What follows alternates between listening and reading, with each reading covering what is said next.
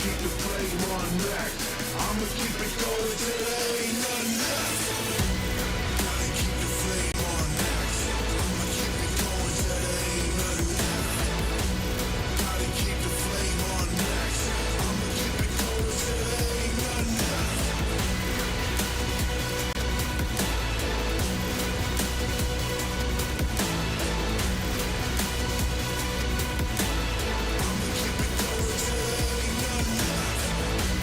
Gotta keep the flame on max.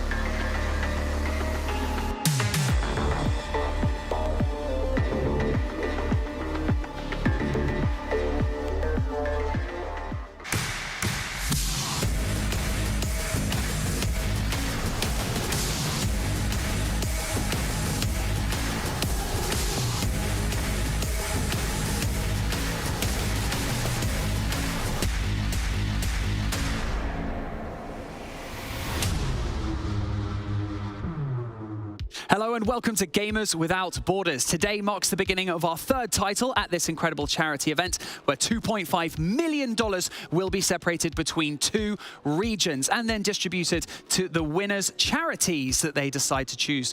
Winners' charities they decide to choose. Yeah, that makes sense. It is time to kick off Rocket League. So we are going to start this pre-show brought to you by Savvy Games Group. My name is Banks and I am your host, and I'm joined in this awesome virtual studio by none other than Johnny Boy and Jorby. Jorby, you're across the pond, and I haven't seen you in what feels like forever, but it's been about a year. How have you been?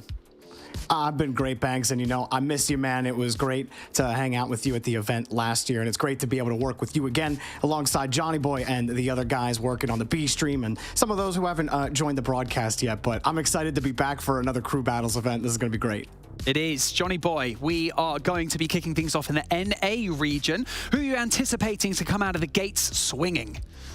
Well, I'm looking at three teams in particular this event. I think that Complexity, OpTic, and V1 are the three teams I'm confident to be progressing. Top four, that's really the first step. That's what everybody's aiming for to qualify for Gamers 8 to progress to day 2 of the tournament.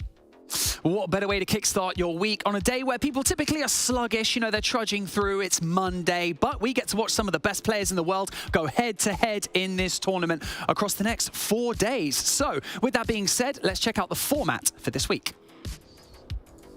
The Gamers Without Borders. We hope that you're ready for some heart-pounding Rocket League action. But first, let's go over the format. 16 teams are separated into 2 pools, North America and Europe. 4 teams in each pool are directly invited, while the other spots were determined via an open qualifier. Each pool plays out a double elimination format, with matches being a best of 5.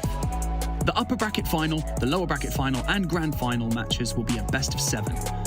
All matches follow the crew battle format. Based on their placement, teams will earn a share of the prize pool to donate to a charity of their choice.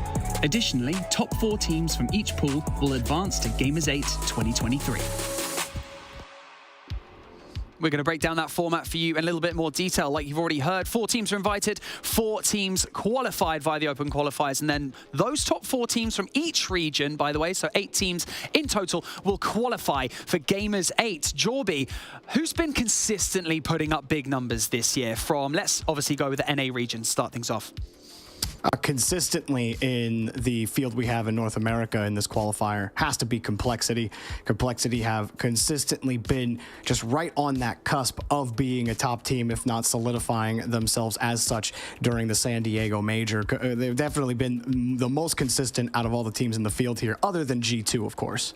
Well, if you're at home and you're watching Gamers Without Borders for the first time, a good place to help you understand how this all works is to start at the prize pool. So, Johnny Boy, I'm going to get you to take us through this graphic because the prize pool for this tournament is staggering.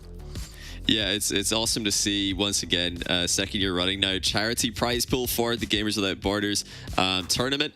It's not just about qualifying for Gamers 8 through this event. We're also going to be looking to see who can win the most money for charity for humanitarian aid. 300,000 for first place. So, if we get a nice squad of 3 winning all that, they can say, we've done that. We've won $100,000 each for charity, which is an awesome accomplishment for the players to shoot for.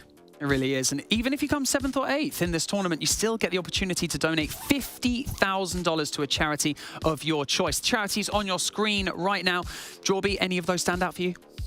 Yeah, UNICEF been a long-time name for humanitarian relief. They're the one that jumps out to me, but all 6 of these charities do incredible work all across the world, and it's awesome to see these charities be represented and have these players fight to be able to choose one of these to help in humanitarian efforts across the world. Yeah, a charity that particularly sticks out to me as well. Obviously, the World Food Programme, something that was brought into it, through COVID, really helping everything out throughout that difficult time for everyone. So, we're going to bring in this bracket very shortly on your screens. And Jorby, I'm going to stick with you because I want you to tell me which of these matches look particularly spicy, let's say, because we're going to be kicking things off today with Complexity and OpTic, aren't we? And I think that's the spicy matchup we're going to get, Banks. We're starting with the hot sauce. Complexity, to me, they have a complete team for this format. You have a great two actually 1v1 threats in CRR and RazeBull. RazeBull especially picking up his 1v1 game recently. But OpTic have AJ on the other side, who has consistently been one of the best ones players in the world. Complexity in 2v2, you have CRR and RazeBull, again, one of the better duos in North America. So this is going to be a tough one. OpTic have been looking pretty good lately, so I'm excited to see what they can bring, but Complexity are going to be a tough matchup.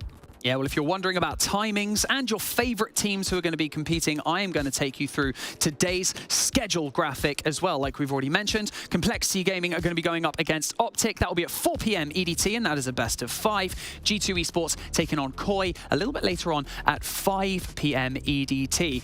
And we've also got a B stream that is running at the exact same time. So we're going to know pretty much in real time, as soon as our match finishes on A stream, who they're going to be facing in their next section of the bracket. We've got version 1 going up against Boulevard, and then we also have Space Station Gaming against Team Accelerate. So that is looking pretty hot to start things off. Johnny Boy, I think you were speaking to me earlier today. We were talking about version 1, talking about the hotly anticipated Daniel and Beast Mode combo. What are your thoughts on that?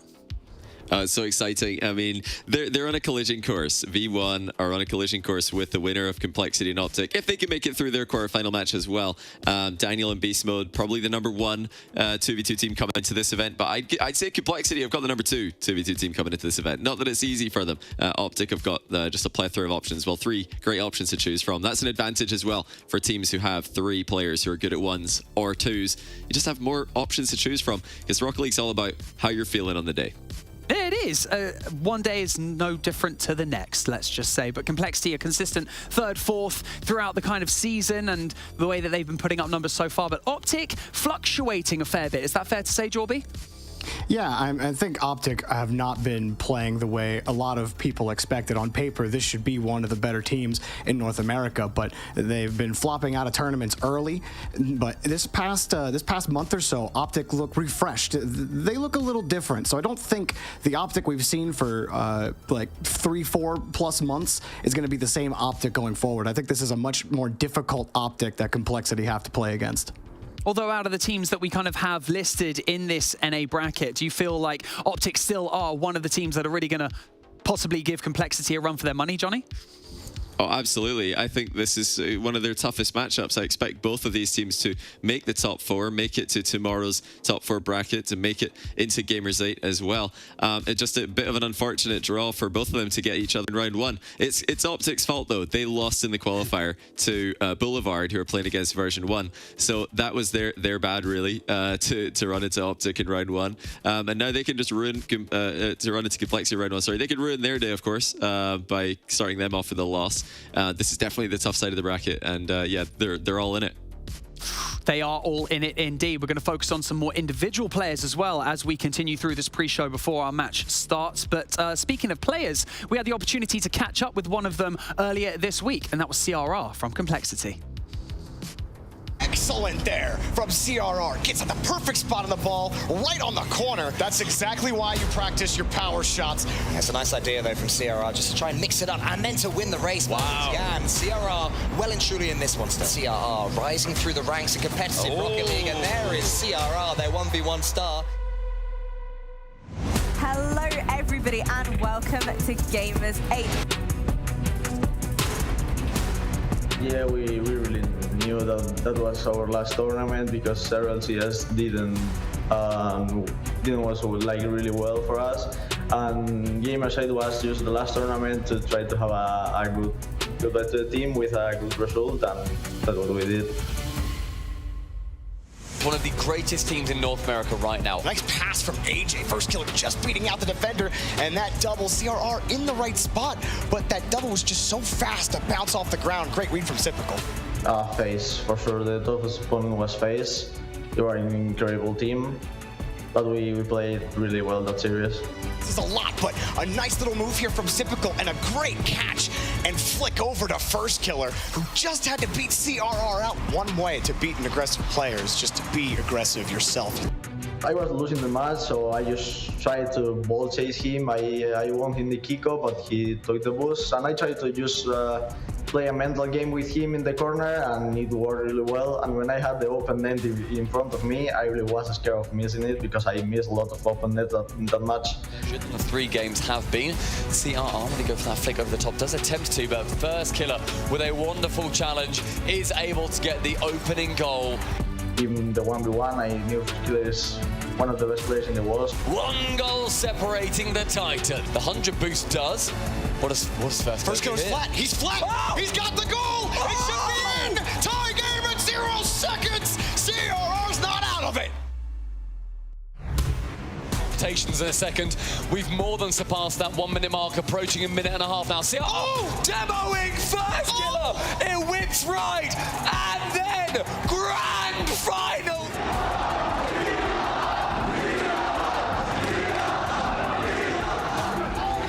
I really don't know. There's no word to explain this. This feeling is just insane. I really don't know what to say. No, I really didn't expect that, so I can really explain the feeling. It was just crazy. I can't even remember how I react, because it was just something that really I will remember for the rest of my life. Back into the rotation as Arita's taking his time. 1v1, it's into the bar, and Devo also passes high for CRR to finish. Yeah, working with complexity is different because I moved to the United States and everything was different. Now I'm doing with my teammates, so there's a lot of things I had to get used to, but I'm really happy right now. Yeah, I'm ready for this tournament of this year because we are an insane team right now. I feel so confident with the team. Me and Red was duo in twos, and we both can play the one match, so we have a lot of chances, and I'm feeling very confident. Footage from Gamers 8 2022 there. Me, Jorby, and Johnny Boy were all there. No big deal. Don't worry about it. Jorby, your voice really suits a highlight reel, I have to say. A chill went down my spine when I heard you say power shot. That was amazing. It's all about the inflection, Banks. I appreciate Practice that? But yeah, practice it over the course of many tournaments, but CRR clearly been putting in the practice because that man was sick in Gamers 8 2022.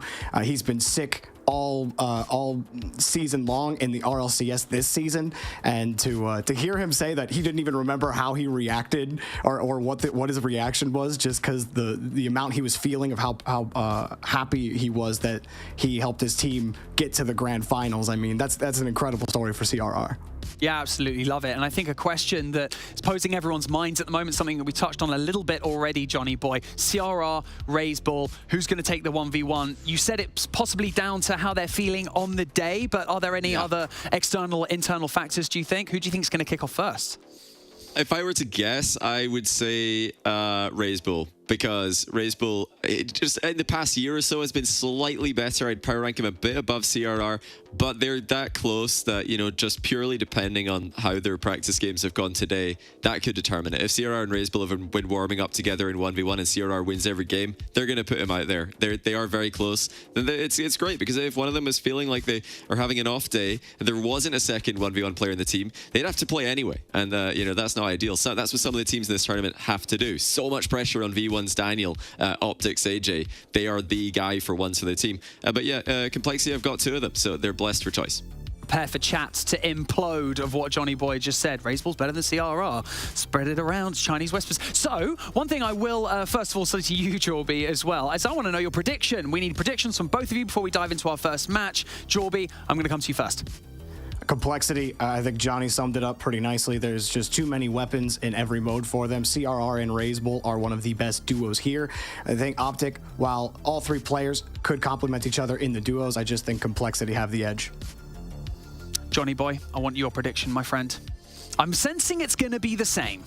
I do agree, although I think OpTic are going to win the 1v1. I think AJ is the second best 1v1 player in this tournament behind Daniel. I think he's going to take the 1v1 game if we get one. 2v2 though, and 3v3, I'm leaning towards Complexity, so I think they're going to take this probably in 5. I'm going to go Complexity.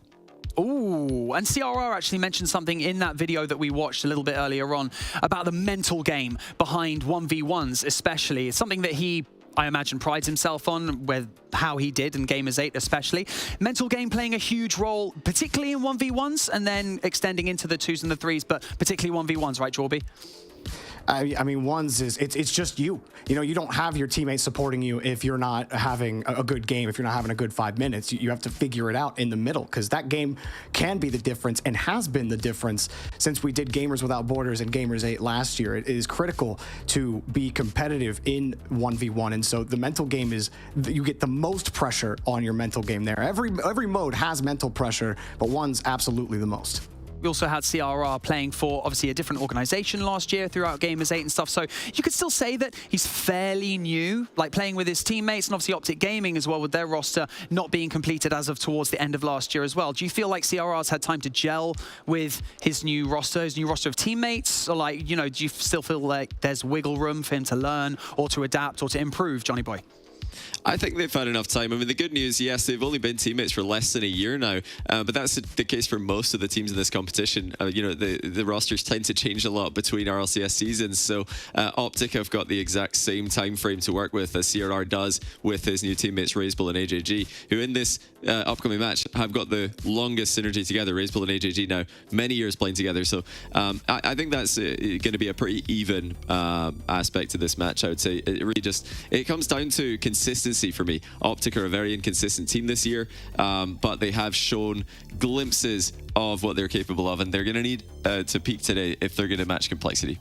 Well, we've had our say over here. For the viewers at home, you know everything that you need to know, so now it is time to dive in and meet our casters for your first series of the day. Let's head over to Dazarin and Corelli to take us into our first match. Thank you very much, Banks. Fantastic Des there, Daz and Corelli here to bring you all the action for game number 1, Complexity and OpTic. And Daz, we heard a lot from the desk. They broke it down wonderfully. And I just want to say my piece here because I feel like OpTic are very hit or miss right now. Like, it's very tough for me to get behind the OpTic squad when you see what they've done in RLCS at that last Winter Invitational. They go all the way to a top 4. And then they get 3-0'd by Boulevard here in the qualifiers. It's all over the place for me right now. How do you feel about this OpTic squad specifically against this Complexity team? OpTic against Complexity is definitely, it feels like it is a one-sided event here. Like Complexity, I would say, is kind of a high favorite. I will give a little bit of credit to OpTic Gaming and say, you know, they have some strengths here with 2v2 and 1v1. Of course, I think it's one of those things where you expect AJ to be playing both of those. So being able to see AJ come out, he's going to be a big factor. He looked good last night if you were watching RLCS close quals. AJ was phenomenal for OpTic Gaming. He's going to need to step up here as the 3v3s get kicked off. Yeah, remember, we start with 3v3. Here's the first match getting kicked off. Complexity and OpTic Gaming here on day 1 for the North American side of Gamers Without Borders. And OpTic looking to put the pressure on early. And I think, Daz, that's exactly what they're going to need to do. They got to push Complexity back. Maybe Complexity doesn't come out as strong as they have been as of late. That's your opportunity to strike as OpTic trying to hold on to possession here as it's dunked away by CRR.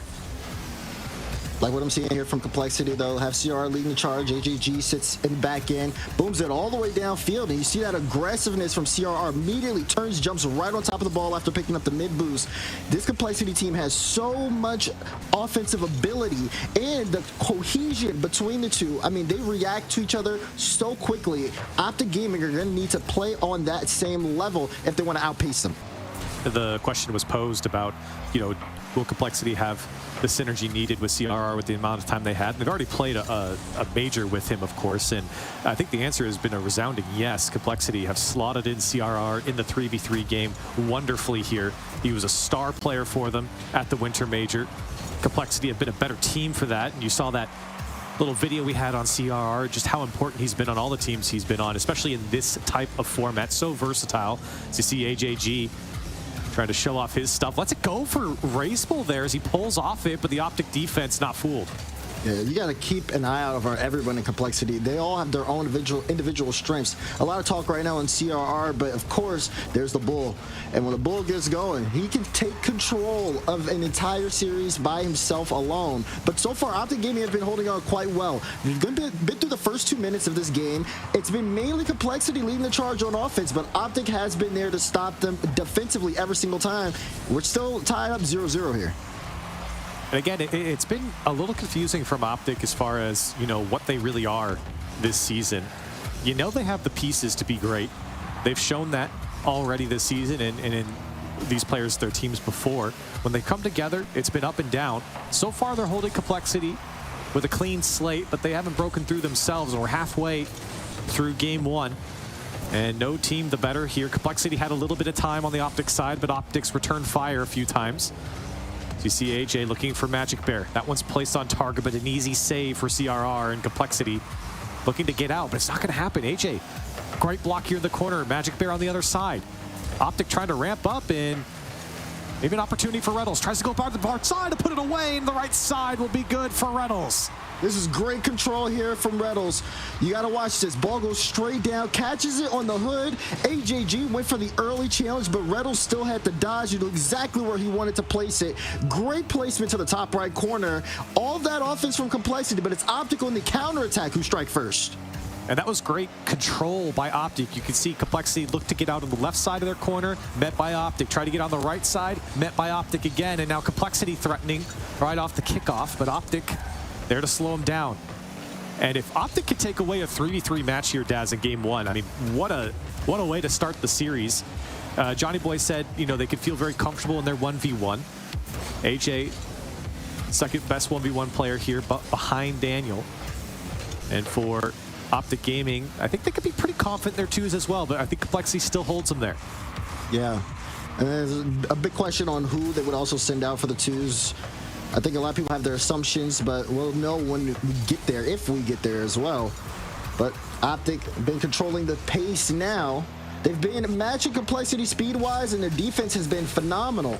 Because of all the offensive pressure we've seen out of Complexity, it just hasn't been anything too worrying or threatening that OpTic have not been able to handle. They just have to hold on. They've been holding on all game long here, but as you approach the final minute, you can see the offense is definitely starting to ramp up here on the side of Complexity. That was a great shot from AJG that was blocked out. And again, OpTic coming up big. Now Magic Bear 1v1 over AJG, and AJG backflip save. CRR wants to bring this one down. Complexity running out of time here in game 1. Reminder, we're not going to stay on the 3v3 matchups. So it's a huge deal for OpTic to come out and win this 3v3 matchup. One that I think most people would expect Complexity to win. 30 seconds left on the clock, and Complexity kind of running into each other. That one coming high, and another shot will come through. AJ will make it 2 for OpTic. The individual challenge here from Magic Bear. Great to set up, but you can see a little bit of miscommunication there from Complexity. Magic Bear jumps right on top of it, gets the ball into open space. AJ with a great read of the situation as well, not letting Complexity get any moments. Sometimes it's just about capitalizing on opportunities, and OpTic have done well to do that this game. 2-0 for OpTic. Complexity, oh my goodness, that one came off a race ball. It's a tap in for AJ. 3-0 for OpTic here in game 1. And if you're a Complexity fan, you're starting to get a little worried. Because when you see the Bull get up clear like that, it's not the best. Even he stops the card, like, what is going on there?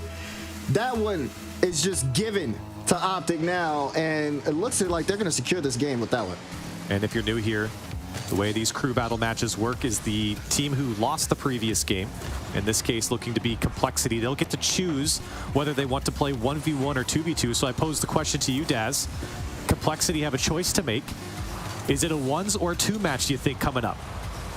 For me, I'm guessing 2s. I think that's definitely solid. Not to put the 1v1 pressure in early. But what do I know? All I do know, though, is OpTic winning 4-0 this game. Lovely 0 second there. CRR trying to get the redirect across. Magic Bear is just trying to submit this one, but Complexity definitely ready to get out of this 3v3. Yeah, it's a go next for Complexity. OpTic taking game 1 in commanding fashion on the scoreline. I think realistically that one was a 2-0 in the end, but Complexity really crumbling here in this 3v3 matchup. The first game of the day maybe got to them. OpTic come out swinging here, and now the question is posed to Complexity as they are forced to make a decision. Do they choose ones? Do they choose twos? And I agree. I think I would choose twos if I was Complexity. You don't want to go down 2-0 if you were to lose the 1v1 against one of the best players in this tournament in 1v1. So try and get one back here in the 2v2 to kind of even the score. Yeah, definitely get that 2v2 back, but it also will help out because after the 2v2, you go back to 3v3. So for me, I'm thinking we're seeing plays like that in the highlights from RazeBull. You want to get RazeBull warmed up and cooking. I feel like going into that 2v2 would definitely be a way to do it. Now, that's if they want him to play. They could just try to play it safe and go AJG as well, but I would figure that RazeBull is playing in the 2v2 for Complexity for sure. Yeah, I would think so as well. And I think for Complexity, you're absolutely right. It's about just getting the reps back in here because that was not a good showing in game one. It was back and forth, and granted, there was definitely some great opportunity for Complexity there. OpTic made some decent saves. Maybe not the most threatening from Complexity, but they generated enough offense to be respectable. But OpTic were all over Complexity in the 3v3, and I think it's really about getting warmed up now into this crew battles format because that was a very slow start from Complexity. Yeah, a slow start for sure. Let's see what we ended up with. We do have the 2v2 Magic Bear AJ. It gets RazeBull CRR. Here we go. Interesting though. I was a little concerned. I didn't know if Reddles would come into play or not. I know Magic Bear's mechanical ability, but OpTic deciding to go with Magic instead of Reddles here. How will they fare against RazeBull CRR? Yeah, and I think that's a pretty fair pick there for OpTic. I think realistically, you really can't go wrong with any of their players on OpTic for a 2v2 setting, but CR RazeBull, man, that is some bread and butter right there. This is going to be a tough matchup for the OpTic boys as they're already under quite a bit of pressure. This one goes back to RazeBull. Magic Bear trying to put on the pressure, force RazeBull into a decision with the ball, and he goes straight in to an OpTic player. Here comes CRR. Gets AJ to go. OpTic very patient here. Magic Bear takes to the sky. Shirley over the top of RazeBull and the dunk off the crossbar, and CRR very calmly trying to get this one away. Magic Bear trying to pass back, and OpTic very threatening there. Yeah, very threatening. You can see Complexity trying to pass this out. RazeBull going up quick, trying to play this off the ceiling. And everybody giving each other ample amounts of space for the most part. That was the closest chance we ever got for a midfield contest, but RazeBull still with a chance, has the flip, plays it low, and Magic Bear, great read on that. Lots of individual prowess coming out here in the opening minutes. And that's the beauty of twos. You're going to get a lot more of that individuality than in threes, a lot more space. You can feel the game a bit slower in twos, a lot more time for players to make their decisions. You don't have the luxury of that third man just being able to throw himself out. You don't want to leave your teammate in a 1v2 or a 1v1, defensively at least. Here's AJ, wanted to bring that one down, but RazeBull denies it. Here's AJ again, picking up his own boost. He's got Magic Bear on the far side, but he might end up taking this himself. No, he'll lay it off. Shot high, off the crossbar. Second touch is high as well. Another threatening opportunity for OpTic now. Is this one over the top of AJ? It is. RazeBull catches him over the top, and it's a 1-0 lead for Complexity. This is unfortunate for AJ. AJ tries to fake challenge it here. RazeBull says, I'm going to play that one all the way. Soars it over AJ's head. OpTic with a lot of pressure. You go back to that chance for Magic Bear. So close, but just not close enough. And they get punished for it. Gotta take advantage of opportunities here if you're OpTic Gaming. And again, I think this is another matchup, while I think closer than necessarily their 3v3, one that is favored towards Complexity. As OpTic giving up the first goal. AJ trying to find the space, but it's a back pass. Or pass back to himself from CR. Now RazeBull has to slow down the offense from OpTic. Very wary is Magic Bear, letting AJ just kind of run around here on the blue side. No options for Magic Bear, just has to give it away. Keep an eye on CRR. I could tell, especially after that game one, he's cooking. And oh, there's bumps downfield. It's not gonna be able to get there in time. AJ rotated back. CR still, though, on the play, goes off the ceiling, definitely has a flip onto the top left. I told you he was cooking, Jack. What a goal. Oh, my goodness. You let him have a bit of space at the top of the ceiling, and look what he does. The flip by AJ, and a 2-0 lead for Complexity. You call him out, Daz, and he's putting on a show now. Man, the ability, and like the fact that he initially out the play, stays back into it, then jumps off the ceiling. I mean, oh, he's going for another one. He'll get that one. Great pass. Now you're starting to see Complexity really get hot. And you're seeing different types of goals come through from Complexity. First, the one over the top from Raisebowl, CR's individuality, and then this time catching OpTic out, quick transition, and immediately putting a shot on target. Complexity are cooking, and they're looking good here in game 2. Maybe revitalized here as we will be going into a 3v3 after this matchup. Definitely so. Be a chance for OpTic to put themselves back into the driver's seat. Still plenty of time in this game, but it does look like it's starting to get more and more one-sided. Oh. He's flipping. What is this, man? I don't know what he had for breaks, but he's definitely got the recipe for success. Complexity. On the tails of CRR have just been dominant in the 2v2. Okay. Finally getting caught out, though. Like I said, there was still time here. Magic Bear will pick up one. Still, they recognize Raisebowl a little uncomfortable, and Magic Bear with that aggressive challenge pays off big time. Yeah, what a challenge there from Magic Bear. And that may be a little overextension there from Complexity.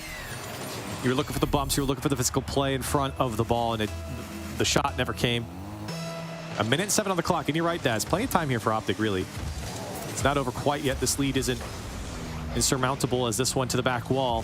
Raisebowl misses the touch. The shot is free, and AJ within one now for OpTic Gaming.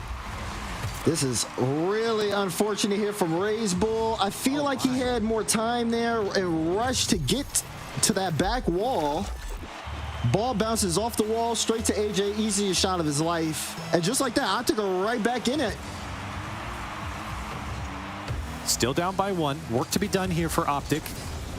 They have less than a minute to go, and Complexity, another goal would really put the pressure on OpTic as far as time goes. And Magic Bear trying to keep possession, and it's all Complexity has to do. Just force OpTic into tough spots. It's another tough stave, and a demo comes out. It's just AJ now.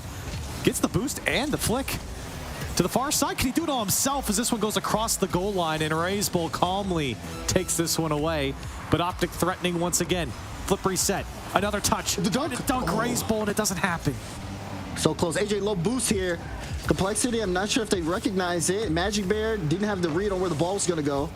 17 seconds, and they are fighting for as much possession as they can get. AJ has to get past 2 here, or at least set things up. Oh, got the flick. That's not the best challenge. Magic Bear has to use all his boosts to get control, but can't do it. That first touch got too far away from him. Ball will be cleared downfield. It's still up, but OpTic will have to travel the length of the field. CRR says not a chance. Complexity hold on to take game 2. Them OpTic boys, they kept it close, but not close enough as Complexity got to take them down here in game 2 in the 2v2. And again, we go back to a 3v3 now. And for Complexity, tying up the series, I think, is so important after a abysmal game 1. Yeah, definitely. We talked about trying to get Raisebowl some more reps. I mean, CRR is playing like a monster right now. Still, I am still a little concerned with what we're seeing from the Bull. But when you got CRR hitting shots like the one we just saw, Complexity definitely seem to be in a tight spot. They have to be just a little careful, though, to not let things slip away, not get too confident. You saw OpTic with signs of life towards the end, and they almost were able to tie this game up. So I'd say we see how this develops over time. And I was just watching the replay right there, the ball that Raisebowl missed. I mean, we saw also in the 3v3 a flub from him as well. So really struggling defensively right now for Raisebowl.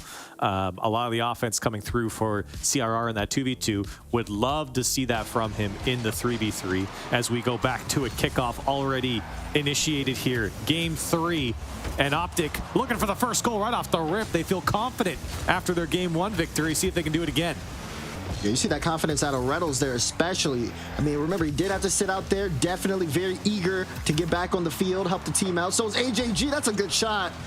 Blocked away. More pressures. Raisebowl goes up for this one. Reynolds with that early challenge. Got to watch and see if Complexity can make any adjustments in the 3v3 department. And it looks like they do get one. Pass comes through. Raisebowl gets a goal on the board. Great work here from Complexity. CR takes a fantastic first touch. You can see the space at bottom. And the setup was perfect. Reynolds was still in rotation. Raisebowl there to tap it home. Complexity responding back now on the second go-around for 3v3 as they're up 1-0. Rettles up again, looking for the double off the wall, but is met there. Magic Bear also been kind of finding his form as well as time has ticked by. Trying to get a couple of bumps in, gets the possession back to Rettles, who can push this in for OpTic Gaming. Trying to hold on to the offense here, see if they can develop consistent pressure against Complexity. So far, they're doing a great job, but it hasn't yielded to much results in the goal scoring department. And OpTic coming out with a very similar play style here, just holding the corners on the Complexity side, not letting them out for free. And you can see Complexity really struggling with that, choosing to go up the sidelines in a lot of cases, and OpTic are just reading it every single time. That's a great touch. Is the follow-up there? It was, but CRR there to clear it away. And a monster clear from Razebull to buy just a couple seconds here for Complexity. Rettles, his shot nowhere on target. Complexity not holding on to the ball again. Complexity's not holding on to the ball. OpTic's not really either. I mean, you saw that dive from Rettles. He used like half his boost just to basically give up possession. Have to really make sure, if you're OpTic, keeping the ball close is essential. Not getting Complexity any chance to turn it downfield for free is going to be what gets you back into this game. Their counterattacks are as sharp as a knife, as they still are maintaining the lead as we hit that 3-minute mark. OpTic working. Magic Bear pulls out too, but AJ too far back. He's going to have to wait on this one. AJ off the ceiling and makes the challenge work. AJG trying to slow things down. Racebull rotating back. CR has to go. He has no boost. Pack pass all the way to AJG and Razebull. Razebull will be the one to pick it up. And he's only as far as AJ. Rettles to the sky. He's been sitting out, but he wants a piece of the Complexity defense. He got it, and it's going to be put through by AJ. 1-1. Fantastic work here from Rettles. Takes to the sky, gets a beat on one. CRR, see you later. Wow. AJG gets there in a perfect time to beat out Razebull. Big team play for OpTic to get him back in the game. What a bump, and the control from Rettles there, not only to get the ball to the back wall, but then angle his car back down to get CRR off the wall. Impressive work there from Rettles. Setting up his team for success is exactly why he's on this roster. And proving it right there. Tie game just through halftime. Magic Bear passed back out, but no one was there for OpTic. He just weaved it through. Now here comes AJG. He wants a flip reset, and he won't find it. Complexity struggled. They couldn't get the ball cleared out for a majority of this game, at least the last minute. They're finally starting to get some more space, but even when they do have the space, they haven't been able to find each other and connect, and OpTic has been controlling the midfield. When they get the ball into a Complexity half, it seems very awkward for Complexity on that defensive end. Chance here for CRR, bang! Complexity, though, strike quick. They're looking good and taking advantage of OpTic. Great challenge from AJG, and it came out perfectly to CRR. You could see Rettles knew he was in trouble. And what a read from CRR to get that one off the ceiling as it curls back out to the middle of the field. Complexity get another, and they're back into the lead. So quick, too. I mean, just off that initial challenge, CRR was ready for it. We're not done yet, though. Still more pressure here. Rettles will try to keep this in play. OpTic have to lightly retreat. Here's AJ. We know what he can do. How many can he get past? Not any of them. Instantly challenged there. Complexity starting to ramp up as they clear things away. They just have to play the clock now. Less than a minute 30 to go. OpTic playing Complexity close in these 3v3s. Again, I think most people expected Complexity to work this matchup in their favor. Rettles boost to work with. Just CRR leaves it for AJ, but AJG saw it through. Great read from AJG. CRR with some big trouble there as he bails them out, and Complexity looking to get out from their own end here. Demo comes through the net. It's wide open. It's a free shot, and AJ finds the equalizer with less than a minute to go.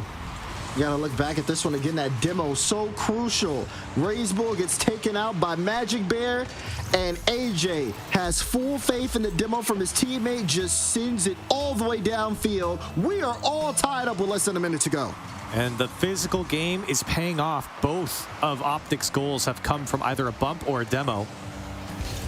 And great work from OpTic. And more than just one player finding those bumps and demos as well. That one was just Magic Bear, but the previous one was Rettles. And you can see how much it's paid off for them. They've executed perfectly on those numbers up situations. Here's Magic Bear. gets bumped into it, and OpTic again holding possession on this complexity side. Can they find the game winner, the go-ahead goal? Magic Bear, less than 30 on the clock. Magic Bear working it across the box. Dangerously it comes, and nobody from OpTic wanted to bite. Comes out to Reddles, takes the challenge, keeps it on the complexity side. This one popped to the back wall, and complexity floundering on their own side are able to clear it away. Low boost situation for most players now, as OpTic controlling the pace of play. Here's Magic Bear, AJG off his back wall. OpTic threatening. Can they have one more chance as CRR looking to kill this one and get to overtime? No one more chance to answer your question, but we do have this OT 2-2 in regulation. Both teams have really shown strides of greatness. Whether it's OpTic and their team plays, the bumps have been crucial, but the shooting from complexity has been phenomenal, out-pressuring OpTic Gaming to take a lead in the series. Oh my goodness, look at that dunk from CRR, and AJG, a bullet to the corner. CRR recovers, gets back to it, and in 9 seconds of overtime, after all that pressure, Daz, that they felt, complexity come out with the win here in 3v3. I mean, when they're on the attack, if you're not prepared to make great saves in front of that goal line, they will out-pressure you until that defense breaks. You saw a prime example of it right there. And it's going to be a big crucial moment here, because you know 1v1's coming up next. Complexity with all the momentum, though, in the series as they've taken 2 straight. Yeah, you know you're going to get AJ from OpTic. That seems to be the given.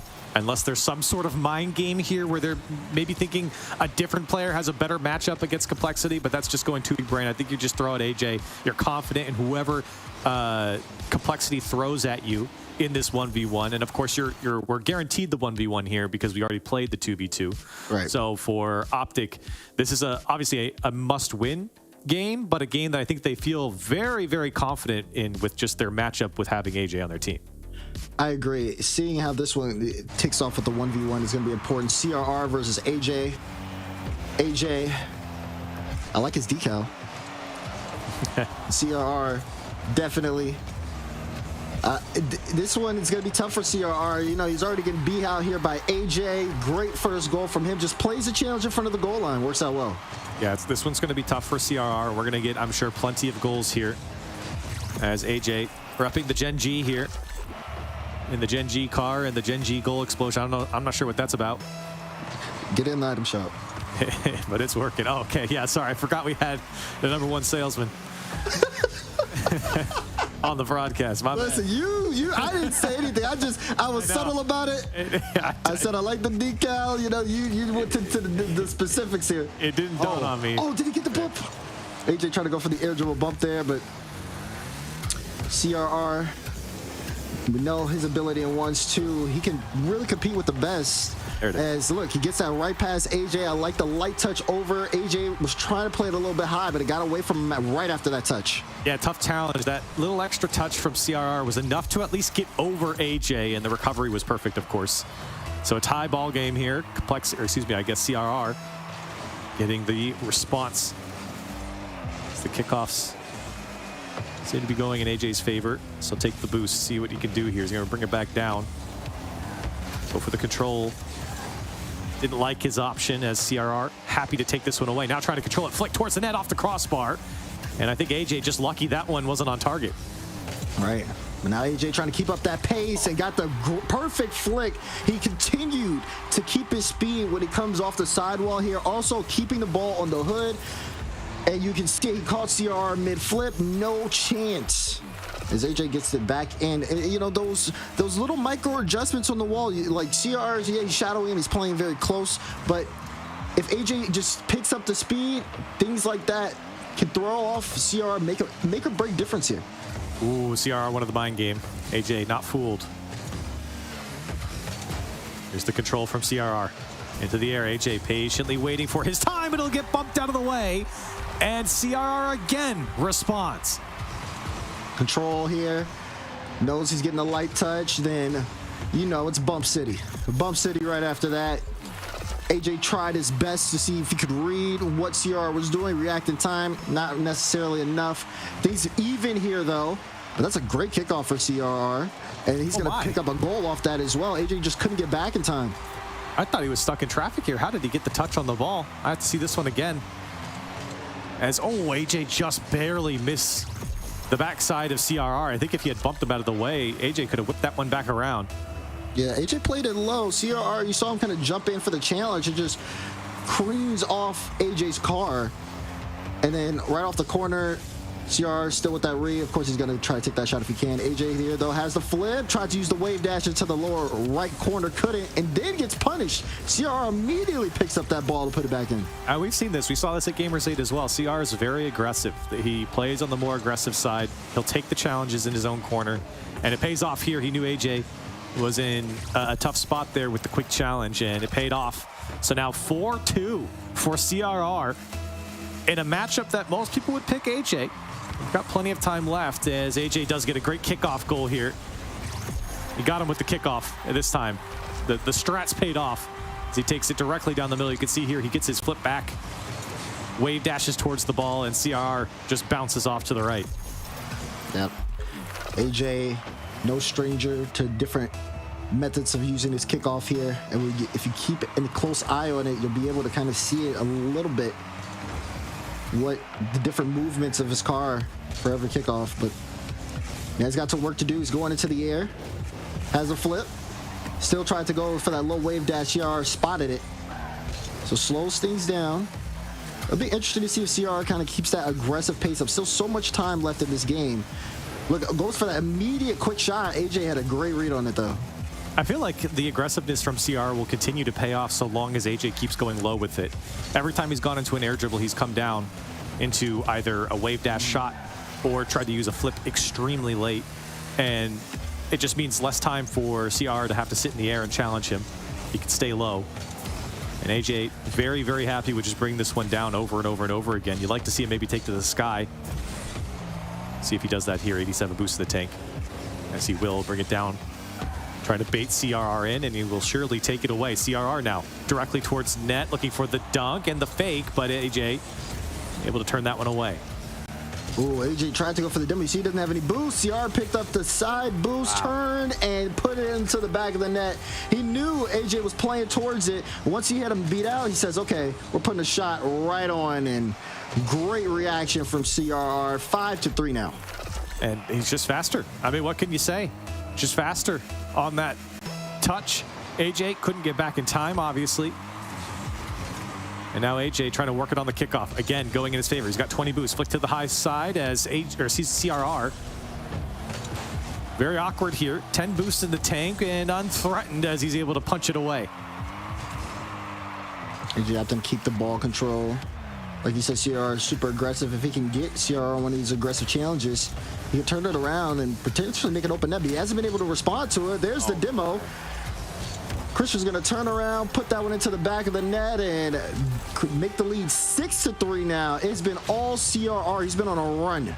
And he's just been faster. I mean, that time just got so quick to AJ, he couldn't even react to get away from the demo. And of course, a tap in after that. But it just seems like once CRR gets to that final third, AJ has no response for him at the moment. It's been tough for AJ to get that management. I mean, you see just how he's trying to set up all of his plays there. He finally pays off, though. This time, that ground pinch right off the nose of the Finnick. Goes up, gets the flip, sees CR, where's he at? CR's trying to jump. AJ says, I got you. And he went low again. This time it paid off. He brought it all the way back down. And the wave dash shot there at the end. So AJ finally getting to work. Now he throws in a little kickoff strat, and it will pay off. The crossbar and in. Yeah, it will. And you can see he just stopped in front of it. And that was a great idea from AJ. Get two back now. It's good. It's good on AJ to be able to like manage that, right? To know what CR is going for. He's able to turn that around. Perfect shot placement. Not a doubt here so far in AJ's ability to be able to come back into this particular game. He's been in these situations a lot before over the course of his career, and he knows how to handle them really well. He's been doing that, but now he's got to get one more. May have caught CR out. This one, though, bumps just right off the top of his hood.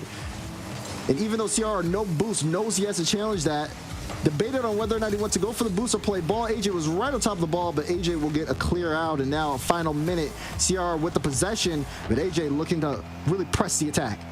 He's got no boost here. Forced to take the shot. And that one, a tough bounce off the corner. Low boost still for AJ. As the dunk comes through from CR, can he turn this one around? He also using all of his boost. AJ racing back in the fake shot. We'll go back to CRR's side. AJ looking for an equalizer here with less than 40 seconds to go. And right now, CR just seems so fast in the final third. No boost for AJ. Tough spot as the shot was weak. Still CR taking away the corners. You can see how aggressive it is. Oh my goodness. He took up the boost. AJ sitting with 8 right now. Now 0, but has to play this close. Has to do something to get the ball away from CR's possession. In the midfield, AJ, aggressive challenge there. Gets on the ball, doesn't win the 50. CR staying close to this. AJ, though, almost. My goodness. But almost isn't good enough. Needed one more bounce, couldn't get it in. And that will be the series. Complexity take it in 4. Take it in 4, and after their woes in game 1, able to bounce back here in game 2 and in game 3, and taking down AJ in a 1v1 is no small feat. CRR certainly good enough to do it, as it felt like in this particular matchup, he was just the faster player. Just felt like AJ's style was not very good here against the aggressive nature of CRR. Yeah, it felt like you had to wait a long time to see the adjustments there from AJ. He did end up making them and definitely put up a fight, but CRR gave himself such a strong lead with that early aggression that he was just able to, okay, at this point, I see the clock, I see what AJ's trying to do. If I can just manage that, then I'll be fine. Played it very safe towards the end there, and sometimes that's all you need to do. But CRR and honestly Complexity in all the games they won always had those strong starts, and then were able to just hold on the lead as OpTic tried to play from behind. And it was interesting to see, the 3v3 there from Complexity. Very slow start. So for them to bounce back, especially in that 2v2, and of course the 1v1 there, is great work. So Complexity take down OpTic 3-1. We've said our piece. Let's go back to the desk and the analysts, see what they have to say. And just like that, Complexity move into the upper bracket. Like Corelli has already said, Johnny Boy, Complexity off to a slow start, but in that 2v2, something sparked in CRR, that we've seen many a time before, and then that must have been why they chose him for the ones, right? Yeah, he's just made for this format, isn't he? He was carrying Guild last year all the way to the grand final in Saudi Arabia. Now he's taking down one of the most dangerous rosters, playing every game along the way. 2v2, 3v3, and 1v1 wins for him. I'm most impressed, of course, with that 1v1 win, though, because like I said, coming into this match, I think AJ is the number 2 guy in this tournament for ones. I'd probably have put CRR at number 4 out of all the players in this event. So he is one of the guys who's capable still. Huge step up there to take down AJ and win this before game 5. Yeah, definitely a lot of expectation on AJ's shoulders going into that, but CRR better on the day. Now, Jorby, what do you think that OpTic Gaming were potentially lacking through that match, or, was it just outplayed by Complexity through and through? Oh, honestly, Banks, you kind of led with it. It did fall apart for OpTic after that 2v2 because Complexity came out pretty weak in 3v3, but they're typically stronger in 3s than OpTic. So winning that 2v2 was massive to get Complexity in a really confident position. And knowing what we know about CRR and his journey through Gamers 8, you can understand why he probably feels like, I need to prove again that I can't be trifled with in 1v1. I mean, Complexity proving in this match right here that they're one of the complete teams in this tournament. You're gonna have to face them. You're gonna have to be your best in every mode to beat them. They showcase it here against OpTic.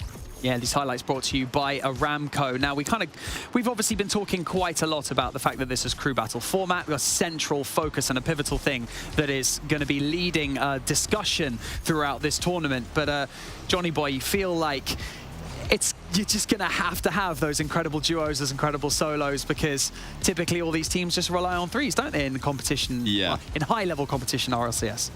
Yeah, the fact that all of these teams are, RLCS quality teams in 3s means that they're pretty close in 3v3. I mean, even though you've got your favorites, you've got G2, Complexity in here, V1 and OpTic, also Dangerous, Space Station, all very well-known 3s teams. the pack are pretty close to them in that regard, but when it comes to 1v1, there's a massive gulf of class between the best players in this tournament and the next level below. So it's just tougher to win those games, and 2v2 somewhere in between. Really, really tough to beat CRR and Razebull in 2s. Gonna be difficult to beat Daniel in Beast Mode in 2s. So that's just, you know, some free wins for teams like V1 and Complexity. It's why they are the favorites to make it all the way to the final here. But I think OpTic look good. I think that they're going to be pretty happy with how they played. They got one of the 3v3 games. They look competitive in the 2s and 1s against, I think, the best team in this tournament. But the team that are made for this tournament, Complexity. So I think OpTic should be pretty happy with this. Still looking good to make that lower bracket run.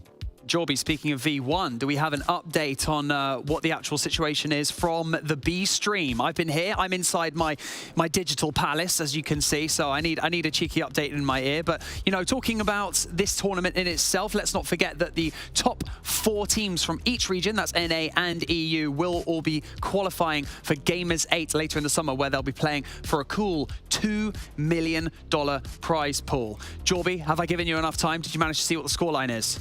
Yes, we're in game 4. It's currently Daniel versus ZPS, and I know before we came right back here, it was like 4-0 Daniel in that match, or in that game against They've won ZPS. it. They have won it 3-1 actually. Yeah, he took it down just now. Daniel did. It was 8-0 in the 1v1 there for V1. ZPS, I mean, it's tough because Boulevard have just thrown ZPS to the wolves there. Delta and Alraz say, yeah, you go on, mate. Give it your best shot against Daniel, the best ones player in this tournament. He's lost 8-0. Honestly, I'd say good job keeping it to single digits, and I'm not making fun of him at all. Like, 1v1 can get out of control, and V1 have advanced there. It's not showing yet on the graphic, but they've beaten them. V1 Complexity in a qualification match for Gamers 8 is such an interesting prospect. Can't wait to see it later on today.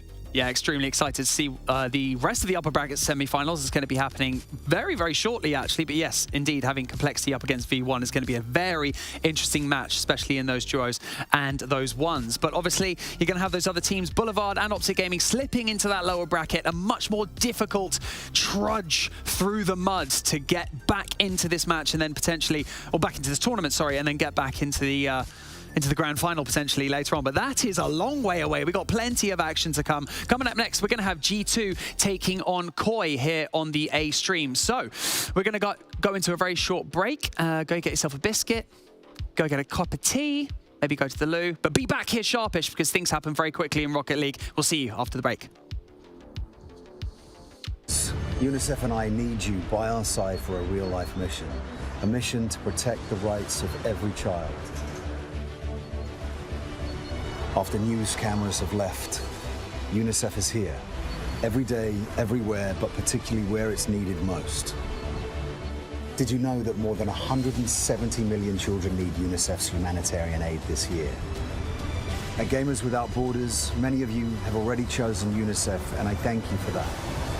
Choosing UNICEF is the easiest and smartest decision you can make, because you're investing in a child. And investing in a child guarantees lifelong returns, not only for that child, but also for their community and for our world.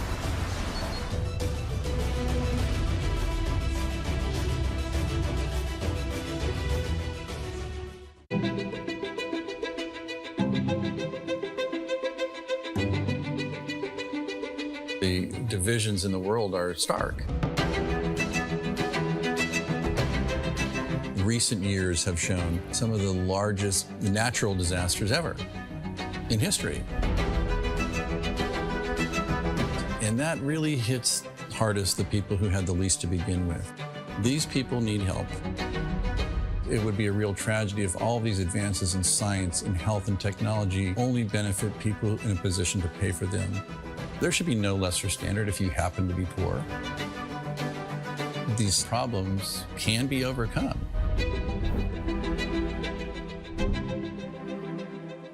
Direct Relief is a humanitarian, nonprofit health organization. The focus has been on the least fortunate, most vulnerable people. On a good day, things are tough for a lot of people in this world and in this country. And what we can do is mobilize private resources for their benefit and make it available free of charge. We're the first nonprofit in the history of the United States to obtain accreditation just like a commercial distributor. and it's been expanded geographically to every country in the world and every state and territory of the United States. What's now Direct Relief officially was started in 1948 as a private effort of a war immigrant businessman named William Zimden. The basic guiding principles of a war immigrant businessman really influence what Direct Relief has done ever since, and they begin with just serving the people who need help. We have this great privilege of engaging with people who come in from very different backgrounds, but with the same purpose of trying to just do something good. It doesn't matter if you're typing or talking on the phone or working on the warehouse floor.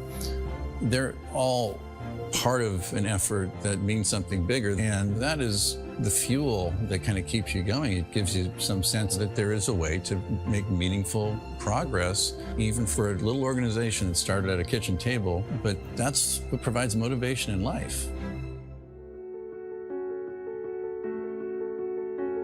The notion that many people, just by virtue of where they're born, the color of their skin, the country they live in, they're going to get sicker, they're going to stay sicker longer, and they're going to die sooner. That's pretty good motivation.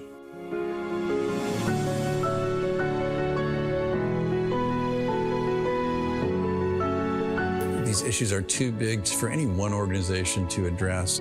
We really work hard to honor these guiding principles, invite people to participate, and we are sure thankful for the thousands of people across the country and world who have become part of Direct Relief by virtue of their participation.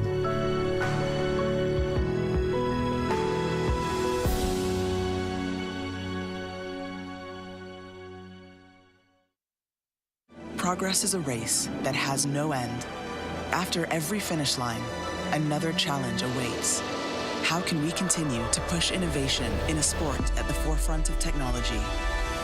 This is how.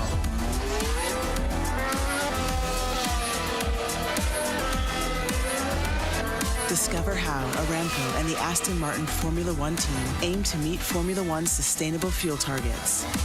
Aramco, powered by How.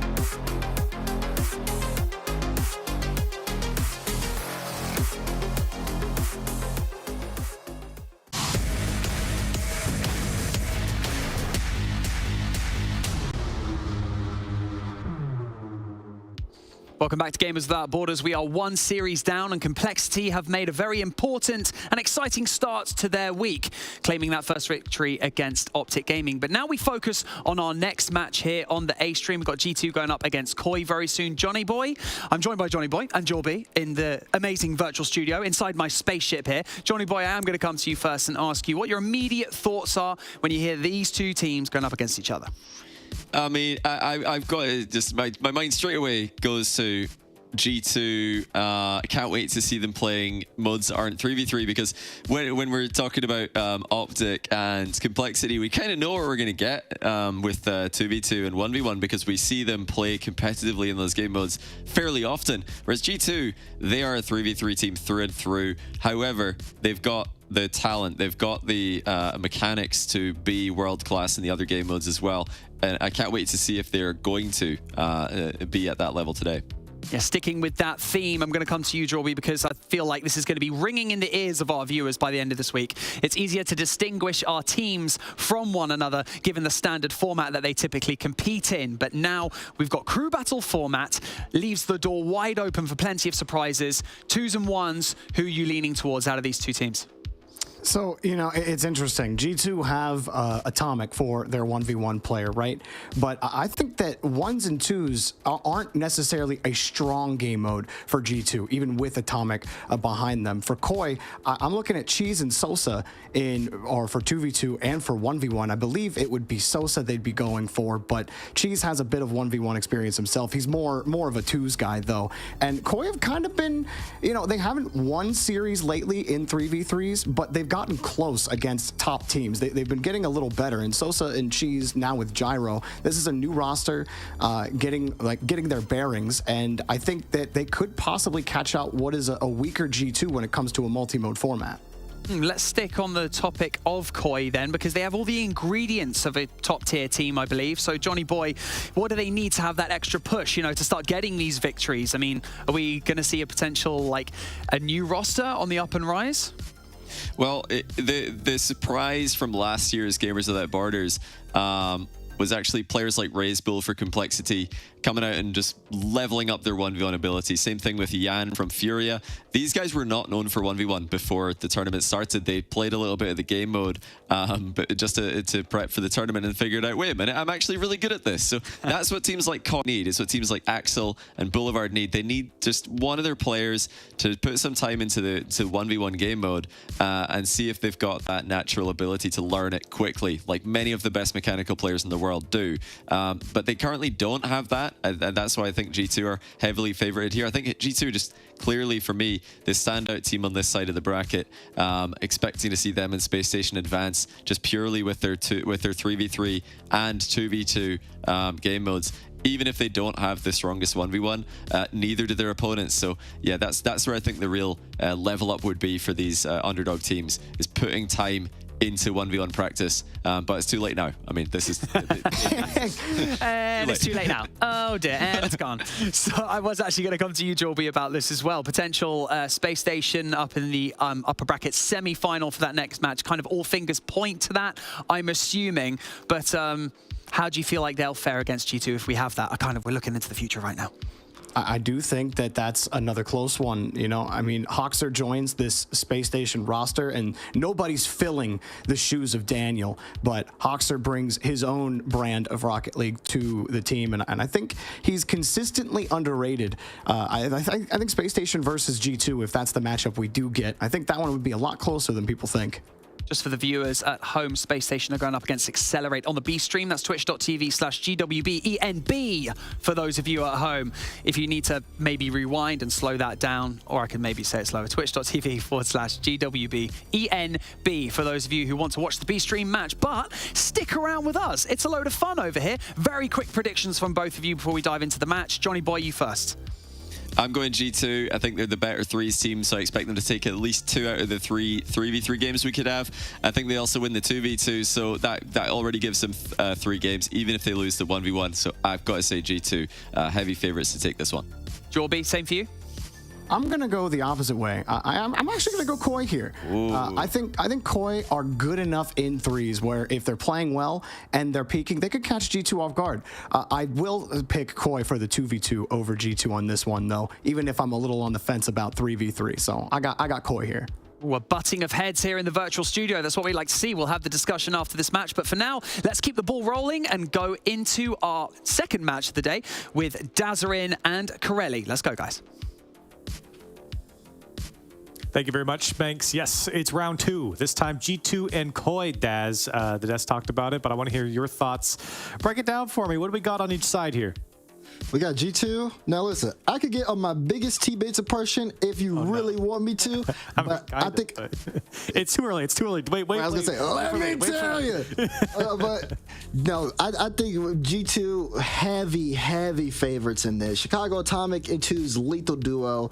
I'm not disrespecting Koi here, but G2 has just the experience playing these game modes at a high level. The 1v1 will probably, if it gets there, will be the biggest challenge here, but especially with the first spring event coming up for RLCS, G2 trying to get back in form.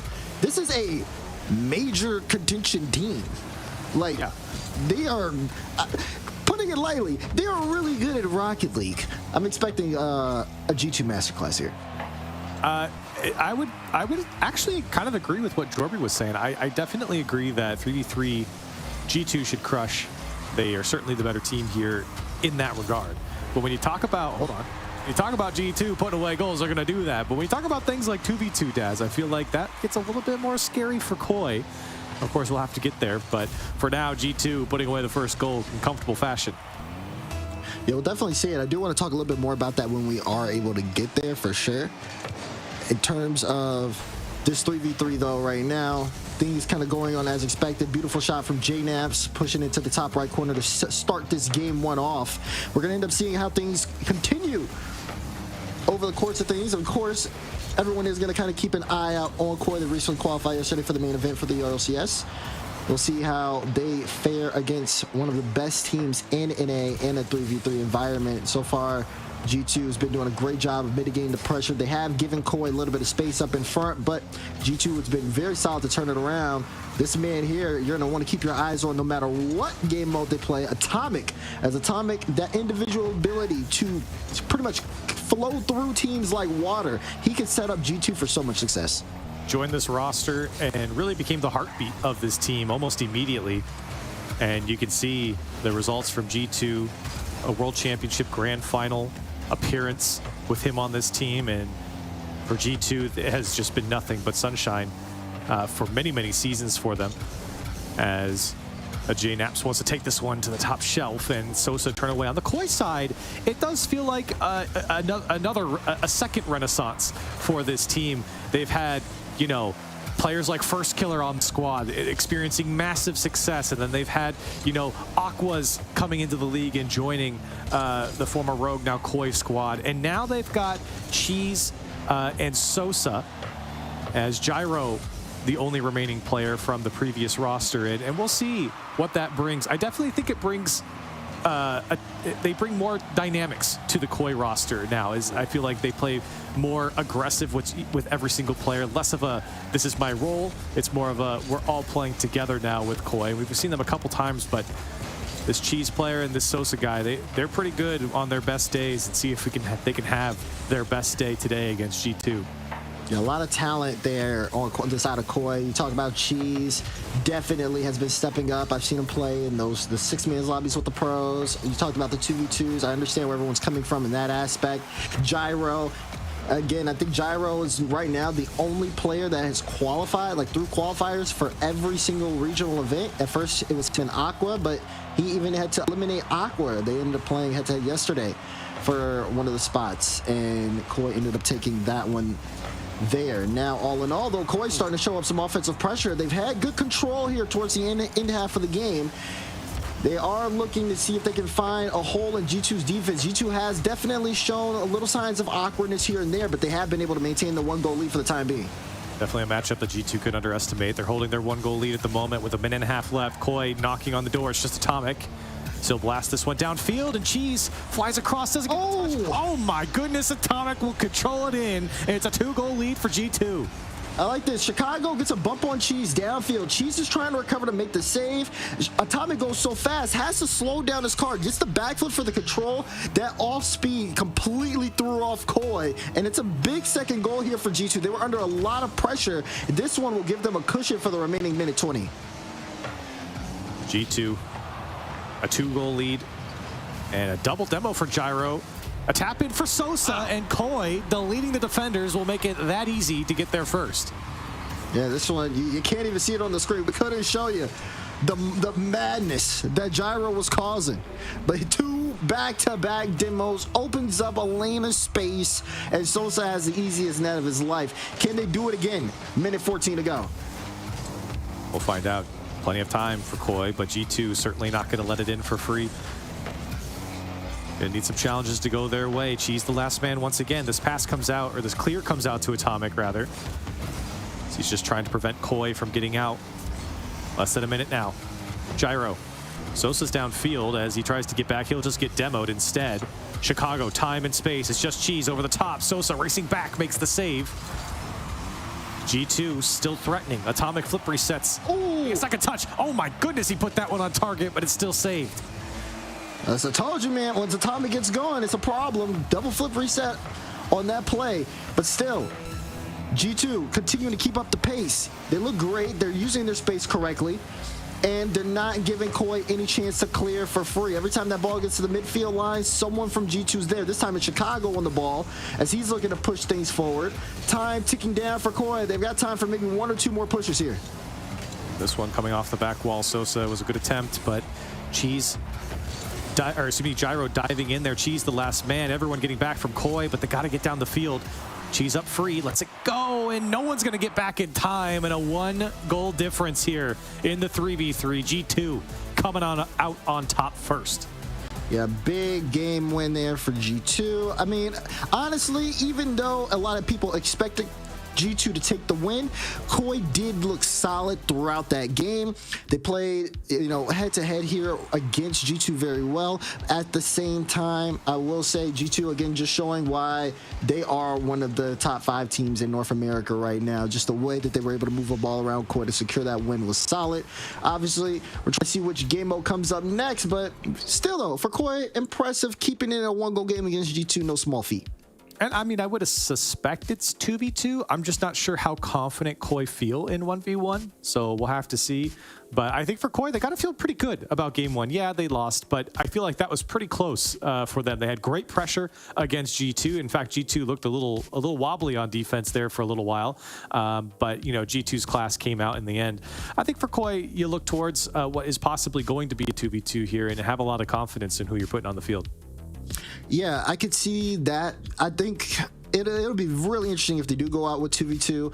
Wouldn't be surprised if they try to shock G2 with the 1v1 if they want to play it safe. Really all depends on, like you said, how that Koi roster is overall feeling. And I think that when we get into it, we'll know for sure. Also, in terms of lineups as well, I expect Cheese to be playing in all these modes, though, for sure, no matter what we get. And we've got a 1v1. That's right. Oh, yes, Cosmic. That's right.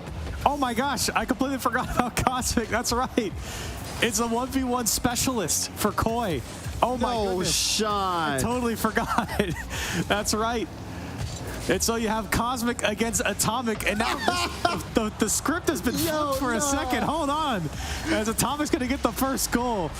But Koi sending out Cosmic for the 1v1. A 1v1 specialist is crazy. I didn't even think about that. But Koi would be the team to do it.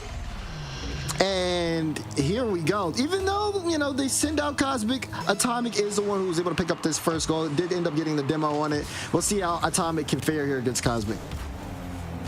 So, Koi bringing on Cosmic for this moment. We'll see what he could do against Atomic. And Atomic is not going to be an easy opponent. But certainly that's not the first thing you talk about with Atomic if you want to talk about Atomic in his skill level. You don't bring up ones. You bring up how great he's been in a team environment. And Cosmic, we've seen him multiple times in show matches. He's been fantastic on the leaderboards as well. I've seen him up there for many, many seasons. We'll see how he turns this one around. As he pops this one up towards Atomic, just chip shot to force him into the net. Can Cosmic put it far side? He does. Ooh. Atomic got a piece of it, but in the end, Cosmic able to find the equalizer. I like this, though. Cosmic looking for the top left, forces Atomic to have to either make a great save or make the save that he got. Second chance follow-up. That's what Cosmic's looking for. He gets a second chance follow-up, puts it where Atomic isn't, and a great response. We're going to be watching Cosmic to see exactly what he can do when he has that free space. Oh. I would expect something a lot different. I mean, we go back to the last 1v1 we saw with AJ. AJ got caught out because he was playing to get the ball a lot lower. This time, it's Cosmic getting caught out, just kind of giving Atomic a lot of room. And Atomic, once he got the ball in the hood, he was able to just sit at home, just outpacing Cosmic to the ball. Yeah, it's good work there from Atomic. You have to put that one away early there from Cosmic when he wave dash into it, didn't get a piece of it. And Atomic was there to punish. Now Cosmic trying to turn this one around. He won't be able to, and Atomic once again beating over the top very quick with this one. And Atomic now 3-1 over Cosmic. I can hear a certain G2 fan really liking the scoreline right now. Seeing Atomic do so well here in the 1v1 environment. Able again to catch Cosmic out. Cosmic keeps giving the ball to Atomic, and Atomic takes it. A great field space, just recognizing what Cosmic can do in certain positions, and has been taking full advantage of it. And just something that should be addressed. The Cosmic, excuse me, I said a Cosmic, that's funny.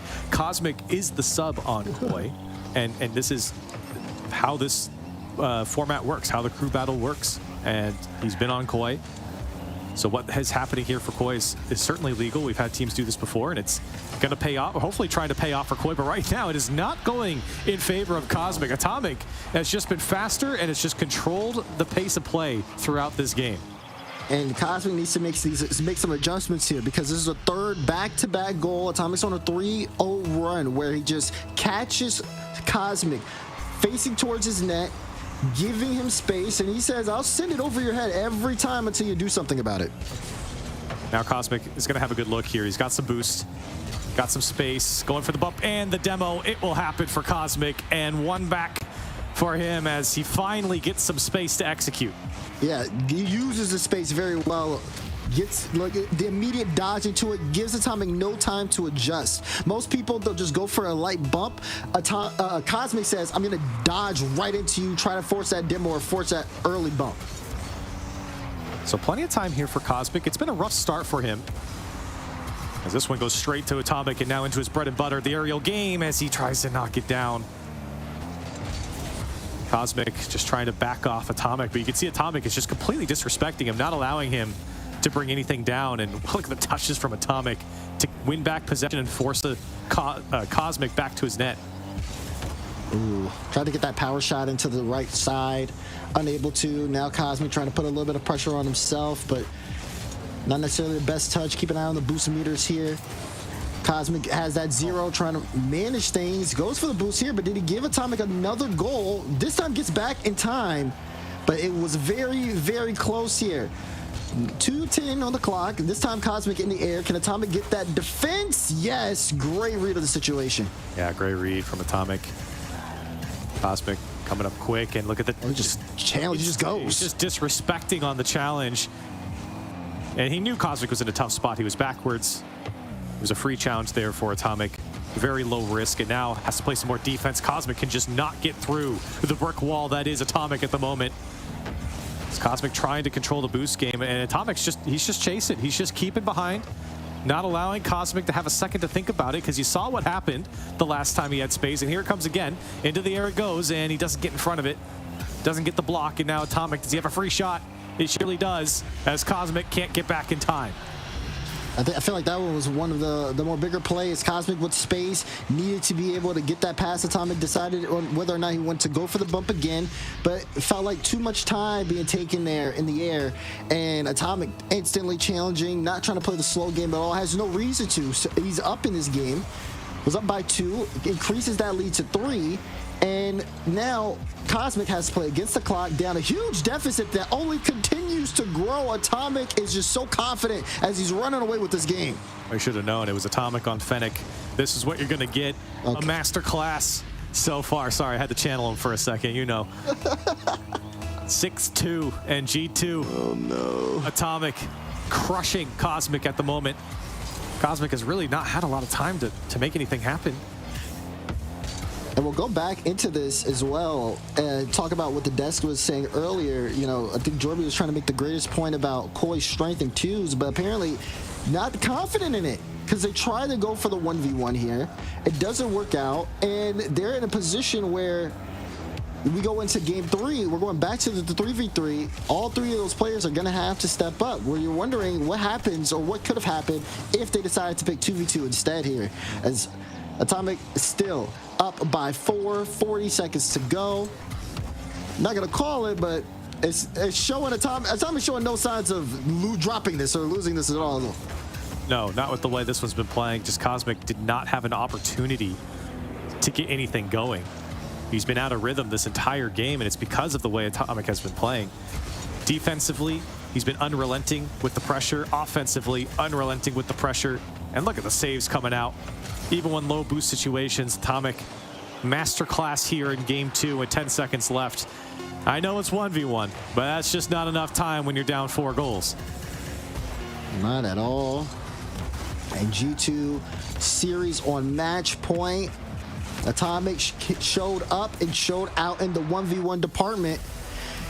And I don't think a lot of people were really necessarily expecting it as well. People thought the 1v1 would be a little closer no matter who Koi had sent out.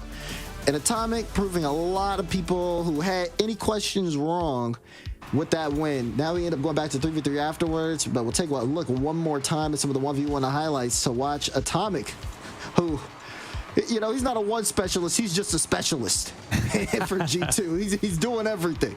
He's been a special player for G2 on all fronts. And again, I have to say it one more time. I mean, truly a masterclass here against Cosmic. Cosmic, you know, had two bright spots there scoring, but otherwise just could not hold on to the ball. You see Atomic with the pressure on both sides of the field, just unrelenting and unwavering here against Cosmic, and that was a tough situation to be thrown into. So now, Daz, we go back to the 3v3, one that, you know, G2 is very favored in winning, and one that they obviously feel very comfortable in against Koi.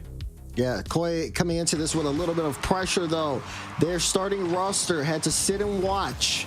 Now they're all in the field. They end up having to play for their lives here. We'll see if they made any adjustments from game one, a game that they did play very closely to G2. It was a 1-goal game if you missed that. Their demos were very impactful. Bump plays got them a lot of space. G2, everybody was playing on form. That, though, was not something you expect from JNaps. The miss comes out. Gyro puts the goal in. Yeah, and this is a big miss here from JNaps. And an easy tap in for Gyro. 1-0 for Koi, and they got to be feeling good. Like you said, it wasn't a breeze for G2 in game one. It was very, very close, and Koi getting a freebie there is a great way to start. We may end up still potentially seeing the 2v2. If Koi can he can hold on to this lead or even build upon it. Right now, G2, a decent amount of pressure. Chicago, just so much speed. We saw JNaps in the back end. Will he be into this play on the sidewall? Looks like it. He'll have to stop Sosa as this one goes into the midfield. Koi taking their opportunity to play the ball ahead, and biggest thing here is to make sure not to overextend towards G2. We talked about counterattacks with complexity. G2's is just as strong at times. There's Atomic, and a good touch there from Gyro to not let it go off the backboard for free. But where was the defense? Nobody else home for Koi, and G2 find the equalizer. You see Cheese in the back end. Atomic says toodaloo. Open net. Chicago puts it in. That is a taste of Koi's own medicine. Koi again at that double demo in game one. G2 will spawn with a demo of their own in front of the goal line, equalize. So back to square one if you're Koi. Their lead only lasting for 30 seconds or so. Sosa looking for help, finds it. Gyro to the sky he goes. JNaps there to challenge. Flip reset off the back ball. JNaps not fooled this time as he clears it away. Double comes up for Koi. G2's there as Gyro having to back up the Koi squad. Very dangerous there with the double commit from the new players of Cheese and Sosa. As G2 toying with it here on the Koi side. Great clear from Gyro. Looking for follow-up. Cheese past JNaps. Cheese trying to get a bump on Chicago, and it's not going to happen. Now Sosa. There'll be Gyro to cut inside, and a great clear again from Koi, but they can't hold on to possession with these quality clears. Now a couple passing plays come out, but still nothing on target. You got to watch out here. If you're looking at Koi, you're trying to see the positioning here of the players. We saw that double commit earlier, and it could have led to something a little bit more if it didn't happen. Put Gyro in a tough spot. Koi had to play a little bit of defense here for the time being. If they're going to try to break in a field, they have to be on the same page. You have to see the communication, but they also have to read the game well, too. Where are they positioning upfield? If someone's too far forward because they think that their teammate has a win on a challenge and they lose the challenge, then Koi it just looks so much more straggly on defense because I have to race back. G2 is a team that is kind of very composed. It's really hard to catch them out, which is why we were surprised we saw JNaps miss that back ball read earlier in the game. Yeah. Seems like everybody is in form, though, as we're at that halfway point still tied up. And you kind of look at this game very similar to game one, where Koi played them very close. Didn't let the lead balloon from G2, and certainly haven't given the lead to G2 quite yet here in this match. Cheese denied the pass inside. JNaps big clear. Gyro wants control here, and he's going to need help. Flip reset. Good extra touch. He gets over one. Sosa dives in. Everyone from G2 actually commits. Cheese trying to control as G2 very quickly reorganizes themselves. And now Sosa looking for some space here. G2 very, very composed defensively. A couple of awkward touches from Gyro. This one floating forever, and Atomic finally able to get up to it. Yeah, you saw the bump on the play, but I think the rest of Koi was just nowhere near the ball, so G2 still had time to adjust to that. And they're even trying to pre-jump passes, but nothing is necessarily, I'm not seeing any structure here on the side of Koi.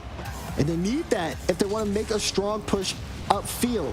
Gyro can only do so much. He's taken out of the play here now. 1 minute and 9 seconds left. And G2, even though they've been holding on to defense, we haven't seen much offense from them on the other side of things. But for Koi, it's starting to look a little shaky. If they're not on the same page, all it takes is one demo or one missed touch, and G2 have everything. They have all their ducks in a row. The way Koi has been approaching their attack has just not been enough as that one comes off the post. Another shot, Sosa now making the save. But Koi, they've spent some time on the final third, but no dangerous shots coming out from them. It feels like their offense just lacking that final 5% to convert. And that's credit to G2. They've been able to kind of poke it away in many dire situations. Now OpTic, a flick to the back wall. JKnaps was up for it. Now Chicago try to take on all the defense off the crossbar. JKnaps try to slice it through. The defense once again able to pinch it away. Man, G2 is on that offensive press. You have to be ready because they are so aggressive. Chance here. JKnaps already in the air for the pre-jump. Sosa gets a piece of it to knock it away. Chicago gets the double. OpTic full boost. Cheese has to kill this ball. Gives it right to OpTic. And slow, and that's all they need. Unbelievable 0-second goal. G2 are going to take the series. Oh, the sights. He dropped it down to OpTic, and OpTic finesses it into the open net. And Koi dropped the series because of it. G2, 3-0. Oh, no way. Goodness. Unbelievable. He just wanted to kill the ball. He wanted that one to just hit the ground. That's why he played it there. But OpTic knew that. Positioned perfectly, and when he was gifted the game-winning shot, he played it well, slow and on target. That's all he needed. Wow. What a wild series here for Koi. When you look at game one, they played G2 close, albeit they lost. They put in Cosmic to play the 1v1, and OpTic just comes out. Look how quick he is. Amazingly, and then he comes up clutch here in game 3. G2, boy, we were talking up OpTic left and right, and I'm glad we did because he put on a show here against Koi. Oh yeah, oh man, every avenue he could too. We saw the 1v1, we saw how he did in the 3v3 as well, just being involved, stepping up when needs to be, and man, I still can't believe that one. The 0-second one that went in. I mean, OpTic's reaction to that was so quick, but his shot was also very well placed. G2 definitely deserved that win. It was a great showing from them. Yeah, and it was a lot of OpTic there. Some mistakes came out from G2, but it always seemed like they were able to kind of bounce back into it. And I have to give some credit to Koi. I mean, listen, I think their 3v3 games were actually quite good against G2. I mean, remember, this is a team that had to reverse sweep Hebro in the lower bracket to even get to this point. And then they played G2 to a 2-goal deficit over 2 games. So that was the razor-thin margin in this series. It goes down as a 3-0, Daz, but you got to feel like Koi played pretty well in those 3v3s. I agree. I mean, for people who are looking at Koi, yeah, they make a mistake at the end, but I don't think this is anything too indicative. I think they played actually really well against G2. That game was getting set to go into an overtime. Who knows what could have happened there? But at the end of the day, G2 still pull out with the win. Koi, though, I wouldn't take their stock just yet. We'll see more of them. I'm sure of it. Koi move down to lower bracket. G2 move on. We're done here on the desk for this matchup. Let's head back over to Banks and see what he's got to say.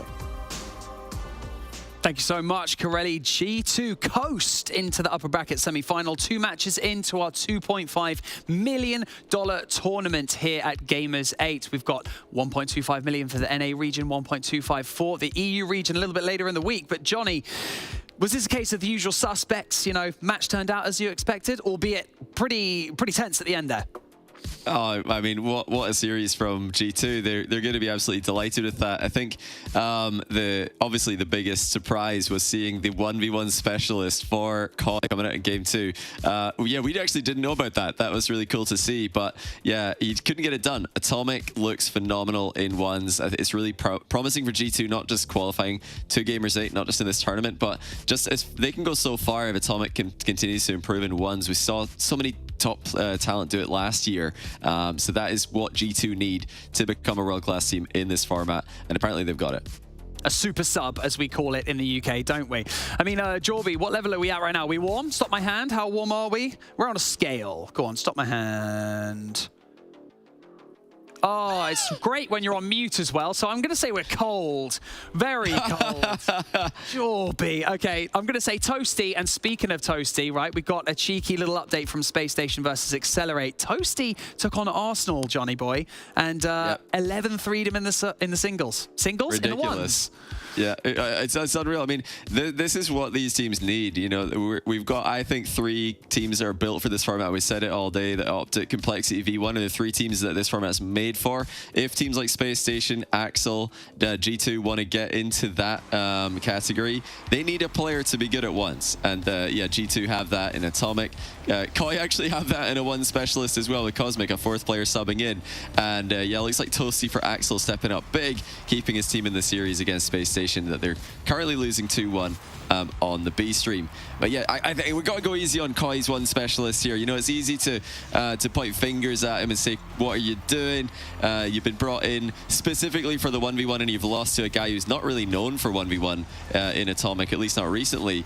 But you've got to remember, Cosmic, for him, this is one of the most nerve-wracking experiences he's ever had in his entire competitive career. For Atomic, this is Monday. So he just came in ice cold, looked very, very clean, played very smart game, and countered a ton of the, although a few of them went through. Atomic did really do a good job defending against a physical style, very 1v1 ground game style that Cosmic had. And yeah, great stuff from him. Atomic on fire. Just another manic Monday for that man himself. I mean, the highlights on your screen brought to you by Aramco. Now, Johnny boy, who impressed and who needs to step up their game? Who needs to do more? Well, I think overall, this is fine for G2. I think they're going to be very happy with this. A repeat of this, I think they're qualifying, simply because I think on this side of the bracket, they'll be able to handle any of the other teams, make top 4, make tomorrow. That's fine. For Koi, they do need Cosmic to step up. I was saying, you know, we've got to go easy on him. It's his first big game. It's a best of 1. It's a high-pressure situation, but he does have to step up. He's been brought in to win those games, so he has to deliver. Yeah, it's true. Time to have a quick look at the brackets to see where we stand in this competition so far. A strong start from both Complexity and, of course, from G2. Kind of the usual suspects, like we said earlier, kind of something that we expected, I believe. I'm not sure. Space Station Gaming and Team Accelerate still going at it 2-1 right now with a great show out from Accelerate in the ones. But we've got Complexity going up against version 1. I mean, that's going to be a really, really spicy match. Do we have Jorby back? Jorby, I want to get your point of reference on Complexity versus version 1. I'm going to give you a 3. I can hear him. You can't hear him? I can't hear him! Oh, no. If the I'm stream have to can hear translate. him, then it's fine. But yeah, you translate for me. Yeah, so Jorby Banks is asking, how are you doing? He says he's living out here. Nice. He says, yeah. Complexity versus version 1 is going to be crazy. Some of the best duos. Some of the best 1v1 players. Great translations by me, apparently. Thanks, Jorby. Very helpful. Oh, well, I mean, it's all right. Don't worry about it. We'll get it fixed and we'll come back to you shortly. But I know the region arguments as whole as Rocket League Esports itself. Do people really back their own region, Johnny, or are you just EU all the way? Anyway. Oh, well, I mean, this is the great thing about an event like this. I think it really brings the world together because everybody's extremely passionate for the region in 3v3, but in 1v1 and in 2v2, we haven't had the time, the history of these game modes really having a competitive existence for that animosity to build up yet. So let's just enjoy it in the early days while it lasts and appreciate all the players for what they're able to do on the pitch. But yeah, they're all world class. Teams from NA, EU, SAM, MENA. They've got world class teams in this format. OCE need a little bit of a level up to get to that world-class level. I don't think they're helped by the 1s and 2s edition. But yeah, we've got a really, really stacked bunch of teams trying to qualify in both NA and EU over the next couple of days. Yes, we really do. Really excited to see how things turn out. And we're going to dive into a very, very short break. And we're going to be back with loads more Rocket League action after this. Every day, it feels like there is a new crisis. Families displaced by violent earthquakes and wars. Warm hearts sleeping under cold blankets of stars. Lives destroyed and washed away. Families fleeing into the unknown. But look closer. See the hope everywhere. See the ones running towards disasters to help.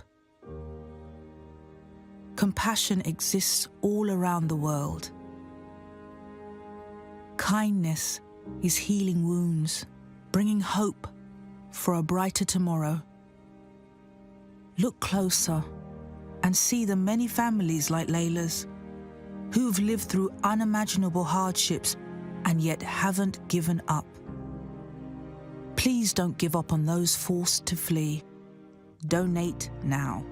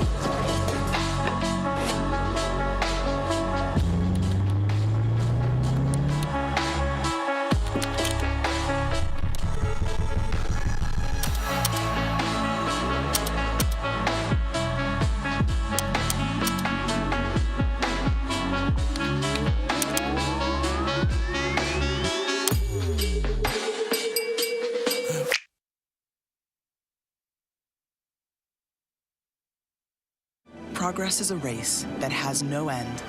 After every finish line, another challenge awaits. How can we continue to push innovation in a sport at the forefront of technology? This is how.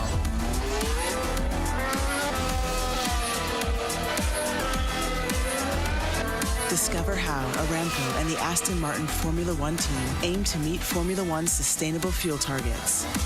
Aramco, powered by How.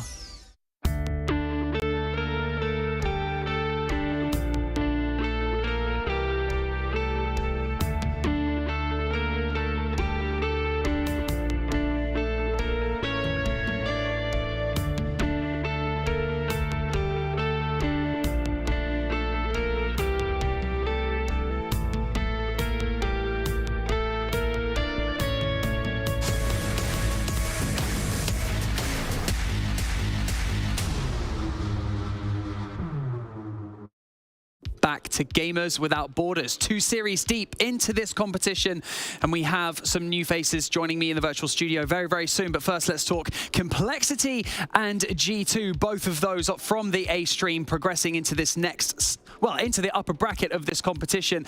But then we also had version 1, and off the top of my head, I'm losing my mind because I've forgotten already, and it was Space Station and version 1, both progressing into the upper bracket as well. Very impressive performances so far. It doesn't really seem like many of these tier 1 teams are being tested, let's just say. So we've already mentioned that the predictions have been on point so far from our analysts, and I believe, do I have my analysts in the studio with me just yet?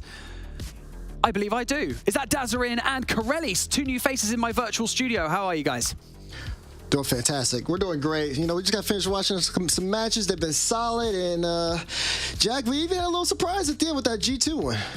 We did, but it wasn't really surprising in the end. G2 came out 3-0. That's kind of what we expected, right?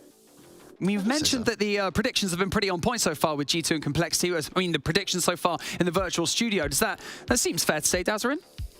Yeah, listen, Banks. Can I call you Big Banks? Of course you can. You can call me whatever you want, buddy. Oh, I love that. I love that. Listen, Big Banks.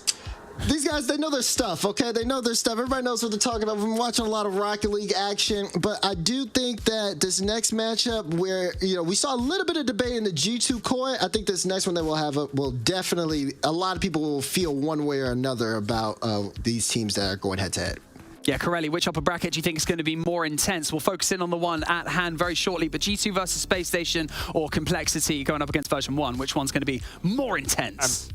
I mean, listen, I got to say, it's going to be Complexity version 1. It has to be. Because, I mean, listen, you have the Beast Mode and Daniel going on with version 1, but then, of course, Complexity has just been rock solid in their 3v3 ventures so far. This is going to be the big test for version 1. I think really when it comes to 3v3 and 2v2, that's where the big test is going to be happening here. And I think that's why it makes it a better matchup than maybe the one above us. Speaking of the Complexity match, Dazarin, CRR and AJ going at it. That was absolutely insane. I mean, Atomic showed out on the ones, let's just say, but CRR seems to really be, you know, putting his best foot forward, shall we say. CRR is on another level today. That is one thing that is for sure about this Complexity squad. CRR stepping up. We've seen individual players over the course of the day do that, right? Atomic was a G2.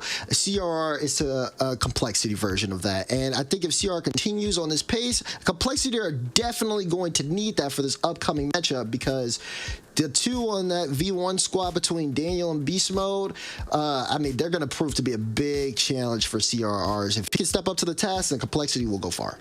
Yeah, I mean, Corelli, both teams have played exceptionally well up to this point. Obviously, we've only had 2 matches on the A stream so far, but, you know, neither of them have really been tested. So which team do you feel is less likely to buckle under the pressure? This is a good question. That's a really hard question. Do you feel like you got the experience? Like, is this like an experience question then, really? It is. Well, I think okay, I'm looking at Complexity, right? They beat OpTic Gaming. I think that's a stronger matchup than what version 1 had with Boulevard. Version 1's a newer team-ish, but they also are kind of like this semi-super team thing happening. I would say that Complexity is actually less likely to crumble under the pressure at the moment because they've had that experience, especially when it comes to the 3v3. I mentioned that earlier. I think that's going to be actually the pivotal games here that will separate these 2 teams. Ooh, okay. Well, Dazarin, do you have a favorite element of crew battle format that we've been diving into today? It's nice and refreshing, isn't it? For you guys that typically just do the standard format, do the 3s, you get all this opportunity to dive into other stuff. You guys seem pretty hyped during the 2s, I have to say. But Dazarin, do you have a favorite element? You know me so well, Banks. It's the 2v2. It's the 2v2, okay? Because it's just something about seeing these players. We all know what they can do mechanically. We see them show their stuff in the 1v1 light. It's a little bit harder to do it in 3v3 light, but 2s is like kind of the best of both worlds there, where you see a little bit of team play combined with individual prowess, and being able to see these guys, I mean, especially in North America, they play 2s a lot, like all the time. So it's really good to be able to see them do it when there's actual stakes and actual pressure on the line.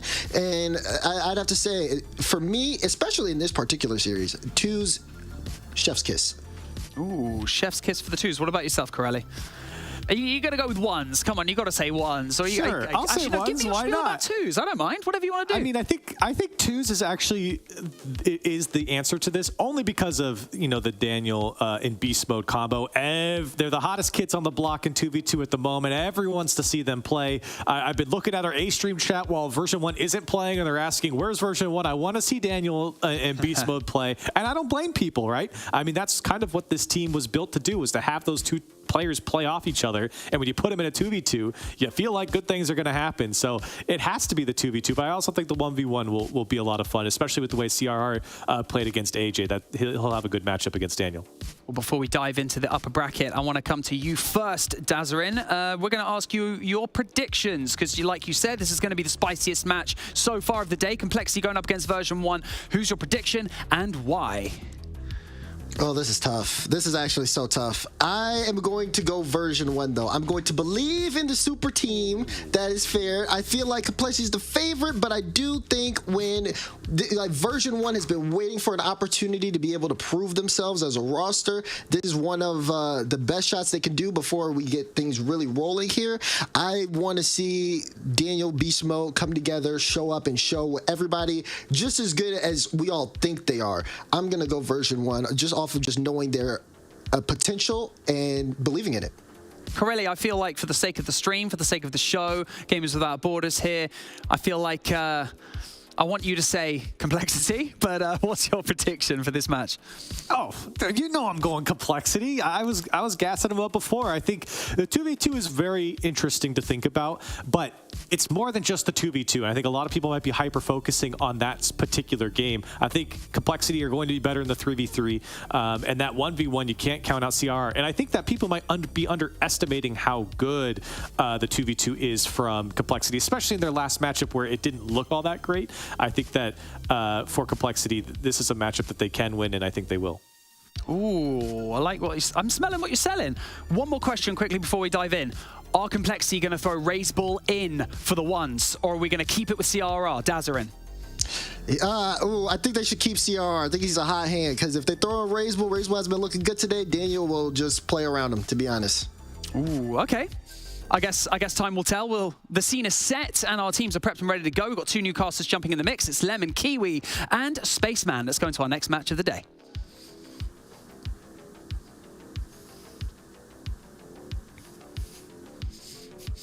Okay, my spaceship is not ready to go into orbit just yet, okay?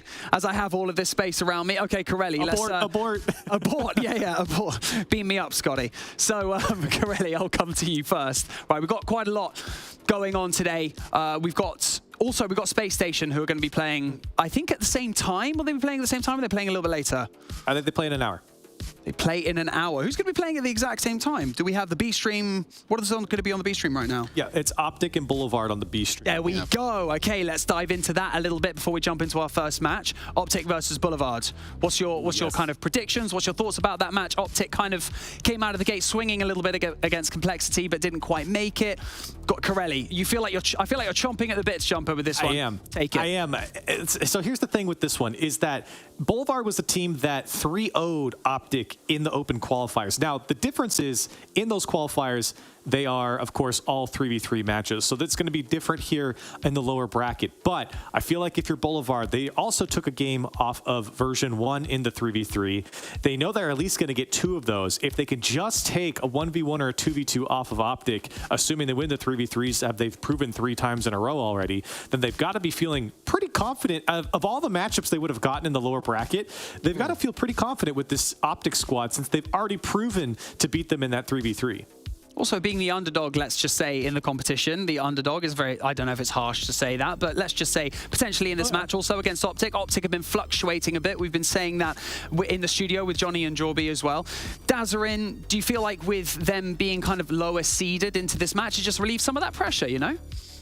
You see, I have an interesting feel about it because Corelli brings up a good point where he says, you know, yes, they faced it before. There's a little bit of that confidence going into it. I definitely do think Boulevard have some level of confidence here, but I feel like for OpTic Gaming, I'm not saying Corelli in general, but I feel like it's kind of disrespectful to think that they're not going to improve. They're not going to look back and they're not going to say, hey, we have adjustments to make. Yeah, we lost to this team, but let's make sure we're not going to do it again. And then, of course, their first round matchup against Complexity is definitely the perfect warm-up for the day if we're just talking about the head-to-head with Boulevard. Boulevard ended up playing version 1, of course. They lost 3-1. Both teams have lost 3-1 out on the day. But I think in terms of that 3v3, getting things ready to go, Complexity for OpTic is definitely that matchup where you're like, okay, now we're set up. Now we have everything in our favor. I think that this one is going to be probably a very quick one. I think OpTic will take it in 3. Ooh, OpTic will take it in 3. Prediction for the score, Corelli? 4. 4 for Complexity. I'm sorry, 4 for oh, sorry, we were talking about OpTic Boulevard. Excuse me. No, I don't know why I said Complexity. I meant Boulevard. 4 for Boulevard? Ooh. What? Hash it out. Go on. Dazarin is absolutely appalled by that. Okay, I just need to understand. How do you think this is going to go, game by game? Corelli? Corelli has been beamed up before any of us had the opportunity. Okay, we already spoke about Atomic showing up in the ones. CRR, AJ as well. Is Raiseball going to jump in? What's the other opportunities coming in from this? I mean, for the ones, you've got Daniel coming in for version 1, Dazarin. Yeah, definitely Daniel for the 1v1 for sure. I think a lot of people are expecting that. The 2v2 for version 1 will have Daniel in beast mode. That's got to be automatic. Calm doesn't play ones at all, so I just wouldn't expect that. A lot of people are going to be looking at how they handle it in the 3v3. What's the play style going to be like? You have 2 players, Daniel in beast mode, who are very offensively gifted. They can do a lot with a boost. They don't necessarily play the same style. I think beast mode kind of leads to charge, and Daniel, at least when he was on Space Station Gaming, kind of just played more back instead of just kind of being that tip of the spear for when he was on SSG. Now, how will that come into play when he's on V1? What will that look like offensively and defensively? Going to keep up pressure. This Complexity team, we saw them earlier today. You know that Complexity, when it comes down to making counterattacks and just being very on top of the ball, they can do that super effectively, as well as, I mean, with CRR individually can break teams apart on its own. I think that's why this is kind of close. I mean, Complexity just came off of a major event where, you know, they looked very dominant. Seeing how they go against a version 1 team who didn't make that event, but everyone still rates them so highly, is why all the eyes are on this. Ooh, I like it. With Gamers 8 on the horizon and all of that money to play for, as well as all of the money that they can donate to charities of their choice in Gamers Without Borders, it really is going to be interesting to see who holds their nerve. But I'm getting word that we are ready to throw into our next match of the day. So please welcome to Gamers Without Borders, Lemon Kiwi and Spaceman. Why? So wonderful as always, Banks, you handsome tall man in a virtual studio. Hi, it's me, Lemon Kiwi. Welcome to the stream. So happy to have you here. Gamers Without Borders, fantastic event as always. How you feeling? Hi. It's good. We're in this, digital arena, as Big Banks likes to say. This has been super cool. I mean, this is my first time here, y'all, so I'm sorry I couldn't connect in the first minute, but we got an amazing first match coming up. We absolutely do. Listen, if we're talking just about how a lot of these tournaments tend to go, right? Because last year we saw a similar format where you have crew battles and everyone's thinking, okay, what are the matchups going to be specifically? How are we going to break down the 1s and 2s gameplay? If that is the case, you expect the permutations to be as potent as they usually are in traditional tournaments. But for situations like this, when we look at a team like OpTic, look at a team like Boulevard. If you're looking at OpTic, again, we have to be looking at AJ in the 1 spot. When you're looking at the 2s, Magic Bear, usually AJ. Maybe Reddles will make that kind of ego call and be like, look, I want to run point. If that's the case, OpTic should have this one in the bag. Granted, they lost to Boulevard to kind of get to this point. Boulevard did take that serious. Granted, it was all 3s, but still, it's a brand new day, Lemon. And when we talk about brand new days, we know that teams with experience usually show up. OpTic Gaming is one of those teams with that kind of experience. I know you really want to talk about OpTic. You had all the tweets to say yesterday about, and you're just so excited that they lost. And I mean, that's a lot to say, but you got to cast them, and this is going to be a good match. Boulevard, yeah, they took the L, but hey, they managed to have you know, a good competitive showing. It was that uphill battle against version 1, as the EU casters have said. But hey, I think ZPS, Zombie Poop Shark, one of the first players I got to cast, had a strong showing individually, a lot of the goal scoring for Boulevard. So we'll see if that comes to light again. Absolutely. And look, the big takeaway right now for OpTic, and maybe they are the focal point of the conversation, we will be talking in depth about Boulevard, what they bring to the table uniquely from other squads, as I believe we're almost ready to get into the game. For all you thirsty little chat members, make sure you also tweet out the stream and follow everything going on with GWB. But for OpTic Gaming, look, they come into this tournament with a lot to prove. They've turned around their play style since the winter split had gone underway, but apparently it's complexity in version 1. So it's nice to know that things are back on way and underway. Let's just jump into the action. You know what? Just scrap the opening pre-show. Razebull, CRR, and AJG, fantastic team of 3. Again, one of the uprunners in North America, championship contenders. We just saw what CRR was able to do in ones. For version 1, the big story here, Lemon, when we're talking about what this team brings to the table, right? It's the new addition in V1. It's the newest additive of how Daniel's been able to push his way forward and join the likes of Beast Mode in that 2 spot. Daniel, one of the pickups for V1 in this really brief 2-week off season. It's going to be a very fun time watching V1 get to work. AJG getting to work. I like to dive in the net. Version 1 had an attempt, and this is going to be, I think, the most exciting match of the day, especially just how much hype I've been hearing about complexity and version 1, how dominant of a showing they had earlier on against Boulevard. And Calm was a big part of that success, kind of leading that charge. Daniel up in the air. He's got 2 defenders committing to it and sends it away.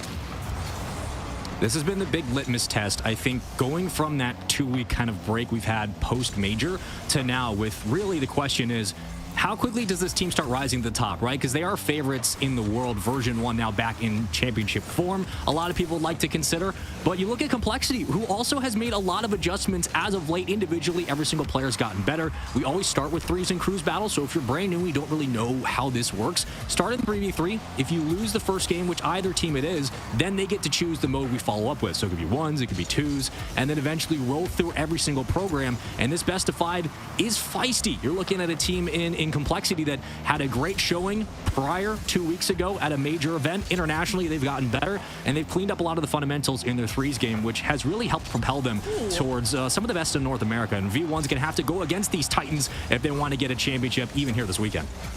Complexity just have this wall in front of the net. The fact that version 1 shot after shot, and this could slip away. Calm, or CRR, sorry, not getting there in time. Razebull down low to CRR into the upper 90. Complexity 2-0.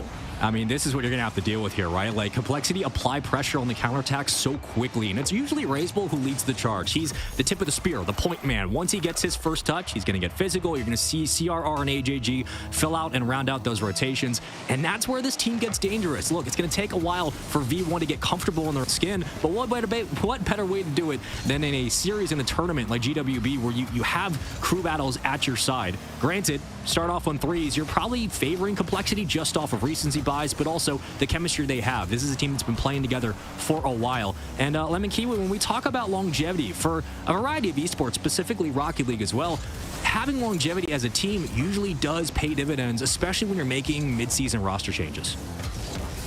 Yeah, that longevity, that experience together, how you synergize for these cruise battle, these 2v2s. Talking about how, you know, I've been seeing some word about Razebull being that good ones player, and version 1 looking competitive too in that case. 2-0 for Complexity so far. Looks like their defense holds on. Version 1 just looking for their first one. Just seems to not be able to crack through. About 2 minutes burn here in game 1. Still a lot of time left if you're V1 to circle around, and that's how you get it going. Wondering what the impact might be like for Calm, right? He has to start stepping up individually, kind of an enforcer for V1 ever since that old roster disbanded, and he takes it very quietly around the back line. Defense catches him off guard. Boost management was there, plenty in the tank for Complexity, but they just kind of got caught lacking on the defensive end. The goal line was open, and V1 capitalized, cutting the lead in half. For now, Complexity keep themselves in the shadow. Or version 1 keep themselves in the shadow, and for now, Daniel up in the air, trying to set it up to the corner. CR, good challenge. Now what more can Complexity do? They move downfield, pass back and forth. Daniel waits patiently. Razebull couldn't get that final touch.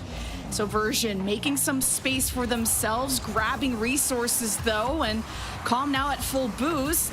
Should be able to regain this and send it forward if it wasn't for the teammate getting it back to AJG.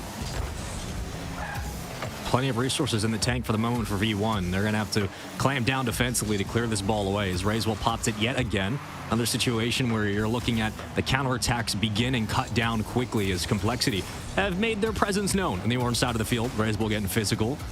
Daniel grabs the corner and it's open. So Daniel goes for resources, and I think that small bump cuts the lane just enough. You got Raiswell leading the charge, and there's the bump that basically just opens up a free rotation through the middle of the field. It's wide open for Complexity.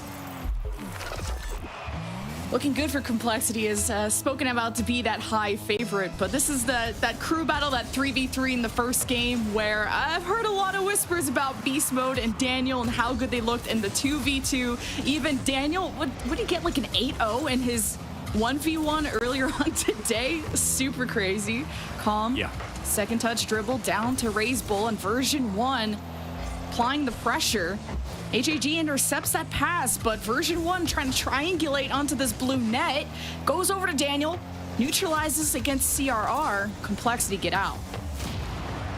You got under 40 to play. Now it's crunch time if you're V1, but you're really going to have to slow the roll here. I mean, it's been blistering speed from Complexity, especially in the offensive third, how quickly they've been finding space on the backboard. You got diving saves coming out for V1, but the counterattacks just haven't been there. Holding possession hasn't been either. And yet again, for a second goal on the road, just to start. Complexity have had so much space to work through on the goal line. V1 stretching their numbers thin. There's a commit from Calm, but he doesn't even get a touch. And CRR is just overextending into the back box. He's cheating up on the play and gets rewarded for his efforts. 26 seconds, and that's probably all she wrote. Version 1 can now start thinking about what's the 2v2, 1v1 situation looking like. Beast Mode not getting the bounce he wanted off the wall. Complexity's just awareness on that back wall, on the defense, stifling everything Version 1 want to cook up. What a redirect! Almost getting to the back of the net. That left post got in the way. And Complexity won't get the fifth one they so desire to really get in the head. So Version 1, another redirect. CRR doesn't get anything from that. And Complexity take game 1. That would be a dumb way to end this game 1. Listen, you let that one slip through, you're probably scratching your head hoping, look, we're just going to hit W key, go next. But that's what Complexity do. Of all the teams coming into this tournament, when we look to last year, we're thinking Furia have a good chance to win it. And lo and behold, they do. Complexity, same situation. This is a squad that could make the run. And they have started off hot here in game 1. Granted, V1 will have their opportunity to pick what matchup they want next. They want 2s, they want 3s. I expect we're getting 2s, given how lethal Daniel and Beast Mode are together in that mode. That's what everybody wants to see. But Complexity handle their business in really the most standard fashion, and they kind of make quick work of V1.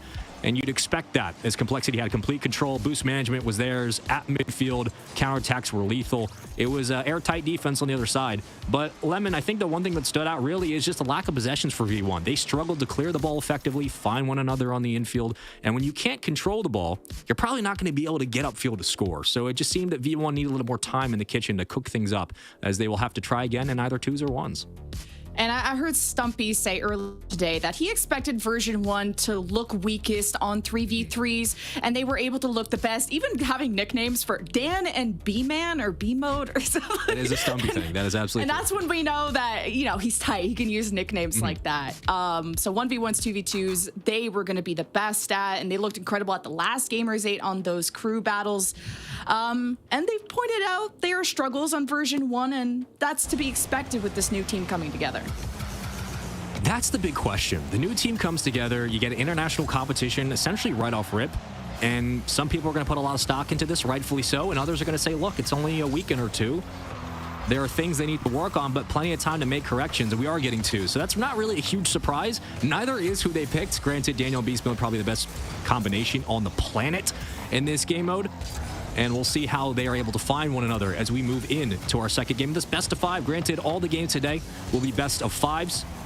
And if you're wondering how crew battles works, it's a fun one as Daniel opens up proceedings, and very quickly, Version 1 are on the board. And that's what to be expected with the B-Man, the Dan together.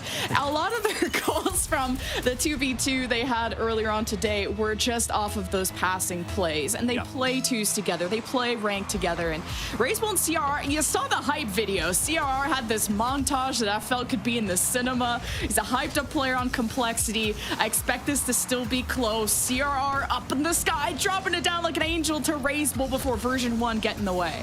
You know, Lemon, when we talk about twos and ones a lot, obviously it comes down to positioning, right? And boost management is huge, but where on the field do you have your best chance at a shot? Where are you able to control kind of the line of sight and what the defense can and can't give you? The problem with playing against Daniel in beast mode in these kinds of matchups is that every spot is viable, as though they will yet again find an opening in the back, punishing Complexity. But no matter where you are, if Daniel or beast mode have the ball, you have to think a shot is coming, and this transition is just way too quick. Too quick, couldn't get there in time. Version 1?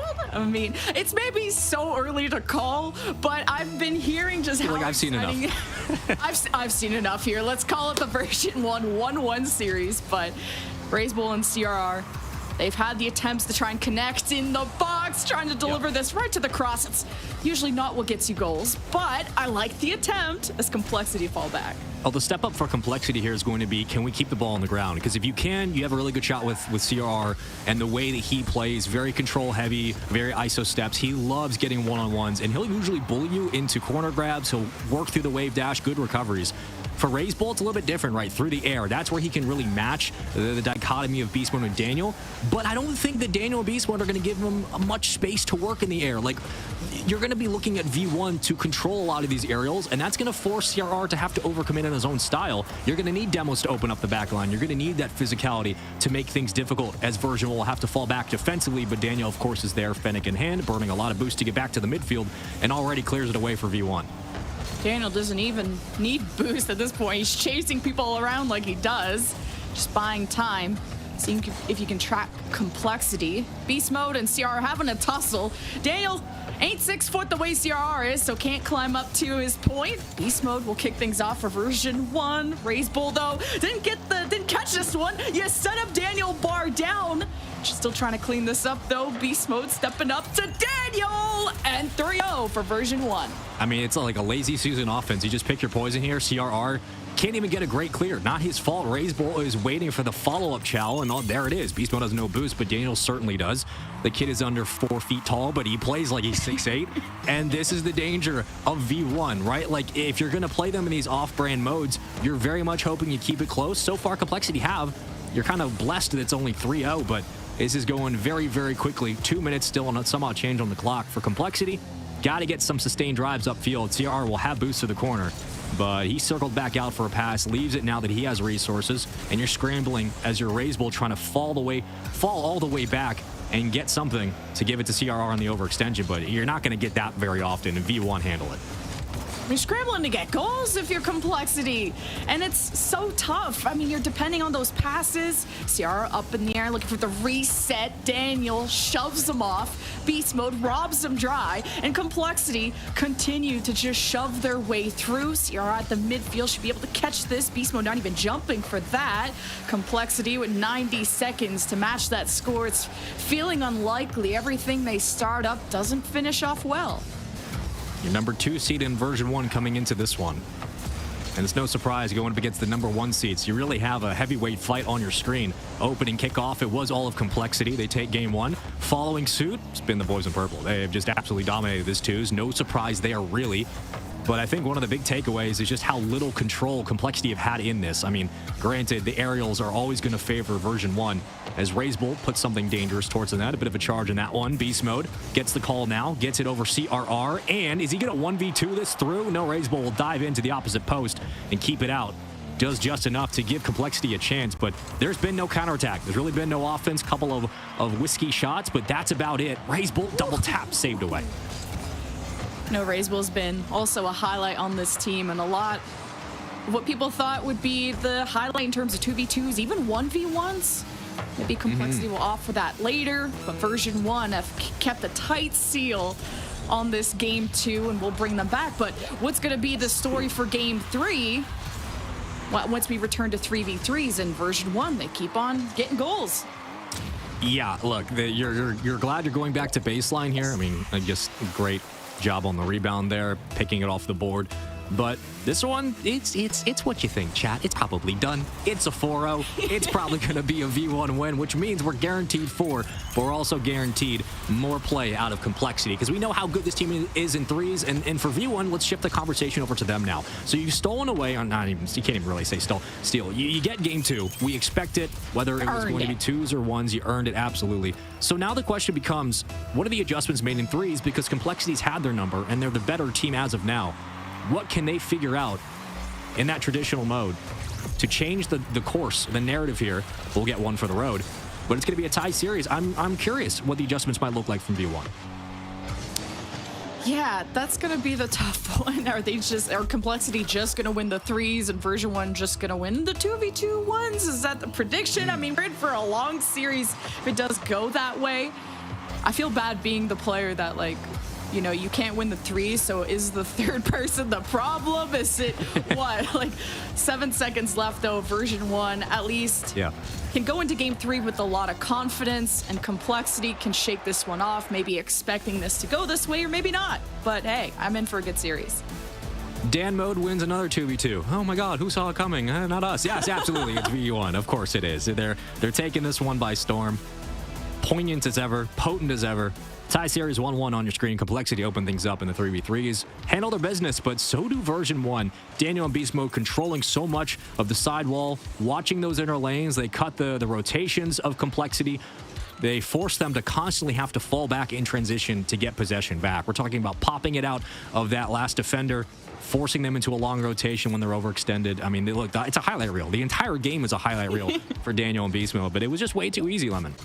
We talked about the offense of version 1, but you can't underestimate what Daniel was doing on the defense. A lot of Complexity trying to complete those passes were intercepted by Daniel, and you just couldn't really cook up something before version 1 squashed it. But we go back to 3v3s to see, are Complexity truly the better 3v3 team, or are version 1 kind of warmed up now? I mean, it's like, okay, you're tied 1-1, so the benefits are if you lose this, you're V1, you're guaranteed 1s up next, but you're probably going to face CRR, and that would be a very tough matchup for anybody on V1. But for Complexity, it's like if we lose this, granted, we don't have a strong game mode other than CR and 1s coming up next, but if we just play 3v3s, we probably win this series. So it's really a win-win for both teams. We're probably going the distance. I'd love to go to a game 5. I'm sure the chat would like it as well. The players probably not so much, but my goodness, it's already been a doozy of a series. Tied up 1-1. We'll get into game number 3, back to our standard format. And for Complexity, what worked last time is the continuous pressure upfield, very reminiscent of how G2 really had a stranglehold on North America for a while. Complexity, so good individually, but even better finding one another. They are selfless with the ball. And AJG and Calm trying to prove, I am not the problem. I am an addition to this equation, okay? Here to show it.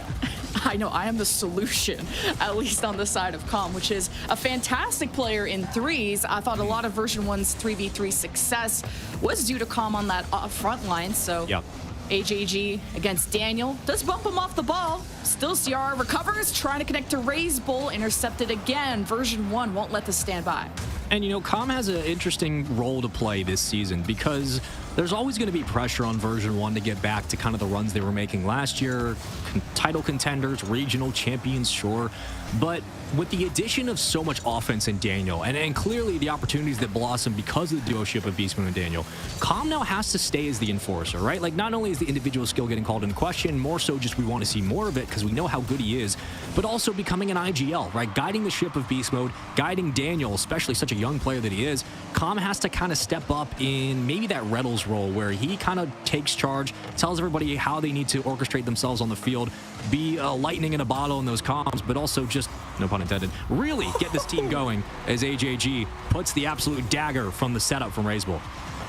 A redirect out of nowhere, too. Ray's Bull's like, I kind of got this. I don't got this. I need help. And AJG centers that ball out where otherwise would have gone too wide. Complexity with the first goal took some minutes to get it done.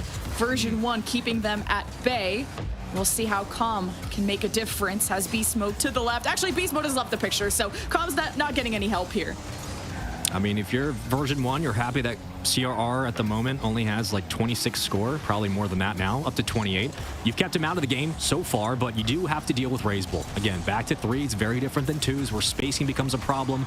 You have more opportunities and chances in the air in 2s and 1s, but when you're playing against a full-fledged Complexity, it is tough, man. We've seen it on the international stage, and so far the pressure's been overwhelming. Finally, they'll break through their own side of the field. Beast mode towards the backboard. CRR will clear very precariously and leaves it for his teammate to get the call. And with that, here comes the attack now. Complexity have the ball in their possession, and it's a nice center to CRR, but you can just see the pressure right now that Complexity have. V1 can't break out. It's version 1. There's so many cooks in that kitchen that no matter how cool you look for Complexity, getting the reset, passing it, ball landed on the ground right in the hands of version 1. Still looking for that tying goal. Plenty of time to do so. Beast mode up in the air, bounce in the box. Calm is completely surrounded, but Daniel cleans it up, and we have a tie game. And that's what you need. You need to start pulling the defenders off the ground. Someone like CRR, force Razebull to make the challenge, burn all of his boosts to get out of the play, and all of a sudden, things look up for V1. It's turning up V1 very quickly, and we want to see the adjustments, right? How quickly can they get down the field, hold on to possession? That was the big question after Game 1. Game 2, different situation. Off the kickoff, though, was a win by V1 before Beast Mode tried to follow up and continue. The extension there as Razebull escapes through a demo and keeps his whereabouts moving. AJG, dangerous shot, easily saved. And now we're looking for V1 to clamp down defensively on the backboard, get the ball back out to midfield, and begin their counterattack. Starts with Razebull. AJG thought the pass was there. I thought so too, but version 1, they won't let you do anything. But what can they do on the offense? I mean, version 1 have held that wall pretty high. And Calm can kick things off. Well, he got kicked in the face. The demo is going to remove him from the picture. So version 1, 2v3. Daniel 1v3, actually. And he at least can place the ball into the corner where Beast Mode will see how they crack through Complexity, but it's a quick turnover. You know, one of the things that Complexity have worked on extensively, I think during the offseason, during the majority of the winter split, was really limiting the mistakes on their counterattacks, forcing those double commits that had plagued them for so long. They've changed that. They have worked really hard at cleaning up the fundamentals, and it's paid off, as we almost saw what could have been a leading demo to an opening goal with a 2-1 advantage, but we're still sitting tied 1-1. 40 seconds still on the clock. AJG has to fall back, and we're waiting to see when maybe Razebull will start to open up and really get physical, bring back some of those bumps and demos that Calm has been successful with, as V1 have numbers up, a 2v2. We'll see if they can play it. Almost a cool turnover for version 1, but 2v2 gets stifled. Complexity rotate back, chance for CRR. Beast Mode pops it up in time, set it away. Beast Mode again, double tap over to Daniel. Razebull kind of redirected this over to AJG. Got this 2-on-1 for Complexity. Demos left and right. Is this the red carpet for Complexity in last seconds? No. We'll be heading into overtime as Calm will land this on the ground. Actually, it is being kept up. Okay. Chance for version 1 to strike. Okay. Tough one, 2 in the nets. CRR blocks the first one. AJG lands it on the ground. OT starts. Yeah. AJ's like, please just get this down, okay? Like, we don't need to worry about the counterattack. Get it down. But CRR is right there following, spying on the kickoff. Heel finds the touch, quickly denied. Sent back out, Daniel in the clear. Numbers pressing. But here it is yet again, the defense of Complexity, how quickly they transition from hold to recovery to attack. Here they go. Razebull wins another 50 somehow, and CRR gets up just in time. 25 seconds in, version 1 start their drive. I believe that was version 1 that got demo 2. So they kind of took a second to gather themselves in the midfield. Now Razebull just contesting this Calm, shoving people out of the way, making the space. But version 1 have to climb high for this one. So they do. They grab the boost, or at least set it into the corner. But Complexity have these solid clears that burn a lot of time for version 1. Yeah, it's so much in the tank right now if you are V1. So you want to keep this pressing. You want to keep this offense going. And it looks like that will be the call. We're going to play it towards the back wall. Nicely done. Daniel was ready and waiting for the pass. Daniel, 3 in the tank, none. Looking for the pinch. I like the idea, the creativity from V1 certainly coming out in full force. The offensive third's been all of theirs to start. This OT has been brutal as Complexity try to break back out yet again. Razebull looking for the pass. It's going to be wide, and you'll have to play it low. V1 have a chance now. Daniel on your screen. And Daniel, has a chance there. CR Almost the third imposter there, but he's okay. Raise Bull cracks through Calm, Beast Mode clears, and follows up with it. CRR gets it out of his hands too. It's version 1 just taking a break, a breather to stabilize at this point. Almost 2 minutes into overtime, and it's been so back and forth. But a chance for CRR. Now I can't get to the ball in time. I mean, the fact that CRR makes that stop in open space with no boost is a miracle for Complexity. That shows you how good he's been as of late, how good this Complexity team is at trusting one another. As version 1 still just trying to find their way forward, puncture that backboard. And they've done it time and time again. They just haven't closed the deal. Raise Bull in a foot race through the side, gets deleted. Advantage here for V1. Backboard double tap. Wow, we're committing. It's a two-person job on the back wall, and V1 are not rewarded for their efforts, but you gotta like the call. Yeah, I know you did. I thought you were like, wow, we're doing this? I did not expect that double commit. All right. I know you sounded surprised. Version 1, 2. It's Beast Mode on the ball again with Daniel. This goes over. CR kind of waiting for his moment to strike. As Calm approaches, all three of version 1 waiting for their moment. Going to the corners, though. We need to center this ball out. I mean, they're not getting clear touches up until now. Complexity, we're just trying to play it low to the corner. Like, they haven't been clean. Could be a boost problem, but really more just the pressure from V1. I mean, we're giving it to Daniel, letting him get roams in the air. Beast Mode backing up, just cutting down the lane, intercepting a lot of these touches. The 50 win. Raise Bull has to burn it just to stabilize. Numbers around, you have a 2v1 trying to move up the right side of the field, and there's the clear. Most the redirect. Everybody saw it coming from a mile away. It's still just as deadly. You gotta be joking. If you're Complexity, just hold on for dear life. Version 1, Beast Mode trying to get in front of this ball. It's got so much speed, couldn't cut it, while Complexity were maybe having a gap in the net. 3.5 minutes into OT. Calm to the corner, doesn't get the bounce off the wall he hoped for. Complexity reading this offensive version 1 well. Complexity up the wall, 34. Beast Mode hesitating on how to approach this box, and that's a bounce that's tough to control if you're version 1. Now getting a sense of it. He thought it was 2s again. It's fine. He's like, oh, we're just going to take this game over from the sidewall. It's a bit of a miracle the Complexity have been able to hold on in this game with how much V1 has thrown at the board. Like every single dart you have, they've shown it, they've ripped it, and Complexity have withheld that pressure. They've withstood is more of the operative word there. CRR misses his touch. Raise Bull falls in, just kind of clears the play. It's a poke check through the side. And out of the corner, Complexity trying to build some momentum, but quickly denied and taken away. The pass from Daniel on the ceiling. Beast Mode, we're stabilizing. Anybody else there for V1? Daniel flies through the corner, doesn't get the boost grab, but still keeping himself involved on the play. And every time you think you're out of the woodwork, here comes a massive lumberjack in Beast Mode and Daniel with an axe to the absolute backside of Complexity. I don't know how they're not able to find this goal, but the defense is standing strong. I felt like Daniel also didn't have the room to operate. I think a defender got in the way of him trying to cut it to the left, but Beast Mode makes it happen for version 1 while all the defenders are there. Did you call it, chat? Did you get your predictions in for the time? I don't think you did. 4:46, V1. Fight tooth and nail through a miraculous defensive hold of Complexity. A 2-1 win in OT. And they take 3s. More importantly, they take game number 3 now to go up 2-1 in the series, which means we will be seeing 1s coming up next. You expect CRR to be on the field, but my goodness, the Complexity to put up a fight. Version 1. If that's the 3s we can expect, that pressure against a Complexity defense. My, oh my, do we have a series on our hands? And we all thought that version 1 didn't have the 3s dog in them, but it took a 5-minute OT, and I felt like I heard myself say version 1 so many times because that's how many offenses we were watching from them. Complexity's counterattacks were strong, but not the pressure mounting the way that version 1 had at the end. It was bounce after bounce, and the defensive Complexity just panicking on how to get this out. This is the type of pressure that V1 had a year ago. They didn't have for a while. And now with Daniel in the lineup, I mean, there are so many times in this game where Complexity are throwing everything they have in the kitchen sink at the backboard, and we're watching Daniel and Beast Mode play 2s. They're just playing 2s upfield, and Calm's just making sure we get boost, staying as an island, getting the midfield grab. It's taking resources away from Complexity. Complexity then can't break out, they can't get long clears, and then they can't sustain themselves upfield because they don't have the boost. That's all thanks to Daniel and Beast Mode and what they're able to do. Calm, you wonderful man. This is a good team. This is a good time to be a V1 fan, because if they're doing this against Complexity in threes, Lemon, I gotta tell you something.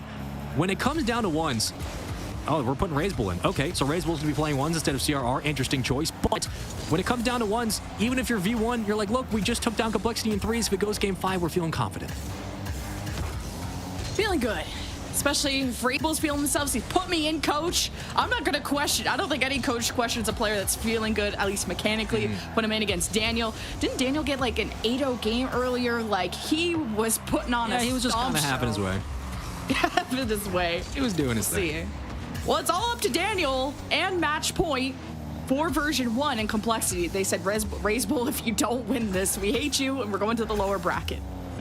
I mean, the El Toro is El Toro for a reason, and one of the strengths of Complexity has been their kickoff game. They've been very good at recovering with the wave dashes and kind of getting back in position, especially when it comes to the ones game. CRR, ground-heavy offense for Razebull.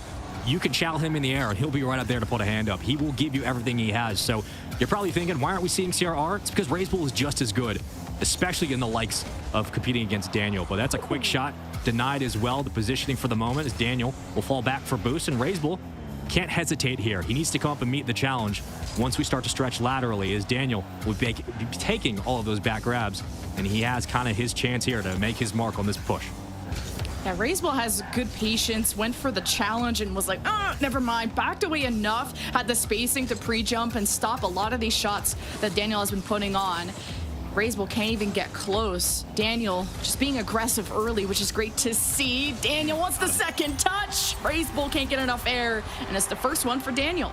I mean, Daniel works through this bump here, and right here, I mean, he's got him. You just flip it. Razebull has really nothing else to get that bump. It's GG on that goal. Daniel got him in the post, easy enough. And here we go off the kickoff. A 1-0 lead for Daniel and version 1. Recovering nicely, as Razebull should say this, he will. But here we go. Daniel, what do you have in the tank? What do you have in store for us? As one of the best ones players you're going to see across all of the tournament. And we'll see how Complexity, and more importantly, Razebull can respond. That title and that experience from Daniel sure makes Complexity scared and worried that, bar down, that Complexity didn't win that 3v3 that a lot of people would have predicted they were stronger at. And even version 1, the Stumpy said earlier that would have been their weakest mode in terms of crew battles. Sure. Version 1, Daniel only up by 1. So Complexity, Razebull, it's a lot of wait and see from him. It feels like Daniel can just manipulate this whole game, and Razebull just kind of sits there and watch. Holds the reset. No, not gonna happen this time. I wasn't sure if Razebull got bumped or not, but it doesn't really matter. So when Daniel doesn't like the second approach, he's gonna bring it all the way back to his own side of the field and grab resources yet again. Razebull is gonna start recognizing that as he comes up a little bit over aggressive, but you need it. Make Daniel respect you a little bit more as he takes it from the sidewall. We've seen this before, trying to carry over, but can't quite finish the job. Razebull right back into the play and puts this one towards the sidewall. Now can finally collect some boost. I really like Razebull's saves. Oh, Daniel caught lacking, but Razebull's so deep in the net that couldn't recover and score while the gap was there. Now Razebull can just play cat and mouse. Daniel gets in front. Razebull off the wall. Air dribble. Where's Daniel to be found? Jumps. Just pop this up in the box. Let's see if, no, Razebull can't clean that up yet. Yeah, if he cuts too sharply, Daniel probably pokes it free, and then you're having a foot race to your own side of the field, which is probably not going to go well. So nicely done by Razebull to circle back. He'll wait and fight for his chance here as Daniel reads it perfectly. But these recoveries from Razebull are kind of what the staple is about his ones gameplay, right? His ability to get back onto the ball, hold possession, and he doesn't get pushed off of his screen quickly. He'll work through a lot of pressure to keep his ones game intact. So here he goes yet again. Soft flip, beautiful bait. Daniel just was on the sidewall and was trying to jump in from that moment. Wasn't sure what Razebull was doing and couldn't get enough speed or air on that jump. So, hey, Razebull gets it tied up. This has been one of those back and forth tug of wars. Look, you'd be hoping like, okay, we're going to get like a 10-9 game, right? The defensive style of Razebull and then just the spatial awareness of Daniel oftentimes when he doesn't like the look he's given or the one he creates for himself, it's not super surprising that we're sitting here 1-1 with under 60 to play. Razebull going to circle in and scream for that boost. He gets it. Can he poke it in time? Can Daniel get there? I don't think so. Nope. couldn't cut the rotation. Beautiful read by Razebull and recognizes the opportunity. We've just seen Daniel with the ball so much that as soon as he had a moment to breathe, Razebull identifies that while Daniel was grabbing boost and couldn't rotate back into net, like you said, 2-1 for Razebull. So I guess everything is possible. Complexity losing a 3v3, maybe version 1 losing a 1v1. This bracket is really exciting. 37 seconds though, it's not out of the realm of possibility. Daniel reset, Razebull playing that patience so well, gets a touch on the ball. You mess with the bull, you get the horns, but Razebull, unimaginably gifted ones player. You can't say enough adjectives about this kid. Same with Daniel.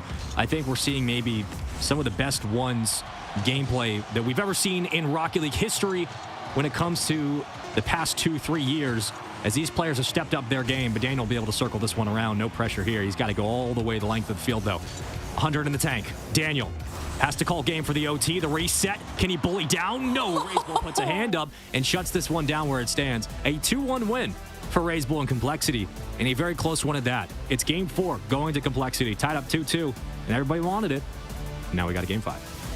Yeah, game 5, back to 3v3. I was on the edge of my seat, though, at the end when Daniel had the 100 boost and he was flying through the air, but we've seen so many offenses from Daniel, and it felt like Razebull was so solid on the defense. Of course, now he gets exposed as I'm talking about Razebull's defense, but overall, Razebull is the one who got the lead kind of halfway through the game, and that's how it stayed that way. And Daniel, the offenses drifted off in the second half.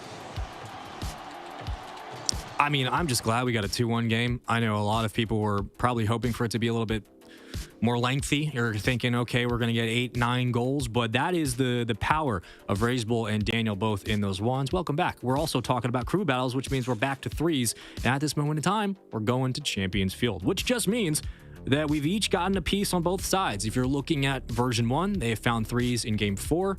Game 3, that would make sense. And if you're looking at Complexity in game 1, of course, they opened up the proceedings with a very strong showing. And again, what worked for Complexity has continued to work, but V1 have made adjustments, and it seems like they've given more space to Daniel in Beast Mode to really open up, express themselves offensively, just giving them space down the field to work. And Lemon Kiwi, that's what worked in game number 3. They just had so much pressure, even in the OT. I hope Razebull gets the pizza party he deserves after keeping Complexity in this series.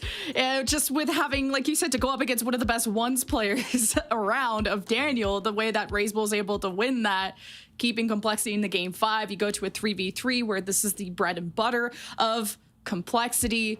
But of course, version 1 is who won that last time, I believe. So, hey, who knows what's going to happen. It took a 5-minute OT to settle that in our last 3v3. So watch out for version 1.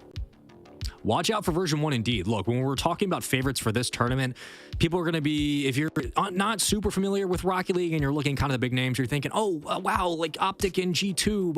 But if you've been watching Rocket League as of late, you should know that Complexity for North America and version 1, just based off of the roster move alone, are going to be the favorites for North America. G2 can always show up and win any event, but Complexity's been on a tear. They are absolute dogs. Version 1 made one of the most incredible roster moves. Granted, everybody was kind of expecting it to come, but nonetheless, it happened. And you get Daniel and Beast Mode together. I mean, you could write a book about it. But here we go. Into game number 5. Champions Field on your screens. Welcome in. It's going to be a fun one. 3's up. Let's get into it. Oh my God, and it starts off hot for version 1. Daniel says, put me in, coach, for the next ones, because I'll win it this time. Gets his revenge in 3s. Beautiful double tap. Oh, the pizza party's actually happening for version 1 on the Kiwi. You were right. Yeah, you were absolutely right, but it's the other team. They're getting one right now. So if you're in the other classroom, start banging on the walls, cause a distraction, go in and steal the food. Because I don't know if you're going to be able to survive the onslaught that is coming your way if you can't slow down Daniel in Beast Mode, as Com will pop it free. But Complexity have much more to worry about, which is getting on the other side of the field. Com just got thrown off the screen there. It's like, you talked about that Com setting up Beast Mode and Daniel on the front lines, and, well, if you just shove him into a locker, you can't do much. But Complexity, they're hungry for that tying goal, as I'm pretty hungry talking about that pizza. Razebull off the backboard. Daniel making sure no one's in the box to capitalize on that moment. But Complexity recovering the midfield. It's kind of a tip over from Beast Mode. Give version 1 a chance. 1 minute burned, 1 goal earned. Version 1 off to a hot start. They've been able to build upon it as well. And it's the same kind of continuous pressure you saw in Game 3. If you're just joining us, you've missed a very good series. 3's gameplay has been electric. The 2's has been what you expect from version 1, but the 1's was Razebull standing strong against Daniel. A very tough matchup to say the least. But here we go. What do you have in the tank? What do you have available as Razebull? Everything in the toolkit. He's deadly on his own when he's fighting through pressure. Usually setting up AJG and CRR, if not taking a shot on his own. As AJG been a bit quiet this series. Going to take it on his own. And instead, we have a 2v2 at midfield, but it looks like V1 have won this battle. For now, Razebull and all of Complexity trying to be a bit louder this series, and when it matters the most in Game 5, AJG says, I'll be loud, I'll be barking down the street. 1-1 for Complexity now. I mean, you got a nice recovery from V1, but it's that infield pass right there. It's the boost control from Complexity to get power on that shot. CRR just puts it on a silver platter, and AGG comes out from the island to finish the play. If he misses, you already got CRR rotating out. You got Razebull on your back left. You got numbers up, and that's the Complexity you're used to. CRR through the corner. Pre-jump read, and Complexity are pulling out all the stops here to put V1 on their own backline as Calm is fighting through traffic, but Razebull keeps it going. Here comes AJG, CRR at the midfield, and V1 have to clear. Said Calm fighting through traffic. He's fighting against his demons in that corner. He just can't seem to get a touch on the ball without Complexity moving him out of the way. That's what Complexity are going to have to do to be physical with it. CR starts the drive again. AJG connecting. Daniel off the back wall won't make it easy. Razebull sets it up in the upper 90, blocked by beast mode, and Complexity recover again. The pressure mounts as Calm at least puts it to the corner, but not able to follow it up yet as Razebull and friends centering it out, but version 1 seemed to have stabilized. And this is where CRR, my goodness. Let's just shut the sentence down, Spaceman. It doesn't matter. Daniel, a ridiculous pass to beast mode and a flip, and see ya. Where are you going? It's free real estate. 2-1 V1. Wow. Yeah, slaps the roof of that net. You can fit so many goals in this one. Version 1 going into the second half, 2-1. As Daniel and friends, now as the tussle and the hustle in the midfield. AJG able to receive passes well, was able to get on the board earlier on for Complexity. As the setup continues for Complexity, but version 1, they're patrolling their backboard. They have good spacing, good coverage of their orange half, and Complexity can't get a good setup going yet. I mean, this is just the benefits of V1 was always their offense, and now you're saying, okay, the offense is multiplied times 5 since when they used to have. Their defense is good enough to keep them alive against the likes of Complexity, and they're just brutal on their counterattack. So quick on the transition, the handoff to someone like Daniel, to beast mode, these infield cuts. How it can demoralize the defense, and CRR is burning everything just to get it back to the midfield. This is where Complexity can start to struggle. Maybe we bring it back down to earth for the moment as Razebull goes hunting, and he finds one. CRR trying to get it to AJG. AJG running second on deck. Another win on the 50, and beast mode holds possession for V1. Complexity fighting their way through the left side. CRR to the right. Hits the post. Razebull looking for recovery. Beast mode challenges. Calm versus AJG. This 50's up in the air. And this is so neutral between the two. Version 1 getting the last touch to hopefully clear the last 45 seconds. Version 1 doing everything to hold on to the lead that they have. An insurance goal wouldn't hurt either. It's a big clear. Need to hold possession here if you're Complexity. You'd love to kill the clock and send this one to OT, but last thing you want is space downfield for Beast Mode and Daniel to get working. And already Daniel's working off the backboard, falls back down to the ground. Beast Mode has his teammate ready, just cuts it down on the 50. It's just enough to stall out the play. Recovered, but Razebull no boost. Can only do what he can. Under 10 to go, and it looks like for the moment, unless AJG can cut in the lane, this one might be done, Lemon Kiwi. Last chance, and Razebull has to go all the way down. They don't have a lot of boost to work with either, just a hope and a prayer. And version 1 will be taking game 5 and going to the upper bracket final to face a winner of G2 in space. Wow. Well, you think in the 3s you're probably favoring Complexity, but it seems that version 1 have shown up to this event. And if they're playing like this in 3s, they're essentially unbeatable in 2s. And 1s is take your pick. What poison do you want to take today? Because it's been all of V1. ever since they decided to make this roster change. Complexity, one of the best, but V1 are on a different level right now in threes. Their offense is way too dangerous. And no matter how good you are defensively, V1's going to find a way to score. Look at the OT. Look at this Game 5, for example. Sample sizes there. And V1 looked very, very good.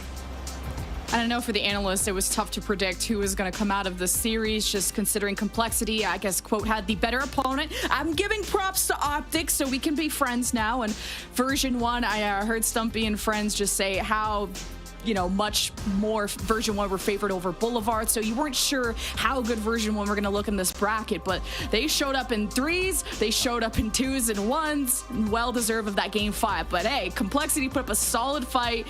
It was just getting the offense threatening enough. I think the defense was very good, but then you got Daniel hitting double taps on you, so what can you do when he can run 1s and 3s? I mean, you're absolutely right. Like, look, there was enough to get everything going, to get the ball rolling, ha ha ha, but legitimately, like, V1 are just on a different plane right now. And speaking of somebody who's in a completely different plane, it's Banks. He's over in the studio. We have to break this one down, brother. I mean, that is a great segue, Banks. I'm just telling you right now, I love when I get to throw to you, but I believe he's almost there. If not, we're still going to talk about V1 and Complexity, because while we put the scouts out for our lovely host, Complexity, look, you drop down, you're out of the tournament, go to lower rack, go to the lower round. You're still alive here. But if V1 are playing like this, Lemon Kiwi, I would be scared if I'm G2. I'd be scared if I'm Space Station, specifically with G2 very vulnerable in some threes. I mean, that we could be looking at a V1 stomping to the grand final. Ooh, I mean, version 1 were made for this, and we go check in with Banks. Thank you so much, Lemon Kiwi and Spaceman. Don't worry, Spaceman, that was the segue of the century. I absolutely loved it. An electric series between Complexity and version 1. I would say our first upset, question mark, Dazarin? Huh? Wait, hold on. Big Banks. Listen. No. I remember I came on this broadcast and I had version 1 Thanks, winning why? the series. The only person who should be upset is that man Jack right there. Thanks. Because he got it wrong. Thanks. I had this in the bag. Now keep in mind, I may have been a little slow. I was a little nervous about the 1v1. They should have did it in game 2. Johnny was right about that. But guess what? When it came down to it, clutch time, game time, version 1 show out like I knew they would. Complexity finding a little bragging. It's okay, Jack, but V1 was taking that. Have you learned your lesson? Thanks. Have you learned your lesson? I quite enjoyed don't give him the it. ammo. Keep the shades on for the rest of the show. I enjoyed it. I will. Corelli, expectations are obviously high for Daniel and Beast Mode, and they delivered. Mm-hmm. They did. I mean, they took care of business when they should have. Expectations were even higher for Daniel, right, in that 1v1. And Daz was right, talking about when's the better time to maybe take that 1v1 when you drop the game 1, maybe in game 2 rather than game 4. But that's a lot of pressure on the favorite there, and a matchup that was clearly a lot closer than people gave it credit for. Razebull's a fantastic one player in his own right. So I think for version 1, I think they're happy that they came out on top here. Complexity, it might not be the last time we see them against version 1 here. We could have the run back. Ooh, that would be interesting. Well, the highlights brought to you right here by Aramco. And, the second round of threes looked pretty dangerous for Complexity. But Beast Mode just banging on the door until eventually he smashed it down, Dazarin. But then, Razebull answered back in the ones. Yeah, again, it goes back to it. I was even keeping tabs on a couple of watch parties. They were saying that Daniel looked a little nervous in the 1v1s, and I think that was the whole big point about Johnny Boy's point, was saying that if it's a 2v2 situation, I think you still get the same result, whether it's game 2 or game 4. But when it came down to that 1v1 between Razebull and Daniel, that pressure of being able to close out the series, definitely you can see it kind of get to Daniel. Daniel's definitely a little bit more free-flowing in the 1v1 department. It did feel like he was a little stiff and made some mistakes that we haven't normally seen him make in particular one environment. So I think it was just a little bit of pressure there, but the team did end up being able to bring it back when it came down to the game 5. That being said, though, we've seen Complexity all day today. Even with a tough competition against version 1, they're still poised. They still look very solid overall. And I think people are still going to expect them to make a run, but you got to give your props to version 1 for the win. Yeah, this is where experience, I feel like, comes into it, because even though Complexity have been sent down into the lower bracket for the lower bracket quarterfinals for their next matchup against potentially Koi or Accelerate, we'll get to that in a minute. I feel like Complexity have that poise, they have that experience to be able to carry themselves out of the lower bracket to potentially run it back. But speaking of Koi versus Accelerate, Corelli, what are your thoughts on that? We're going to have that, I think, on the B stream a little, well, shortly, but what's your thoughts? And they're going to be going up against Complexity. It's a tough, listen, nobody wants to play Complexity in the lower bracket, that's for sure. In regards to Koi and Team Accelerate, I mean, listen, this is, I think Koi definitely impressed. I mean, I think Daz and I both agreed that they were actually pretty impressive against G2 in those 3v3s. And again, I think it's important, regardless of what they do in any other game mode, to win those 3v3s. Because Koi, if they play like they did against G2, against Team Axel, then I think they're going to come out on top, at least in those 3v3s. They've got that substitute in Cosmic for the 1v1s as well. Toasty has been out there for the 1v1s in Axel, or for Team Axel. I feel like Cosmic is just better. So I think Koi should feel pretty confident, but yeah, you're looking forward to pass this matchup going up against Complexity. You can see on your screen right now, that is a massive wall in front of you in the lower bracket round 2. It really is. That lower bracket spicing up already. We've got Complexity and OpTic Gaming both down there, going to have to battle their way out for a few rounds. It's just a longer route, let's be honest. A couple of extra best of 5s, but nevertheless, Dazarin, I mean, it's a mental game down there, isn't it? To get out of the lower bracket and also to gather some momentum. And I feel like when you come out of the lower bracket, especially if you make it to that lower bracket final, you have that additional momentum to really bring it in that grand final.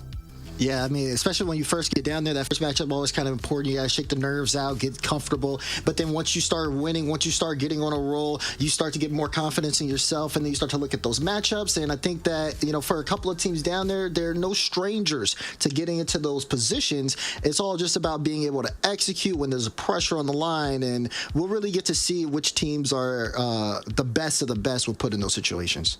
We're halfway through our match count for the day, and we're going to throw it to a very, very short break, but don't go anywhere, because when we return in this amazing virtual studio, we're going to have G2 and Space Station going at it. See you in a bit. Gamers, UNICEF and I need you by our side for a real-life mission. A mission to protect the rights of every child. After news cameras have left, UNICEF is here. Every day, everywhere, but particularly where it's needed most. Did you know that more than 170 million children need UNICEF's humanitarian aid this year? At Gamers Without Borders, many of you have already chosen UNICEF, and I thank you for that. Choosing UNICEF is the easiest and smartest decision you can make, because you're investing in a child. And investing in a child guarantees lifelong returns, not only for that child, but also for their community and for our world.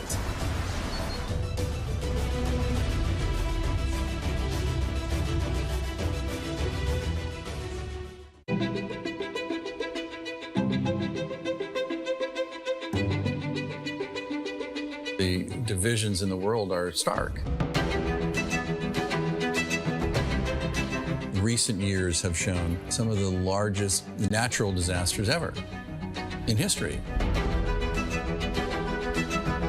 And that really hits hardest the people who had the least to begin with. These people need help. It would be a real tragedy if all these advances in science, in health and technology only benefit people in a position to pay for them. There should be no lesser standard if you happen to be poor. These problems can be overcome.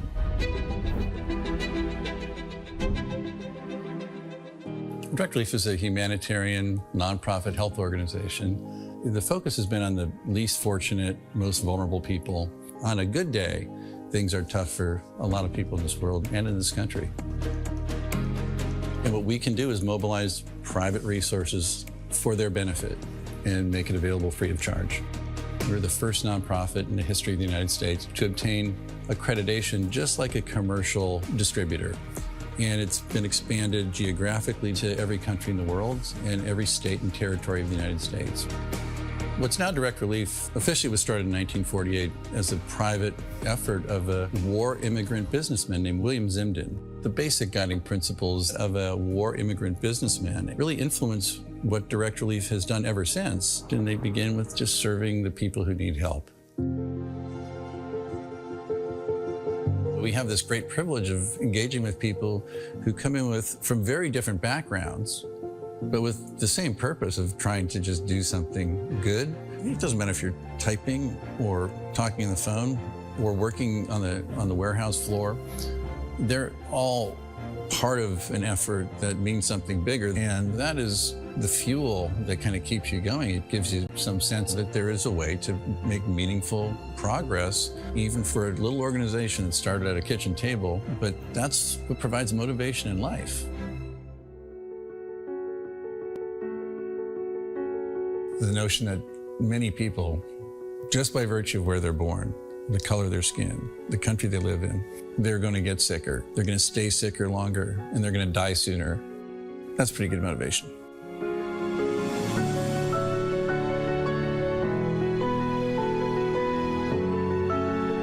These issues are too big for any one organization to address. We really work hard to honor these guiding principles, invite people to participate, and we are sure thankful for the thousands of people across the country and world who have become part of Direct Relief by virtue of their participation.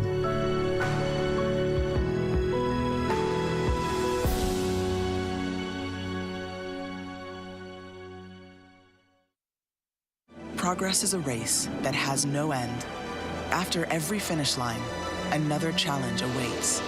How can we continue to push innovation in a sport at the forefront of technology?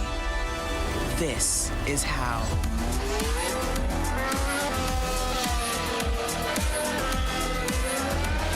Discover how Aramco and the Aston Martin Formula One team aim to meet Formula One's sustainable fuel targets. Aramco, powered by How.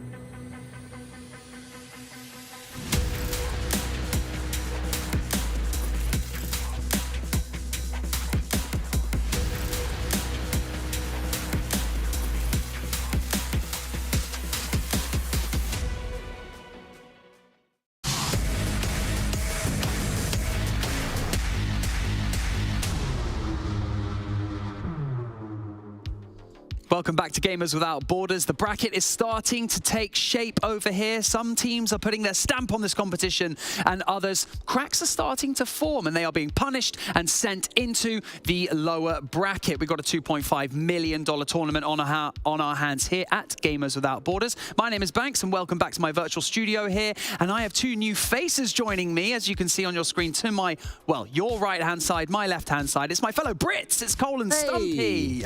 Right, Hello, Stumpy. Last time I saw you, we were at Gamers 8 together. How have you been? It's been a long time. It's been a very long time. I've missed you massively, Banks. You're in a lovely new studio now. You're looking great. You've been hosting. Such wonderful host work you've been doing. You've been over on the B stream. A lot's been going on over there. We had a little run through the lower bracket. We saw Boulevard go home. Sad for them. But we've also seen OpTic do very well. So, yeah, a little bit of both. How have you been? I am very well. As you can see, I've leveled up my streaming room. I'm at home right now. Would you believe it? Sponsors everywhere. Absolutely living the dream. Cole, very you. Hello, mate. Yeah, I'm feeling good as well. No, fair play for you, demolishing your entire home to build up this giant warehouse that you're standing in. I hope you're not lonely in there, Banks, because the last thing I'd want is for you to be all sad. So just know that even if we're not with you in person, we're with you in spirit. Oh, thank you very much. You know, I don't think I got the memo. I don't think I got the T-shirt memo. Maybe I should just like come. You know what? Why not? Hey, whoa, calm it down, mister. You've been looking for an excuse to do that all night. All right, we know it. Tops off. Here we go. It's time to get cracking. Right, we got the NA region right now. $1.25 million for this particular region, and then we got EU with the same bit later on. I know, a crazy amount of charitable donations on the line here, Cole. It's going to be a good day. It's got to be a great day, yeah, and all these players are making money for charities of their choices for a good cause, but it's also for the personal cause, and they're making it towards Gamers 8. I mean, all these players are going to be wanting to make money for charity, of course, but they're also going to want to be there in Saudi Arabia, getting their hands on hundreds of thousands of dollars. Just for being there, you make a fair amount of money, so this is huge, these coming games. Yeah, it really is. And speaking of coming games, got Space Station going up against G2 here on the A stream. Up next, Stumpy, 2 Titan orgs going head-to-head. What are your thoughts? I'm intrigued because G2, last time we saw them at Gamers 8, it was not their format, you know? They are a 3v3 team. That is what they focus on. That's what they should be focusing on. They don't have a 1v1 or 2v2 specialist or specialists, whereas Space Station Gaming, I kind of thought that they would be putting forward LJ into the 1v1s, but Arsenal took it up, and we were both confused as to why that happened. It was very weird. It shook us for the entire series, but I think this is going to be a question mark of who can very much adapt their 3v3 focused team into a 2s and a 1s focused team, depending on what's needed.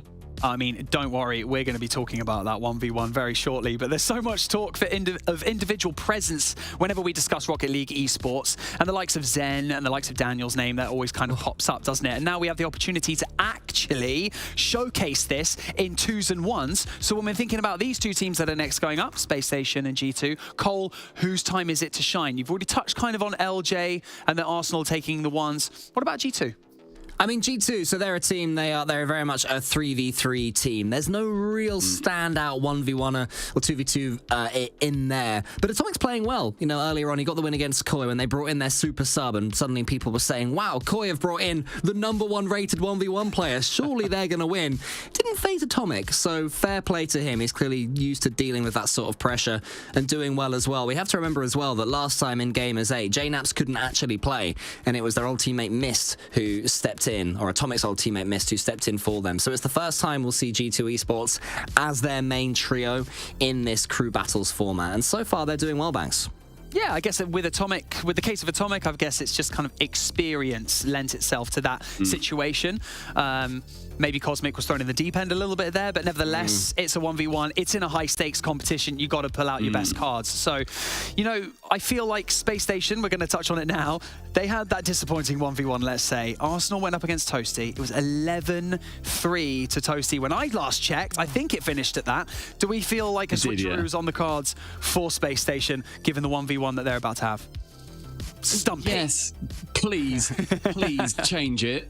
Arsenal, look, you're a great guy. You're good at Rocket League, typically. You're decent at Rocket League in many ways. Please don't play 1v1 in this competition again, because LJ and or Hoxer, I think, just would put up a better performance.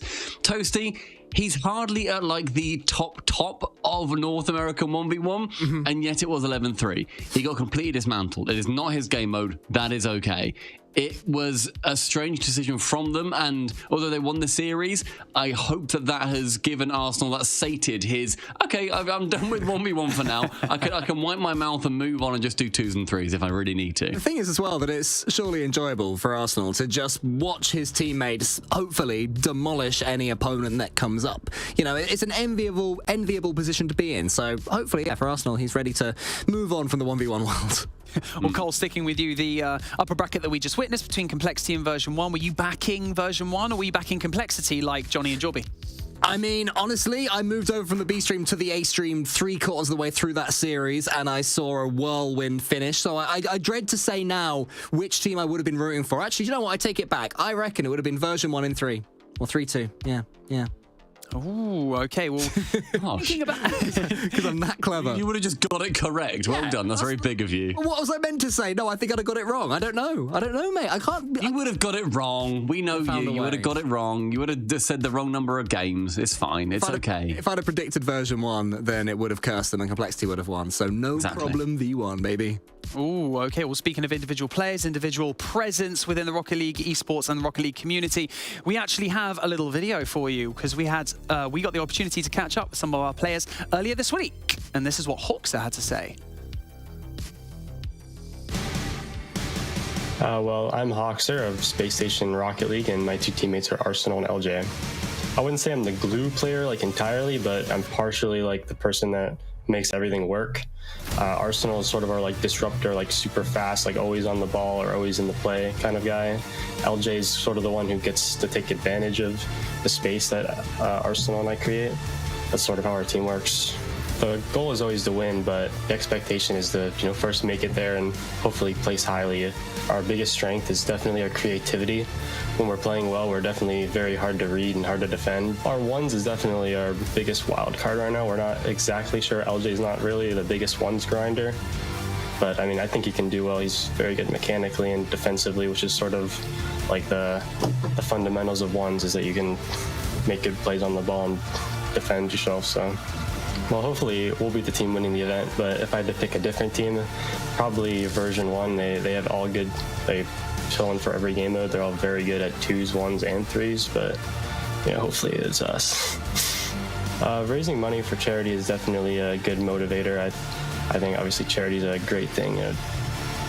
Well, whatever supporters are left for SSG, I know there's some people out there who don't love us, but the people who do, I appreciate it, and hopefully stick with us throughout the rest of the season and past that, and Gamers 8 and anything else that might come in between. So, thank you. We love you, Hoxer. Don't be so hard on yourself. What was that about? Cole, you love Hoxer. I've heard you say it before. I do love Hoxer. I mean, what he's referring to is that when they dropped Rettles, a lot of people sort of went, oh, have they done that? And then Daniel left them and everyone went, oh, this team's going to die. But so he's referring to that. So that's the not the hate, but the disagreements that he's referring to. But Space Station Gaming are a massive org and they have tens of thousands of fans. And the way they were playing earlier on against Team Axel, they've certainly won me and Stumpy over in their 3v3 prowess. They are looking every bit. Okay, they've certainly won me over. And Stumpy, I'm sure. I think you fell in love with it. Just admit it. Look, admit your Team Hoxer, your Team LJ. I hate Space Station Gaming. No, they're great. They're a team that lost a few fans because of the whole Rettles and Daniel fiascos. But I think, I completely agree. They were more fun to watch now that Daniel has gone weirdly. Yeah. Now that they've got LJ and Hoxer together, that is working better despite dropping a superstar. So it's very interesting to see what is actually going on with Space Station right now. Against G2, though, that is a very, very big mountain that they're going to have to climb. Is it that lack of expectation now, kind of? Because now you've got a team that's rebuilt. The expectation isn't necessarily as much on their shoulders. So when you see them perform well, it's that much more exciting, Cole. It's almost that. I personally believe that it's that LJ always was in this shadow of Daniel. He was brought in expecting to be as good as Daniel. Oh, you're not as good as Daniel. Oh, you played well. It's LJ's fault, blah, blah, blah. Now Daniel has moved on. They're able to actually stand in their own regard. And honestly, we're basing this on a tiny pool right now. We're seeing them played, what, 2 3v3s against Team Axel? But just based on that microcosm, it seems that there's a freedom to Space Station Gaming that they haven't had in a very long time. So hopefully they continue to build on that. And G2 Esports, what better test for them? Also, Stumpy, Hoxer seemed to back Arsenal's 1v1 prowess in that video. Would you like to rebuttal? 11-3. Yeah, just look at the numbers. Just look at the numbers, mate. 11 is quite considerably bigger than 3, unfortunately, Hoxer. But this is what I mean. I feel like there is definitely rhyme or reason for Arsenal going into that 1v1, but it also looks a little bit like it was just sort of for fun. It looked like just sort of a bit of a show match, like, oh, this will be funny. Tell Arsenal he's good and make him play a 1v1 on stream. Like, I'm sure that they were thinking, he's going to kill this. It is brilliant. And then he just gets more bloodied and bruised. And it's like, stop, please. Our theory was that it was to make it fair because Hoxer and LJ were going to do the 2s. So it's, it's only fair that Arsenal gets the 1 then. But yeah, they get the 1 alternate game modes, and they're all playing equally, and then they can all earn the same amount of money. Right. But I don't know. I want Arsenal to do a lot better. I tell you what, I want Arsenal to play in the hopeful 1v1 that we see, just so he can prove me wrong, and so that people can tell me something he was good all along, because I would love that. That would have just been the weirdest throw of all time. I mean, watch out when Stumpy wears red, everyone. It's like Tiger Woods on a Sunday. You're swinging for the masses. I can't believe it. Right, I like this energy, though. Let's keep it. But we've heard from Hoxer from Space Station Gaming, so now it's only fair that we hear from G2. Let's see what they had to say before today's match. To be honest, I, as a player, and I think our team wasn't very confident. The Gamers 8 tournament was something we've never really experienced before as a team. We didn't really know what to expect going in because we had never been to one before. The atmosphere, the location, the stage. We all really ended up liking the experience. So seeing a bunch of different regions compete in a new format like we've never seen before made it super interesting. You had no idea what was going to happen.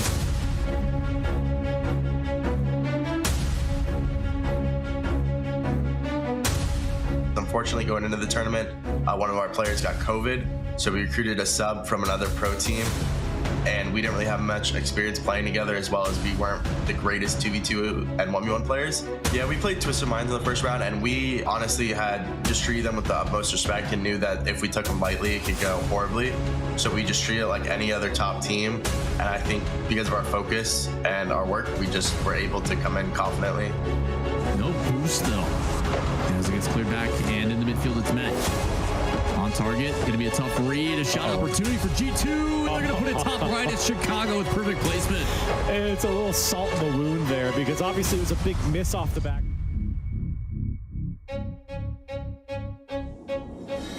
I would say us versus Luminosity was very even. I'd probably say maybe they had a little bit of the upper hand just because it was their actual team, or we might have had a sub. And they also had Atomic, who's a great ones player. But I would say it was an even match, and we definitely could have won it looking back on it. But they were, again, at the time, they were the better team, and they deserved it. And missed, trying to high wire nothing way out of here. Now only with 2 boots in the tank, and Atomic just baited him in.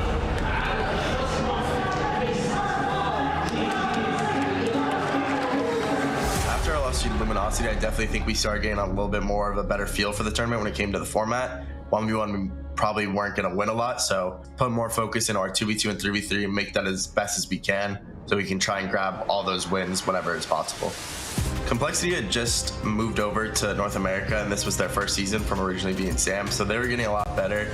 And this tournament format, they did not make Worlds, so this was kind of a huge deal for them, and they had been prepping super hard to play 1v1s and 2v2s to do extra well in this tournament, so we knew that they were going to be a little bit more prepared than us, and I think that preparation just kind of showed, and we kept it close. Keep up with the play. This one's going to be poked out to Raceball. He's got full boost now. 10 seconds left. Raceball, the hero for Complexity, over one, gets to the backboard, follow-ups there, and Complexity into the lead with 5 seconds left. Honestly, when our run ended, I was super sad because there was a lot of money to be had and a lot more competing to be had, which is always the fun part. As well as, you know, it was just a fun new tournament experience where we haven't done something like that before, so just getting to play in more matches, and especially in front of this on stage, would have been nothing but a bonus. So definitely, like I said, wasn't expecting to go super far, but was still super disappointed. I think our mindset's a lot different going into this year's tournament. We know the format a little bit better. We know to be more prepared for 1v1s and 2v2s, as well as focus on our 3v3. But the main thing is the mental resilience it takes. Being able to lose a game and win the next one and get right back up is the difference in losing series or winning series in this kind of format. So it's super important to be mentally strong and be able to get yourself right back up. I think our team is going to be super confident going into this online portion. I think it'll be tough for sure, but I think we're all confident and put in that work to get just even better at 2v2s and 1v1s. And then once we get to that point, I definitely think we'll be a threat when it comes to winning the LAN. Chicago from G2 there. Tense music. I have to say, I thought that James Bond was going to come flying through in an Aston Martin at some point in the beginning of that video. Not with the best performance, I have to say, coming into Gamers 8. Cole, yeah. As always this year. I mean, I think that it goes to show how good the production is, that I am, you know, I've got goosebumps. I'm hyped up for a team that ultimately finished 13th to 16th. I'm like, yeah, let's see that documentary, the G2 run from Gamers 8 2022. Wild stuff. But yeah, they'll be a lot better this time around. And it's good to see that they are taking into account the fact that it's not just threes. I can see why G2 at that time, I mean, I'm going back in time in my mind, but I think they were either major holders or had won 2 majors ago. I think it was just after spring and they won winter, so they'd recently won a LAN in 3v3. They would have been super ultra confident, and now they're coming into this one maybe a little bit more humble and trying to figure out the other game modes around it. Well, they'd won Winter's LAN, and then there was this spring major, which then they went out before the crowd days. So they had their weird, like, Up, down, good, up, down thing. bad, but then they also then had another bad at the Gamers 8. Then they had a good to the finals of the World Championship. So fun for them. But yeah, like I say, I'm happy that they're actually focusing and thinking, right, this is good. It's going to be taking place, after Worlds is happening as well. We have got time to practice for this properly. So yeah, very interesting. Oh, I'm just thinking, Drive to Survive Rocket League Edition or Fly to Survive. Anyway, predictions. I'm going to dive to both of you very, very quickly. Stumpy, actually, I'm going to kick things off with you. Predictions for G2 versus Space Station. Space Station Gaming and Arsenal wins the 1v1. Oh, I love it. Yes, slating him and now backing him. Let's go. Go on, Cole. Space Station Gaming and Arsenal loses the 1v1. Oh, I love this. I love a butting of heads in the virtual studio. It's amazing. It brings out the worst in people. Let's go. Right, we are going to dive into our next match of the day. It is G2 versus Space Station Gaming. And we've got Johnny and Jorby sitting in the caster seats. Let's go, guys. Thank you so much, Banks. Appreciate it. G2 versus Space Station about to get underway. And G2 is OpTic playing against Cosmic in the 1v1. The only time we saw him play 1v1 in the tournament today. Possibly up against Arsenal in 1v1, but we got a lot of 3v3 and maybe some 2v2 to get going before we get there, Johnny. Yeah, for some reason, I feel like the 1v1 might be game 4 in this series. I think either team is picking 2v2 if it comes to, being the team to choose the game mode for game 2. That's going to be the loser of game 1 that picks that game mode for the second game. So, yeah, G2 Space Station, I think you've got to go G2 here. I think, they are the better 3v3 team, and we're gonna have 3 games of 3v3. Oh, that's a great save, but not good enough. JNaps puts in the first goal.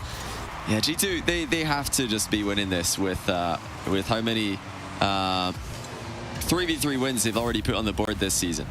Yeah, I mean, it's got to be difficult for Space Station, right? You have to replace Daniel with Hoxer. They're still trying to find their way with this new team, and then you just have veteran G2 standing in the way. It really can't... It doesn't get much more difficult for Space Station, and G2 already getting that first goal, setting the tone, just like G2 did last time against Koi. Space Station, they do have some long-time players on the team, Arsenal specifically, but... they're going to need that full team effort here against G2. And remember as well, the loser of this match will be playing again later today to try and qualify for Gamers 8 through the lower bracket against OpTic Gaming. So I know that there's a lot of fans who are hoping to see a Space Station versus OpTic in the lower bracket, not just G2 fans who would know that would also mean G2 have already qualified, but I think OpTic fans as well, they would love a piece of that with a history between Rettles and Arsenal. Who knows, maybe Rettles would ask AJ, give me the controller, let me take on Arsenal in 1v1. This is personal. That might be the one we see him play on. The pass from LJ, so close to connecting. It was just a little too tight. Now this pass, a weak shot from Arsenal with no boost. He side flipped into the ball, got no power on it, and G2 get out. Yeah, it's promising signs from Space Station that they can fight for the midfield against G2, who swarms so many of their teams they go up against these days. Still, just so far from basically what I've seen, just more confident that G2 are going to be the team to come out on top here. Space Station have got LJ, the 2v2 world record MMR holder, but I don't know if that's going to be enough against a team who are so good in 3v3 and also have OpTic in form. OpTic was fantastic earlier on today against 1v1 main, getting a win to help G2 sweep their opening match. I mean, LJ being high in that 2's MMR, getting the world record, as you said, I mean, it only takes you so far because you also got to deal with Chicago and OpTic in the 2v2, and it's just going to be difficult no matter which way Space Station decide to swing it. They've had issues generating offense. They've been able to handle business on the orange half, keep the ball out. They have a little bit of pressure, a decent try from LJ, but turned away. Now Arsenal's slowing it down. And a good try there for Space Station, but G2 do get another clear. Yeah, composed defense there from Chicago in a 1v2. Just took his time, got goal side, and very quick play from JNaps in the follow-up as well. This is all looking good for G2 here. They've got their usual gameplay fully functional, but the question from G2 this season and this year has been about consistency and, probably more importantly, mechanical consistency. I think they, right now, are looking brilliant in that aspect. Again, Chicago too quick for Space Station. The near post keeps Space Station at a 1-goal deficit.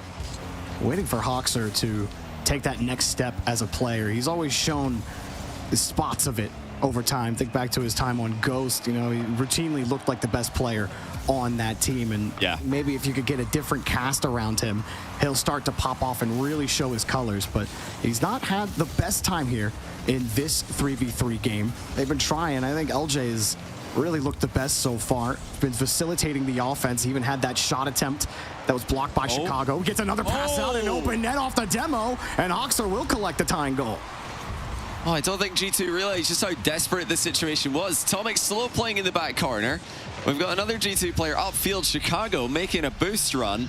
And JNAP's got sniped. 1-1, Space Station puts it together. All you need is that one try. The demos come out for Space Station. And LJ getting deleted already off the bat. Arsenal slowing it down. Taking his time with the space. He actually chips it over one. And G2, the chips start to show.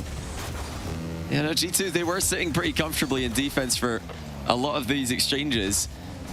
But that one demo has suddenly put Space Station in an advantageous position. Now G2 are panicking, double commit the near post. Last man, JNaps makes the key save. Chicago is there to follow up. He doesn't get the reset right. Jumped a bit early there, actually jumped off the ball instead of flipping into it. Space Station are all over them. Another challenge in front. Oh, high ball for Hoxer, wanted to keep it close. Drilled that ball away for Chicago. LJ underneath, forced to commit from G2, who just keep having to dive in front of their box for a save. Now Arsenal actually made that work over to Hoxer, but JNaps did enough to break up the passing play. Is it enough for G2, though, to breathe a little bit? Space Station grabbed the ball again. G2 start to get a couple more touches. And Space Station slowly losing it. A massive double commit leaves the net. What? No way! What? You can't go and miss that! Chicago has just missed a wide open net. What on earth was that? Whoa. G2, Chicago, he doesn't miss those. I guess Sathu's gonna have to give him a talking to after that. What in the world? I mean, G2 shooting has plagued them at times. Surely not again. Oh my goodness, Chicago hit the post again. But this time he barrels through the ball, and it turns out to be a good finish. Straight off the kickoff, Chicago has a chance to redeem himself. And I suppose he does. I mean, he kind of redeemed himself there. Not the most confident shooting by G2, but they've got the job done in game one. Look, I'm convinced that, you know, as long as you get the follow-up afterwards, if you make up for your own mistake, it doesn't matter. No one's ever going to remember that open net miss, Chicago, except for me. I'm going to remember. But a scary moment there for G2. All I'm saying is, I don't think he tried to double tap it off the near post there. I'm pretty sure he was just trying to score. But you know, that's a good thing about aiming near post, is if you do miss, then it is possible to rebound or even land on the ball. His first miss, he hits it towards the far post bottom corner away from Space Station. So when he misses, the ball just clears itself. Here it is again. I mean, Chicago, wide open net there. He had boost. He had all the time in the world, and he just completely beamed it. Gets the winning goal. That's going to settle any potential awkward nerves he might have been feeling there before game two, which I think he might be playing it. I think Space Station probably picked twos here. Yeah, I don't see any ones option for any decent ones option against Atomic. No, Arsenal? No? You know, I mean, losing 11-3 to Toasty is it's not something I want on I'm my going to defend Arsenal for a minute here. Listen. Okay. He's getting destroyed by Colin Sumpy for losing 11-3 to Toasty. Those scorelines, they do happen sometimes in 1v1. It's not completely out of this world to lose by scorelines like that. So I think, you know, you can't judge a player like Arsenal off one game, and you know, if he's been the player practicing 1v1s for this tournament, and Hoxer and LJ have been practicing twos for this tournament, I don't think you change your ones player just because of one game. I hope that they stick with it if we make it to game 4 to see the 1v1. Right now we do have 2v2 on your screen, as we were expecting. This is more comfortable game mode for both of these teams. Will LJ, the world record holder for 2's MMR, team up with Hoxer to take down a proven duo of Chicago and Atomic? You know, Chicago going to start off here and just trying to get some kind of rhythm set up. Atomic next up has to buy some time for Chicago, but plenty of space as Hoxer up for the challenge. Atomic underneath him, got the catch and turns away on the challenge, trying to keep possession. It does force, or LJ does force them back with Good protection on the ball. You know, 2s, you get punished a little more often than 3s for letting go of a touch. You got to be careful deciding when you decide to give another team possession and when decide to turn up the aggression. Can't all be one or the other.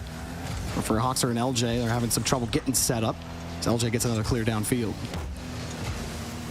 Yeah, G2 playing a pretty safe style so far, both behind the ball, but sort of Space Station Gaming. I've got a chance to cast LJ in some high-level 2s lobbies recently, and he actually turned out to be one of the more aggressive players out of all the top players in NA. You know, when you look at Daniel in Beast Mode in 2s, First Killer, LJ, I think Chronic was also involved.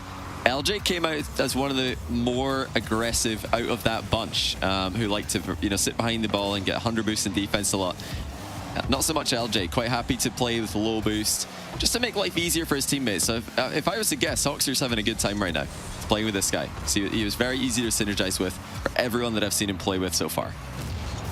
Well, they're still sticking to that safe rotation, but they've been losing this battle in the corner for possession. Well, Hoxer does get the boost spawn and a great clear. Chicago is sitting on the far side. Has to rotate out. Hoxer, 1v1 chance against Chicago, but Atomic coming back in, helping him out in Chicago.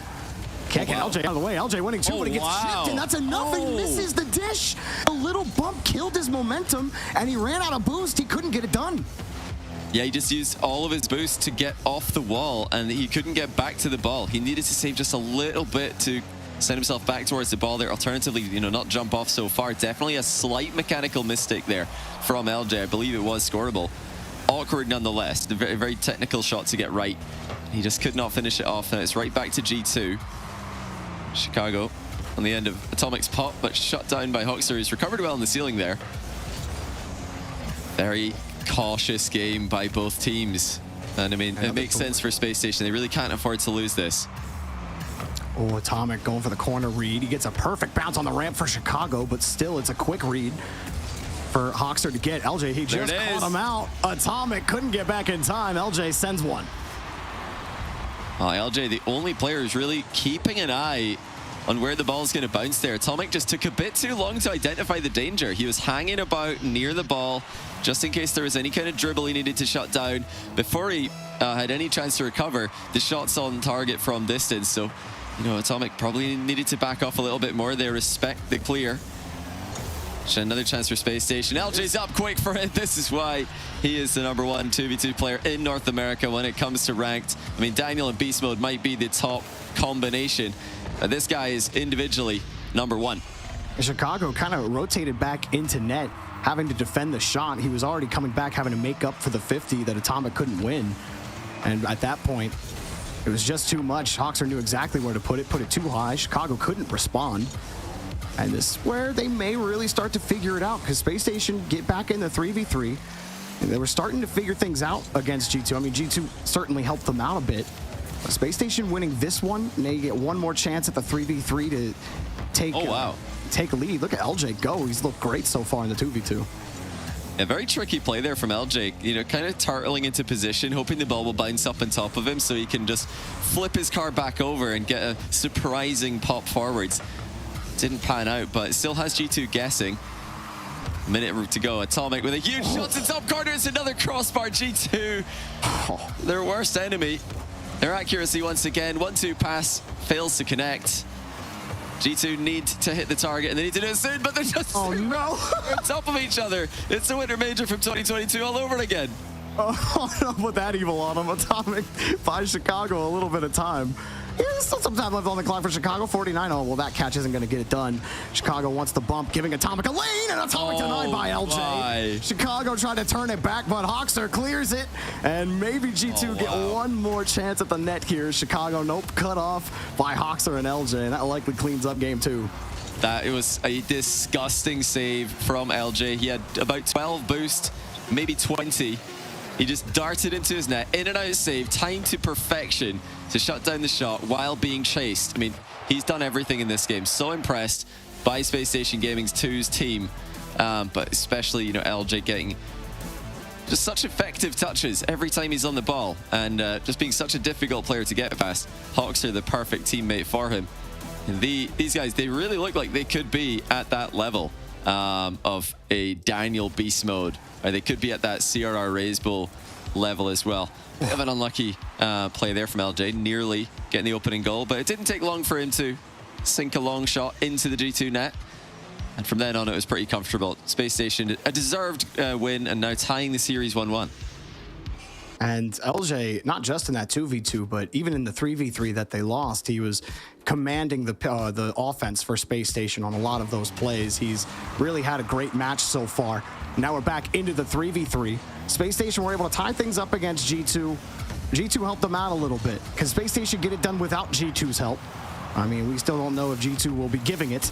We'll find out. Right now, Space Station, they have a big chance to really make G2 sweat. But that's a big demo from LJ, preventing the shot on net. One comes anyway, turned away to the side by Arsenal.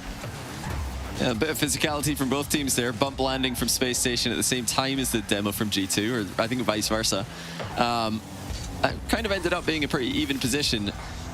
Yeah, G2, like Chicago said in the pre-match interview, have had a bit more time to figure out how to manage their temperament in these games, in this format.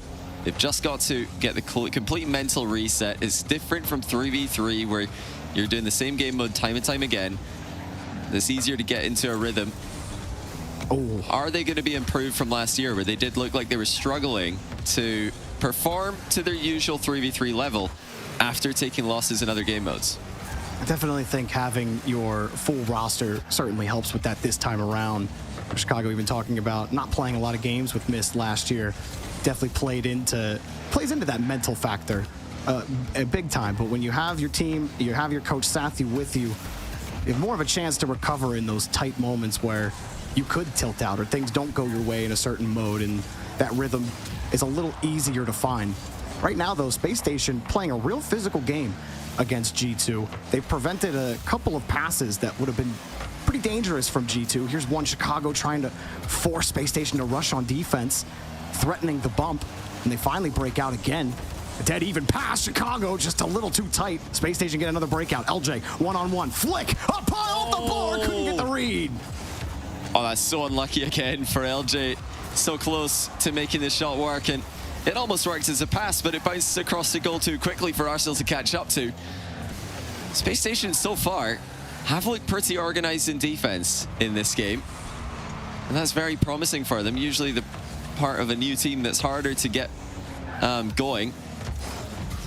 A big touch in the corner by Atomic, and I don't think anyone saw that one coming from Space Station. Lots of space for Atomic now to make a solo play work. It looks like it's just gone a bit too far wide to really be a threat to Space Station. We're quite happy to leave in the corner. G2 again collide, bit awkward as they trip over each other for the second game in a row. They always seem to have a tight rotation. Like, I feel like they bump into each other more than all other teams. It's not even been a while since I've seen them do that, even outside of this tournament. But they still find a way to recover on most of those. I don't feel like they get punished nearly as much when those plays do happen, but I do think it's a product of how tightly they play together. You've seen second man especially really play tightly up close. Third man is playing wide and out to the side rather than back beyond midfield, and that can create some interesting rotations backwards. It can also put you in some trouble against a team like Space Station, who have proven to be very physical. That G2 haven't been, but Atomic just lets that ball roll off his hood. And Space Station again, excellent job managing on defense, not allowing too much pressure, although they have to pull off quickly as Chicago's double taken away. Oh, really nice cut there in the midfield by Arsenal. Realized that the clear was going to be intercepted, so he made sure to get there first. Space Station survived yet another G2 offensive surge, but it's not done. Chicago fires down. A bump on the goal line sends the ball into the post. But once again, G2 just can't get the ball in between the sticks. It's been a problem for them all year, and it continues to plague them every now and then. Accuracy in the final third, not quite good enough for G2. Is it enough for Space Station to punish LJ? Quick on the ball in midfield. And Arsenal was planning for that ball to come back across, so Oxer now has to buy time for Space Station to get back. And they do. Arsenal and LJ working to get the ball downfield. LJ a close touch, sizing up his opposition in midfield.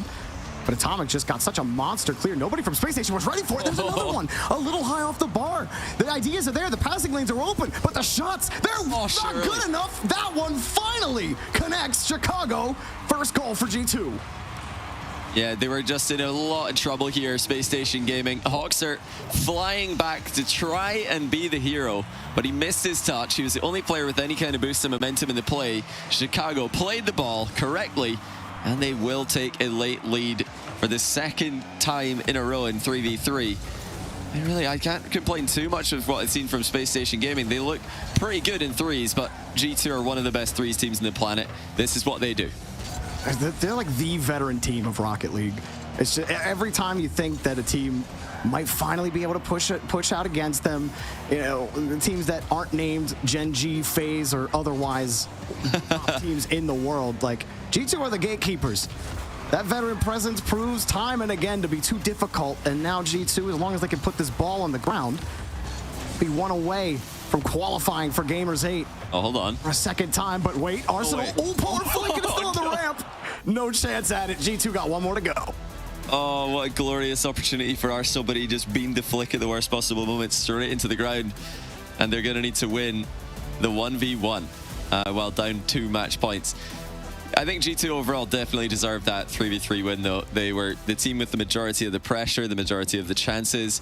And although Space Stations, you know, they had their looks here and there, and I've got to keep saying, I love this new look LJ. The LJ is kind of just the boss of the team now that Daniels vacated that spot. I think he's looking very dangerous and playing with authority on the ball.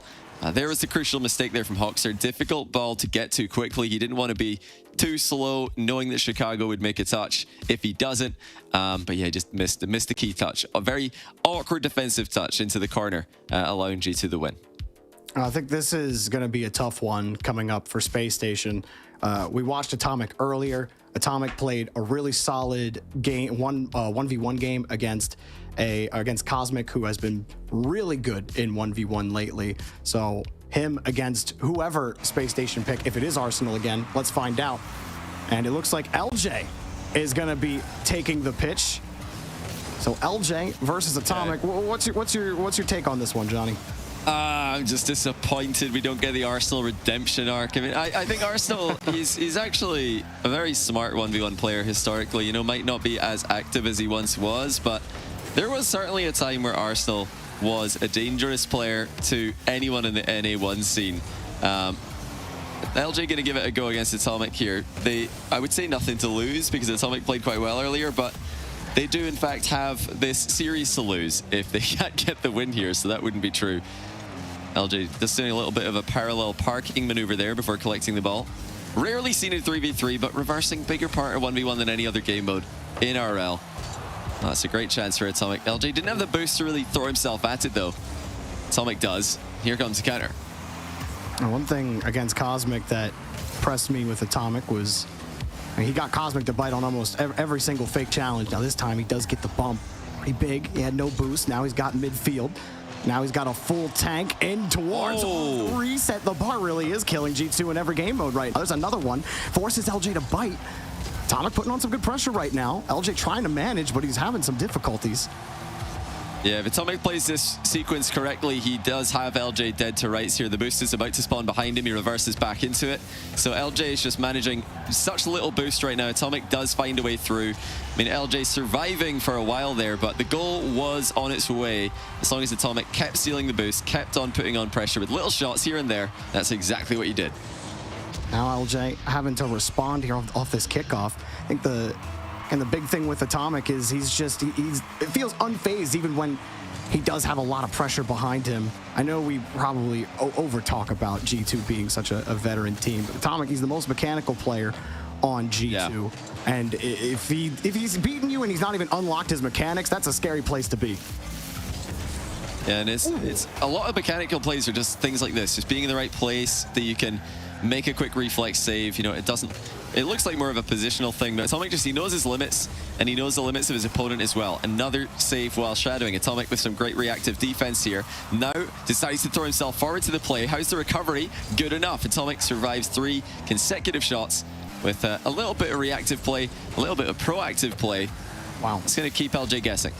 Really tight. No one leaving the play early to go get a canister. Everyone relying on, or both players relying on pads with how close it was playing. Atomic didn't take himself out of the rotation. Worked well to get out on defense. Now he's got to pop up here. See where LJ's going to go with it. Atomic forced him to the air again. Enough challenge from LJ, but he's out of boost. He's got to manage the ball. And he's got the boost and the ball now. Atomic, though, full tank to defend him. LJ on the reset. Atomic gets the block. The man can't be beat on defense. Now he flips in front. Got the pad, the recovery. The shot. It's too high. He cannot hit. He can't hit under the bar. He's conceding as well. He just took a second shot out of rage, and LJ walks it in. Oh no. Atomic did so well. He had the defensive pre-jump, the counter-attack with a quarter flip to set himself up, but he hits the bar, and then instead of just playing the ball to a safe location, he overextends with a very ill-advised angle shot and has conceded. We've got another low-scoring game here. Space Station and G2 go to the break. Yeah, you'd think we were in a 3v3 almost, but Daniel Raisbull was also 2-1. That had me scratching my head. Here we go again. Atomic on the catch, wants his boost. He's over LJ. This one might be in. No, LJ follows through him. He wasn't over him at all. LJ was sailing right underneath him. And LJ now trying to move. Almost got that recovery in time, but he still forces it through Atomic. Can he get around the ball in time? A little tight. Oh, he tried to squeeze it. Too risky, but is it risky? Atomic had no boost. He had to go back. LJ can recover. Wait, one more, Johnny. Here comes Atomic. Resets there. Tried it on the 50. Now LJ gets the break. That should be it right there. Goal for LJ. You know, this is where it's starting to fall apart for Atomic. You know, I think he played a great counter-attacking style against Cosmic earlier on today. He punished Cosmic for overextending, but now that he's the one who has to go forward, you can just see that he's not quite as familiar with these positions. He doesn't know if he should be going all in, if he should be shooting, or if he should just be playing for a long-term advantage. And those, you know, kind of weaknesses are starting to show. He might have the kickoff goal, though. He does. We've got another tie game. Atomic pushes the ball around the inside of LJ's shoulder. It's a great strength there with the 50-50. We are even again. Well, just when you thought LJ finally built up a little bit, that's the fun of 1v1. Even if he goes up another on that kickoff, still a minute 15. And plenty of time. This time the kickoff straight neutral. Oh, look LJ at this. Just made it all his. Ends it full, and there we go for LJ. That's a fantastic shot from LJ. He had to beat Atomic to this. Atomic was just a split second later to the ball. LJ sinks it just underneath the crossbar. He needed to be so quick with that one. It's a counter kickoff goal from LJ. They both had one on each other back to back. Now LJ's going to wave dash off the landing to take control in the back corner. Lovely adaptation there from LJ. Just controlling the play beautifully, and he has sunk the open net. Atomic again overextending an attack. LJ just a bit too consistent. Now it's just about managing this next kickoff and beyond for LJ. Hey, we've been talking, you talked, Johnny, about how you've been impressed with him in this series so far. And he comes in on the 1v1 against Atomic, who looked solid earlier. Built up this 2-goal lead. Love that. Atomic on the kickoff, can't take it away. It's a big time for LJ to give his team one last chance for qualification. And uppers, and he can't make the grab. Atomic, one left to go.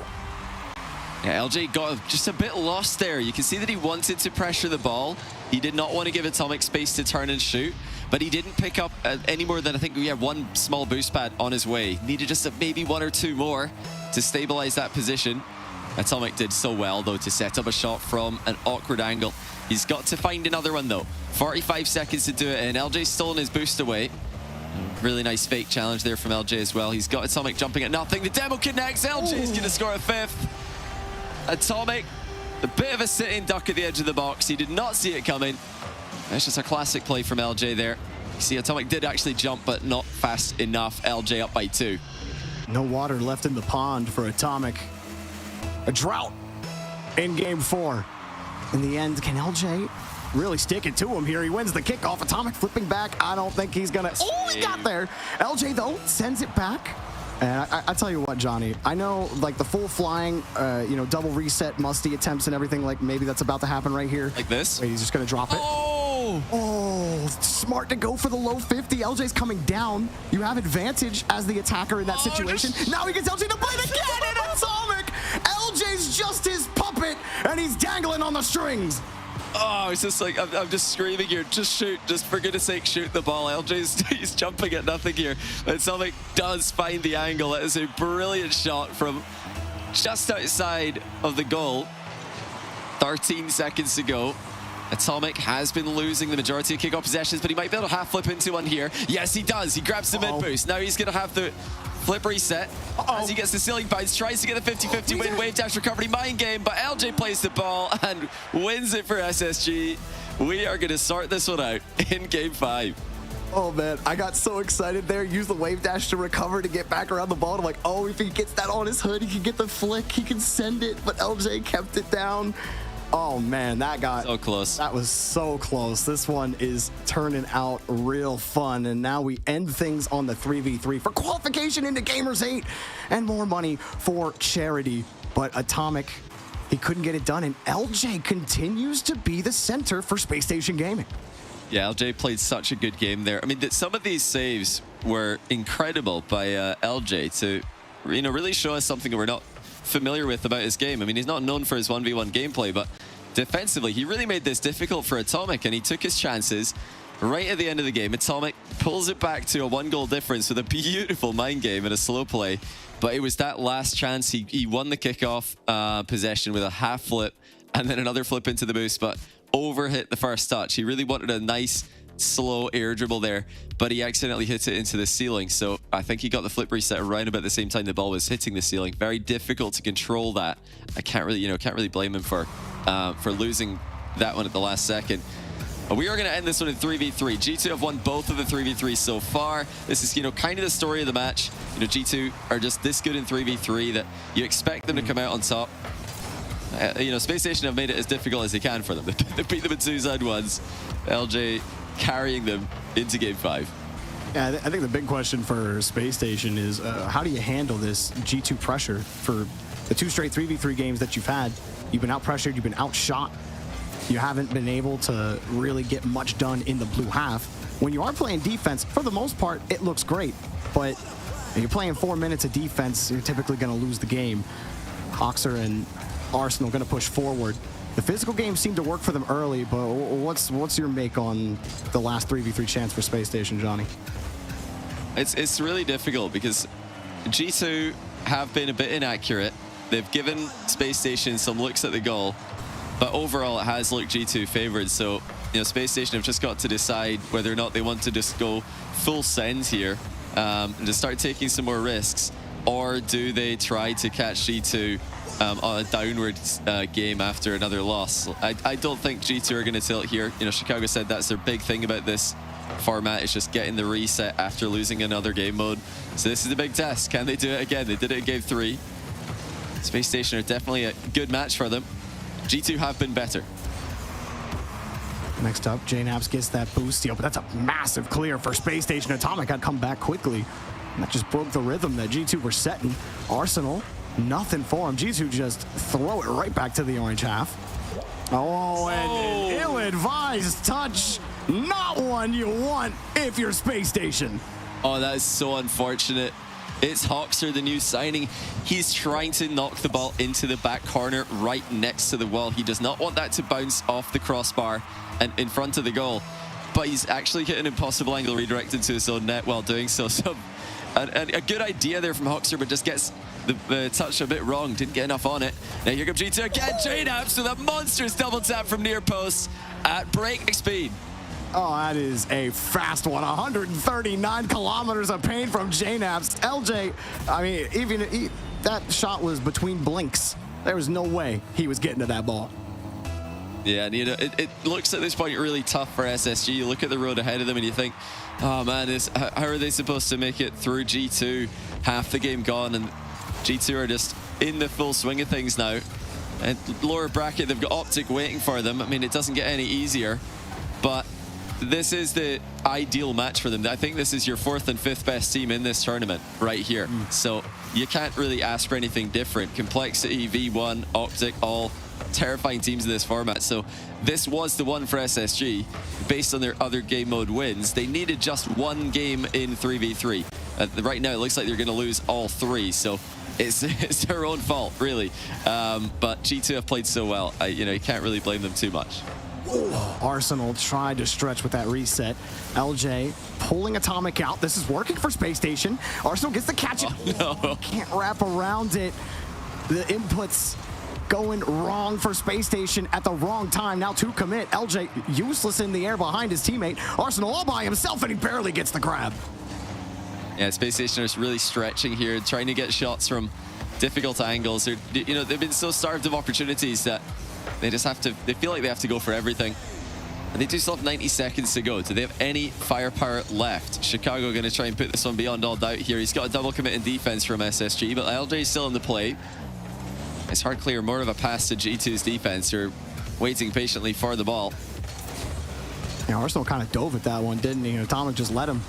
Easy full field clear for Atomic. Oh, Hoxer lets it drop. The ideas are there. But then that final execution, either the shot's weak or they can't actually get it on target. And G2 have been double committing in front of the net. But Space Station, the rotation has not allowed them to punish those mistakes, even if a double didn't really lead to an opening. Oh, that's a great pass. But they save it anyway. Here comes another one. Maybe they get this across. It's a bit awkward for JNAP. Pre-flip to get the block. He does push LJ off the ball, but everyone from Space Station was beyond the midfield line. That's not going to get it done. Chicago drops it straight down, and G2 clean up game 5. SSG, they had pressure, but they backed off.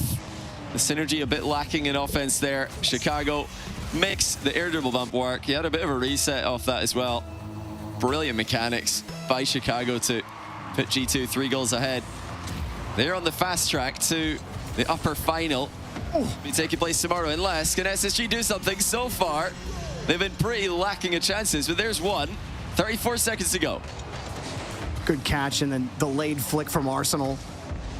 Not even a bad recovery there from Atomic. But let's see what happens here on the kickoff. This is crunch time. You want it goal, with at least 15 seconds left. That gives you a chance for one, maybe 2 tries with time, or really just one solid try with time on the clock. Wait. It's happening, bro. Wait. Actually, what? Actually a 6-second goal off the kickoff. What a bounce. Oh, what speed by Hoxer was just too fast. JNAPS was not up in the air slowly for that one, but he misread it. And Hoxer snipes LJ, who's there to make the goal a bit bigger. 28 seconds is a long time. Now they're just 1 goal back. This is like 4 chances maybe if they can get the ball. Oh, Atomic. Not a lot of boost here, but he's actually over 1. And Hoxer last man back for Space Station. LJ coming in the rear. Do they have it here? LJ going close against the corner. Oh, that was a nasty double attempt, but he couldn't get power. He really didn't make contact at all. Now one more chance for Space Station. Arsenal back in front of the ball. Got the 50. LJ sizing it up. No time left. LJ on another 50. Up high for Hoxer. It's got to be Arsenal. He's got to buy time. LJ on the far side. Hoxer getting underneath. Reset. LJ barely gets there. They're racing back. This is looking this is looking harder rather. Off the ceiling. LJ. That one looks like it's on the ground. G2 qualify for Gamers 8, moving on, and Space Station fall to the lower bracket. Oh, valiant effort from SSG. They had the 2v2 win. They had the 1v1 win. But unfortunately for them, despite 3 tries, they just cannot beat G2 in 3v3. I mean, this is just a very G2 series, isn't it, in this format? They're a 3v3 team through and through. But, when you got 3 teams that this format's made for, and then a team like G2, yeah, they're just likely to make it through, aren't they? Definitely, I think, the easier side of the bracket based on what we've seen so far today. But they've definitely deserved top 4. G2, they've beaten their main competition on this side of the bracket, SSG. They beat Koi earlier on as well, who I believe have advanced to the lower bracket quarterfinals. So both of the teams from this side of G2's bracket that have made lower bracket round 2, G2 sent them there, so they've deserved top 4. How far can they go? We'll find out tomorrow, but they have qualified for Gamers 8. Awesome job by G2 Esports. Absolutely. Space Station, they still have a chance in the lower bracket, but I am curious what the desk thinks, what Banks thinks. Let's head back to them and talk to our analysts. Curious what I think? I'll tell you what I think. I think that sometimes accents just have this way about the way that they hit your ears, your sense of sound. And I think that if I could permanently change my accent, I would change it to a Scottish accent. Cole, what would you change it to? I love it when he's muted, Stumpy. It's just That's my favourite accent that Cole's ever done. Just complete silence. I agree. That was lovely. I changed it to probably Cole's accent just then. Hi. Yeah. There he is. Oh, can you hear me now? I can. There you go. Yeah, I didn't change anything. I'm whatever, mate. Oh, what was your witty answer to Banks' great question? I was sticking up for Jorby because you were going like, oh, if I could change my accent, there's a beautiful, softly spoken American voice in there as well. And then, oh, hey, oh, come, Johnny boy. I would have, no, but Jorby's American. It's a very specific American. You'd pick American over Johnny Boy's dulcet Scottish tones. I'd pick Johnny Boy over, no, Jorby over Johnny Boy. Jorby Boy over Johnny. Banks, this isn't going to win. Right? We need to move on. We're going to keep going with this into the night, mate. Abort. Stumpy, did that series meet your expectations? We've said that G2 have the ability to beat anyone on any given day if they're in good form. Seemed like they were just then. And if they get to play 3v3, the fact that they lost the 1v1 and they lost the 2v2, but my God, a G2 a 3v3 team. Johnny Boy said it. It's the most G2 win they could have probably had. They made sure that, you know, although that they ended up losing the 2v2 versus LJ and Hoxer, and then LJ hopped in for that 1v1, and Johnny Boy is a fervent Arsenal apologist in 1v1, I heard as well. Yeah. He made sure to basically tell me, Stumpy, you're an idiot. He is pretty good, you know.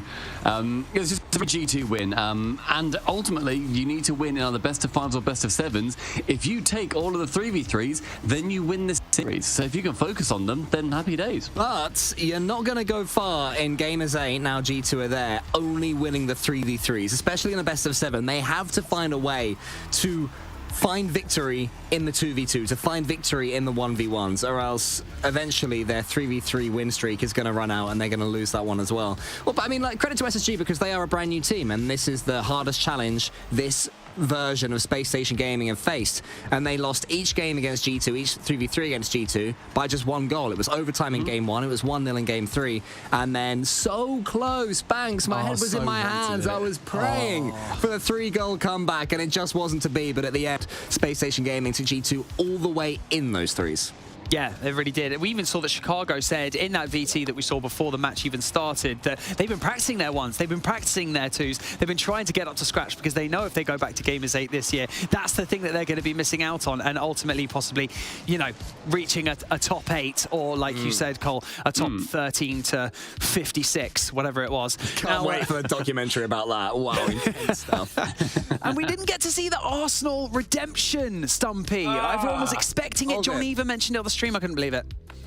I know, but right, they're still playing in the lower bracket quarters, all right? They're playing later today versus OpTic. I want to see Arsenal versus AJ, all right? That's all. Or OpTic or Arsenal versus Rettles. Some kind of grudge match needs to happen, but whatever it is, Arsenal, I'm sorry I had a go at you. Please get back on the pitch. I need to see what you're capable of. I like how also we're assuming that AJ will step aside for Rettles for the storyline. You know, sure. If he doesn't, he's boring. Sure, we can all become millionaires of this tournament, but come on, it's a story, isn't it?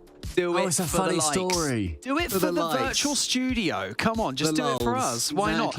We've got an updated bracket for you that we're going to bring up on your screens very, very shortly, and that updated bracket looks like this. G2 taking out Space Station Gaming. G2 and version 1 are both now guaranteed spots at Gamers 8. Reaching that upper bracket final means that they have guaranteed their spot. They are 2 out of the 4 teams, so now it's down to the lower bracket to decide who are going to be your 2 remaining teams that are going to make it all the way through to Gamers 8. And on your screens right now, this is what we're going to have today. 2 remaining matches today. Complexity Gaming versus Koi and Space Station Gaming versus OpTic to round out the evening.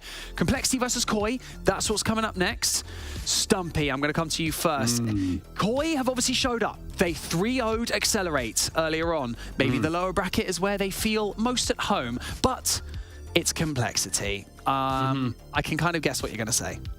Complexity are just sort of literally better at Rocket League, unfortunately, for Koi. Sort of Sometimes literally. it just comes down to that. Koi have put forward a brilliant performance so far. I saw Sosa tweet earlier saying, one more win. You know, we get this one, then we're one step closer to getting through to that lower bracket final, then we'll be able to go to Gamers 8 and represent.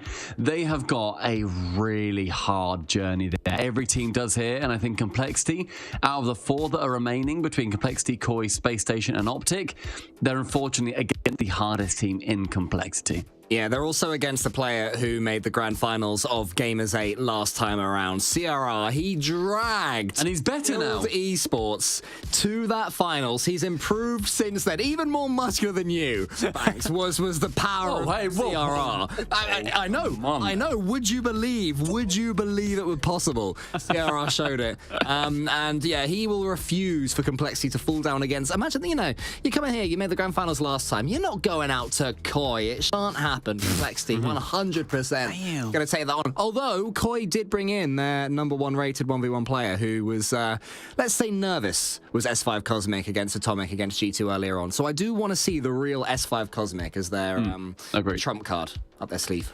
You two really don't hold back, and I absolutely love it. With that being said, it is even time. stronger. Well, it's time. Stronger than you. It's time to say goodbye to you two. I'm really sorry, but get out of my virtual studio, get out of my spaceship.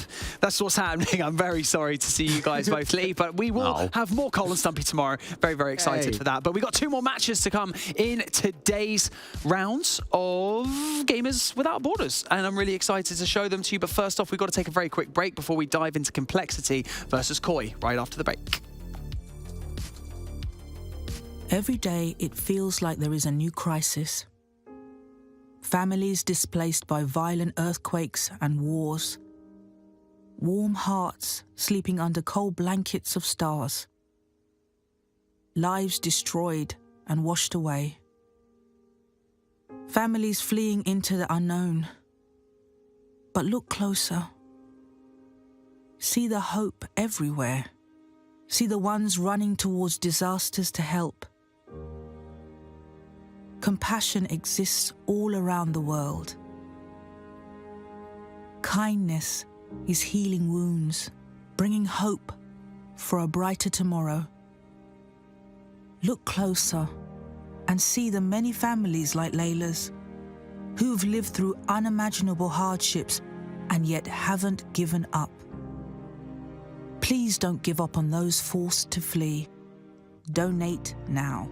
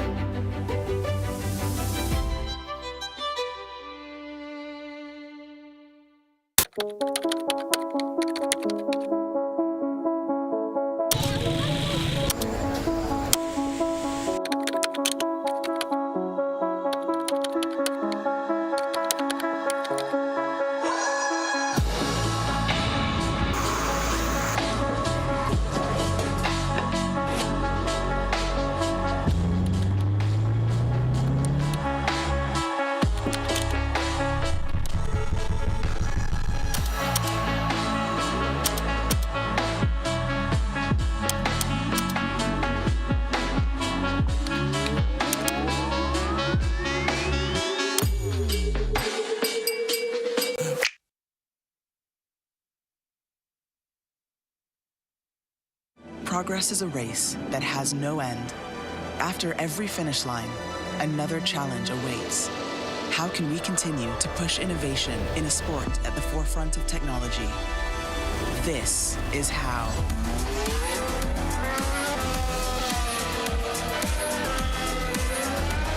Discover how Aramco and the Aston Martin Formula One team aim to meet Formula One's sustainable fuel targets. Aramco, powered by How.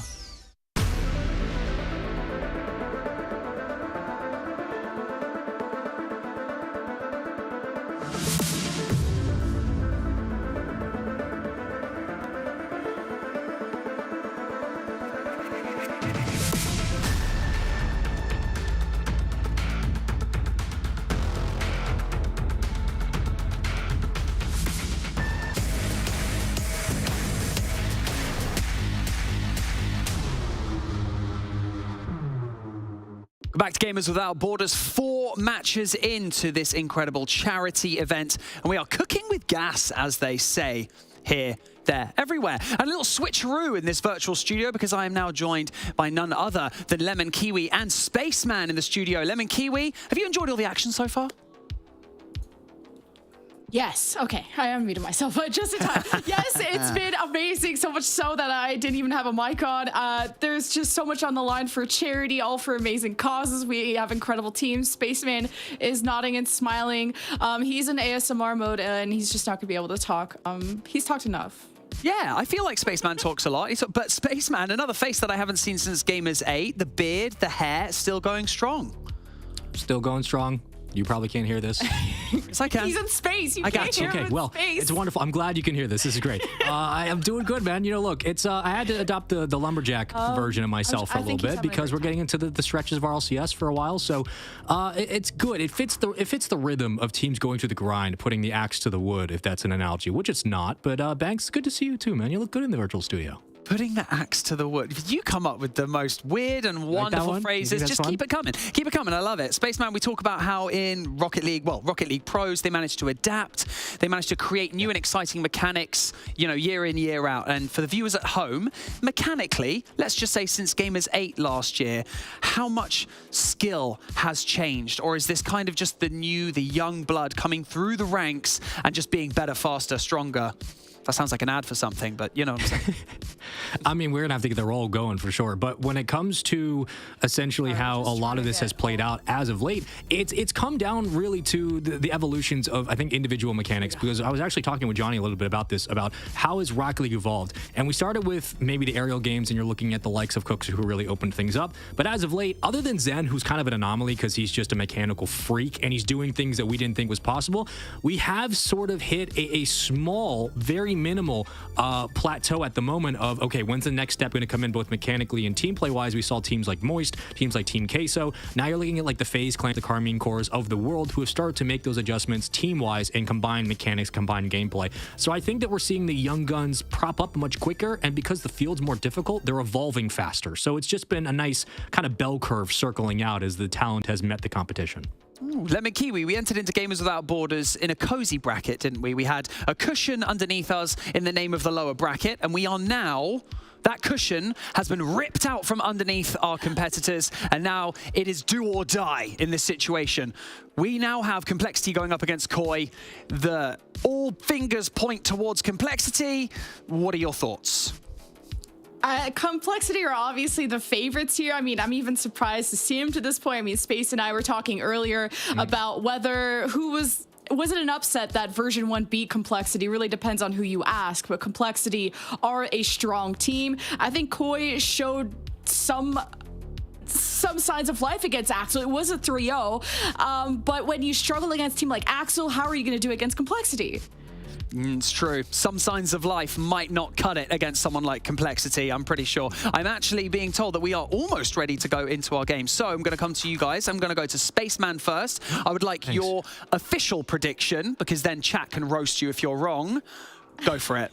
I mean, that's what they do best, and that's why I love them. But listen, if we're getting Gyro, we're getting a good series out of Koi. At the end of the day, though, baseline, Complexity are too good, man. This should be a 3-0. Ooh, should be a 3-0. Okay, Lemon Kiwi, I'm going to come to you and give me a score line. What do you think? I'm looking for the cope. I'm searching for it for Koi. Does cope start with a K? No, it doesn't. I got to go with Complexity 3-0. Complexity all around, and 3 O's as well. Oh, we have our dynamic duo waiting in the wings. Let's go over to our next match. We're in the lower bracket, so it's all to play for. It's Johnny Boy and Jorby. Complexity versus Koi about to set the stage. Thank you so much, Banks, Spaceman, and Lemon Kiwi. And Johnny, not a lot of faith in Koi in this next matchup, and I feel like you and I feel similarly. We've talked all day about how good Complexity are and how they're one of the favorites, and they've gotten into game, or this is their chance to get into Gamers 8, so here they go. Yeah, I think, I agree. Complexity are heavy favorites here. They are made for this format, and they should be winning this if they perform anywhere near their usual level. But the pressure's on them. Koi are, they're the underdogs here. There's no pressure on them to even get a game in this format. So if they can just sneak one of the 3v3s, they've got a ones main for the 1v1. I know he didn't perform earlier, but I think the second outing will be significantly improved if I had to guess. So it's not as one-sided as we might think. And look at this already. We do have a 1-0 lead for Koi. You know how 3v3 goes. Upsets happen. Rocket League is known as one of the hardest games to predict. And this is, one of the reasons. You can just have games where 3v3 teams that are supposed to lose refuse to lose. This wouldn't even be the first time Complexity struggled against Koi. Granted, a bit of a different makeup on that roster. Last time Complexity played them, but it was a 7-game series, and Koi took it to 6. One of those games that they lost was in overtime, so it's not as if that this team is far and away worse. Well, Ray's Bull certainly makes it difficult. It looks like a bump connected on the back wall there from AJG just as the clear was about to come through. There, Sosa bumped off the back wall right at the moment he was trying to get goal side of Ray's Bull's shot. Ray's Bull following it the whole way just in case he could get a dunk on the end of it. Complexity tie game. Ray's Bull moving downfield. They started again for Koi. They had a great push early. Definitely want to find ways to keep that pressure up here against Complexity. Force them to respect you, especially when you get El Toro behind the ball, who loves those full field aerial clears. CRR, who has been the conductor for Complexity. He hogs the horn for that one. 2-0 or 2-1 now for Complexity. Yeah, Complexity on the counter attack. Last man dives and fails to connect. That's just not something Koi can afford to do. Complexity are such a dangerous team going forward. You need to have multiple defenders ready. One to pressure the ball, one to follow up, and maybe even another one waiting in the wings as well. That's all the teams who have done well against Complexity have defended with their whole team. You cannot overextend against them. If they're good enough to attack through you, you've got to at least have a stack of people ready to come and make saves. There's one, Cheese. Knocks one of Complexity shots into the corner. Pre-jumps to block the next center ball as well. Good work by Cheese. And now here comes Complexity in defense. So look at the air dribble. Double. Ended initially, but the follow-up is there. Gyro bangs in. Way back in midfield, CRR left that ball thinking AJG was going to follow up and challenge him, but Sosa had already grabbed the ball, and AJG had to respect him. He couldn't go. He was right on top of the ball. I feel like Complexity, CRR gave that one up in midfield when I don't really think he needed to. Just a slight miscommunication from Complexity on there. Yeah, and as well, CRR didn't trust AJG to have the save. He double committed for that, and Gyro was there more quickly than Complexity's third could be. Not a lot of pressure on the ball here from Koi. Do have control in the back corner, however. So tense. in a 1-game 3v3, 1-game 2v2 or 1v1 format. You know, every game just feels like it matters more. Oh, look at this. She's just forced to outplay his teammate by a bump. No, you don't see that every day. Koi somehow bring it out. There, wait a minute. Good pass and a bump as well. Sosa, here come Koi. Talk about how they sneak around in these games. They maybe look a little better than the results have shown, but they do force their way around Complexity here, who can't find a solid touch. And a great job from Koi working Complexity away from the box, opening up a shot. Yeah, once again, it's CRR and AJG don't really have the best synergy in defense there. Not sure who to go first. It doesn't matter if they're going to keep going the other way with goals at this pace, though. They fire back immediately. CRR first to the punch with a close cheat. And a fantastic early shot from the corner. Gyro, nothing but a spectator at the near post. Those ones are really frustrating if you're Koi. You get a lead, you've proven multiple times, okay, yeah, Complexity, they keep coming back, but we're generate chances on offense. And the ball's in your net. But how about this bump and the squeeze off the bar? Sosa just dove for it, and now all of Koi have to retreat. You talk about them overextending. Could have been a chance for Complexity to really push the pin against them, but that aggression from Koi doesn't bite them this time, and they get the clear downfield. Well, Koi have definitely had their fair share of chances in this game. The 3v3 is stacking up well for them. It needs to, with Complexity's edge in 2v2. And, you know, the ones matchup, anyone's guess how that's going to go with an unexperienced ones main and Koi and Razebull and CRR to pick from, and Complexity. Key game one for both teams. Right now in the balance with just under 2 minutes to go. Look at the pace on that pinch, it would seem. Had a blue trail, so it must have deflected off a Complexity player. Not getting the best when it comes to clears, Complexity. But now here's one. CRR played the ball instead of the man and got beat to it. Right about there, it all gets away from Koi, having to dive at the ball. They do force one off. They even get a demo. And Razebull's a little slow to this one. She's there first. Even so, Complexity doing a good enough job killing the ball in the corner. They forced them back, but a lot of these clears forcing Complexity up high. AJG needed to be cut off there by Cheese if Koi want this lead. Cheese does so. Keep getting killed in the corner. We've seen that Complexity defense locked down in tight situations before. They did on that push. Now let it go. AJG screens for a demo, but CRR couldn't go. There was nowhere on the net for him to attack, and he had to wait. Complexity have just stolen that ball away again. Razebull back over to CRR. He wants to close past to Razebull, but a little too far away from him, and Complexity got to try again. Not just previously, that was phenomenal defense from CRR in a 1v2. He managed to start a counter-attack for Complexity while being chased. Big interception. Complexity's next offensive push gets stopped short. Razebull realizes he's got time to let the ball bounce. Doesn't get it past the first man. Complexity struggling to clear the ball with anything but dribbles at the moment. That one gets away from them. AJG, the ball just coming too fast. Now Gyro with space. And Gyro, the reset denied. Aggressive push again for Cheese. He's got the win. He's got the boost, but the save comes through. CRR keeps Complexity alive in game one. Koi, not quite done. Off the ceiling, no boost over the pre-flip. And overtime we have. Oh, that was just insane. Koi with, I think, the best chance that didn't go into the back of the net right at the end of game 3 regulation. This is very promising for them. You match up this well with one of the best 3v3 teams in the world. You've got a ones main waiting in the wings. That's a good formula for qualifying for Gamers 8.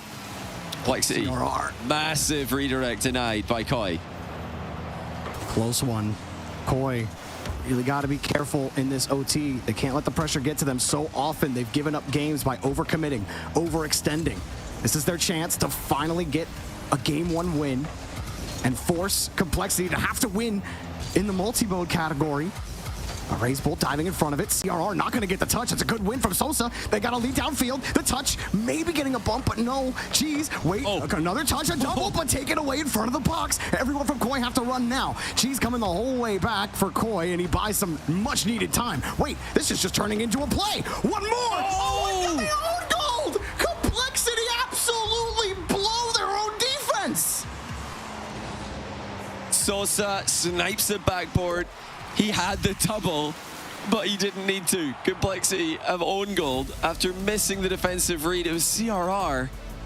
I mean, he needed to make some touch. It looked like the other Complexity defender missed the ball anyway, but that wasn't the touch he was trying to make as they trail one game into a G8 qualification match. We're seeing some live comments coming in through the chat right now saying it's fine, even if Complexity lose, they can just run the lower bracket tomorrow. This is the lower bracket that we're currently watching. Here. They can't lose this. Here. If they're gonna qualify for Gamers 8, they need to win this match. But it is that simple. Win, you're in. Lose, you're out. So this would be an incredible upset of Complexity, who came in as, for many people, the strongest team in this competition, the most informed 3v3 team, you know, top 2v2 team, and two different brilliant 1v1 talents. I mean, this format was made for them, but Koi are running the gauntlet right now. They've already won lower bracket round 1. Now they're in the lead in lower bracket round 2. So do Complexity pick 1v1 for game 2 for the first time today? Well, it's not the first time today, but 1v1s have happened in game 4 for the mostly. You think it's got to be 2s? It's got to be 2s. Yeah, it is 2s. Yeah. I think picking 1v1 into a 1s main is just suicide. You got to try and put the pressure on him as well. I mean, we're going to see a game 4 if Complexity can win one of the next 2 games, which I think they're likely to. And if we do see a game 4, it will be 1v1. And that would be more pressure on the rookie 1's main, Cosmic, for Koi. So I think this is a smart pick for Complexity. They're putting the pressure on Cosmic, which he obviously couldn't handle earlier on, if we even get to the point in the series where he is required. Already going under immense pressure from CRR and Razebull. It's been mostly Cheese getting back to these touches. Gyro's been a little uncomfortable. He does get to that 50, but look at Razebull. Forces Cheese on the wall, giving CRR space, and he'll make use of it.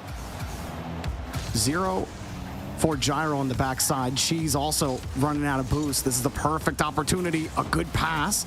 But Koi are still getting in front of this one. Razebull almost getting the bump. Almost isn't quite good enough. That shot was good enough. He forces the own goal off the bar. Yeah, Gyro just waiting for the ball to come to him, but he was on the wrong side of the goal line, so it just bounces off him and into the net. Very awkward position, though, for Koi. Even if he didn't own goal there, they were under so much pressure, so many back corner boosts being stolen by Complexity, so many shots in quick succession.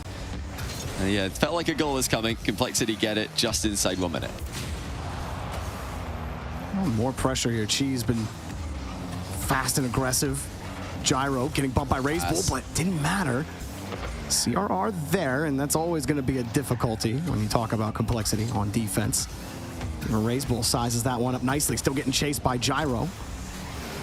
And Complexity still just commanding the pitch well, even when Koi get a chance downfield. Been a heavy reliance on counterattacks. Even here, can they actually build pressure on Complexity's half?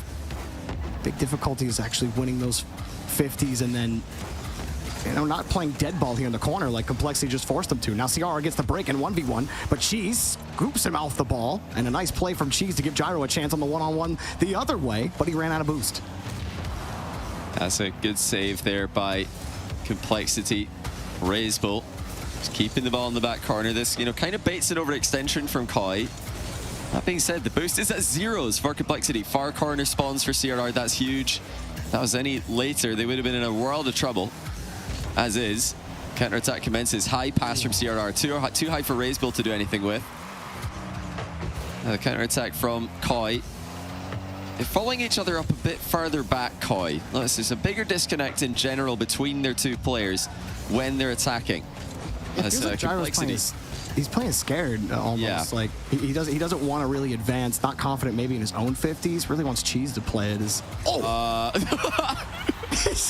Yeah, why not? I guess just, you know, let Cheese do his thing. I mean, he clearly knows exactly what he's doing. Just a soft trip on target is perfect. Razebull's grabbing the boost for some reason. Did he think CRR was behind him? I honestly, I need to see his POV on that to be sure what on earth he's thinking.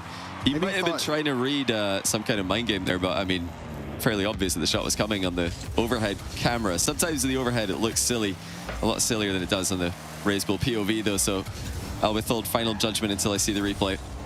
As is, 1-1, Koi are really bringing it to Complexity. Can they go up in this game?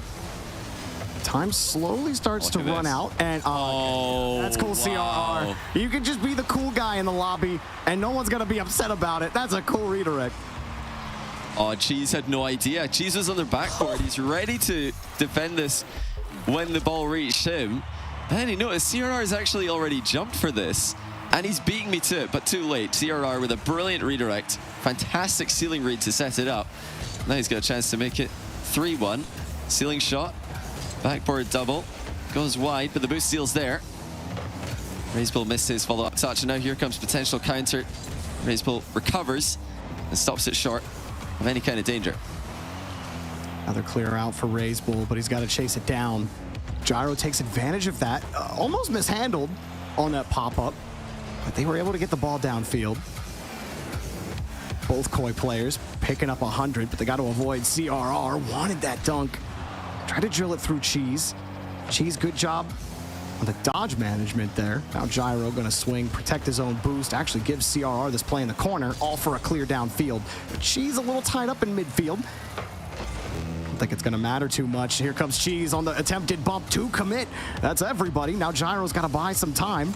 Coming back for Cheese, and he's able to rotate. Opportunities for Koi, but the mechanics are letting them down by small margins. You know, that was a free reset on the ball there from Gyro, but it landed just a bit too far back for him to do anything with.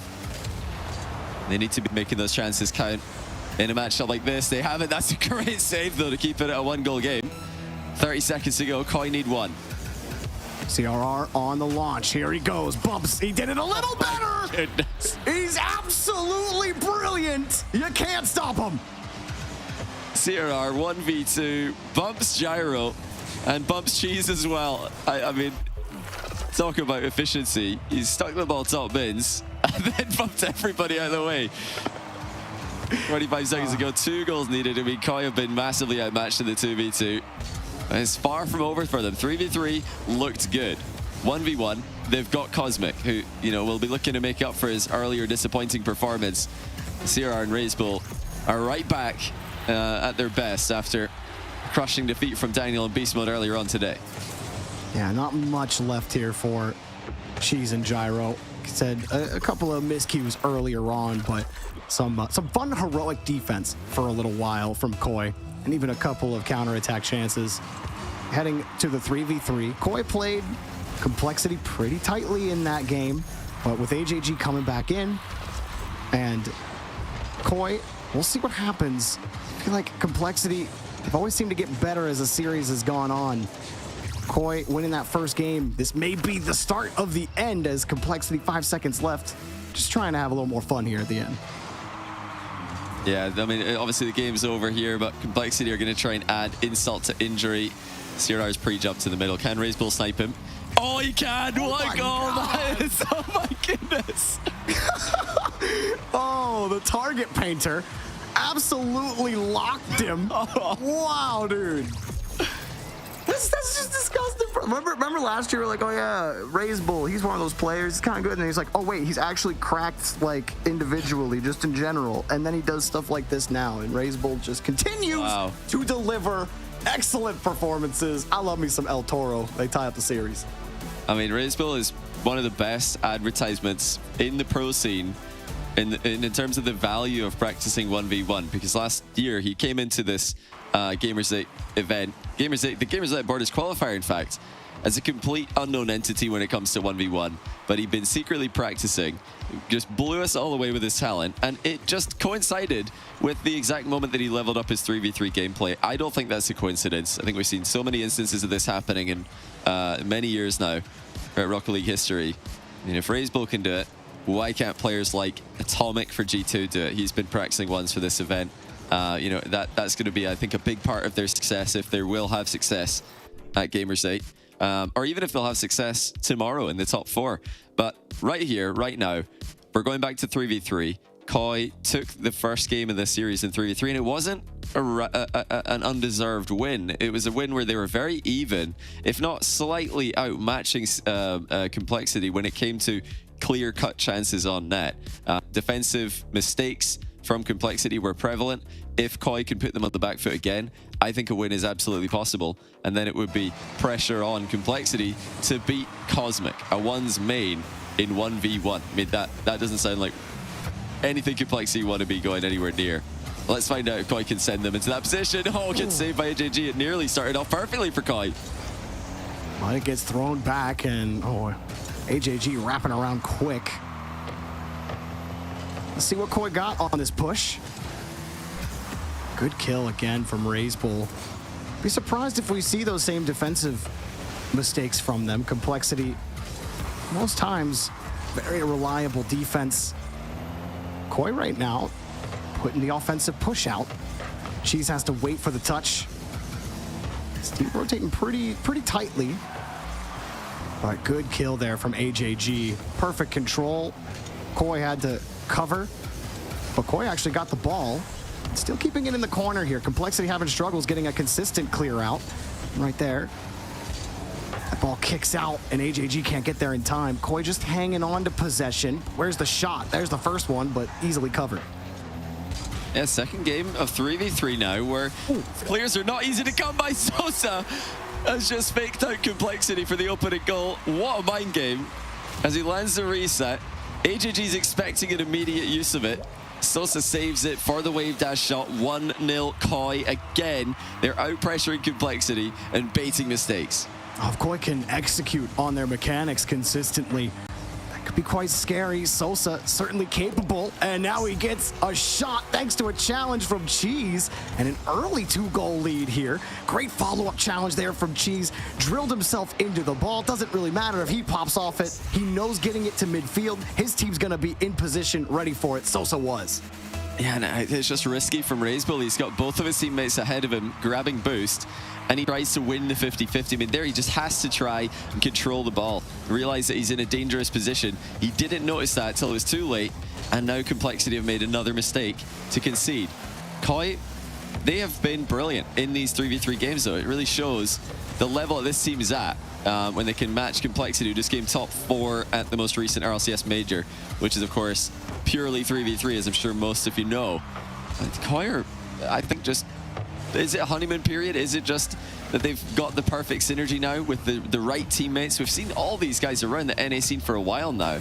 We've been waiting to see anything like this from them. This would be a massive result. It would qualify them for Gamers 8 if they can win just 2 more games in this series.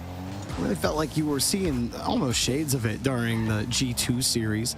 Granted, you know, G2 had some of their own issues during the Koi series that hampered their own ability, but you still liked some of the things you saw from this team. Now Complexity harassing them. They got the bump. They had the hard touch off the wall to pull the defender out of net, but there was still a third guy that they couldn't find a way off the ball, and Koi were able to get another clear. Still, this is a decent try from Complexity. Razebull has to stay flat, though.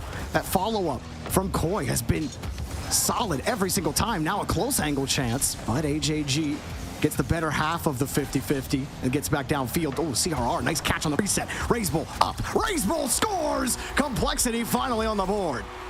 And the speed from Razebull does the job. CRR with a reset.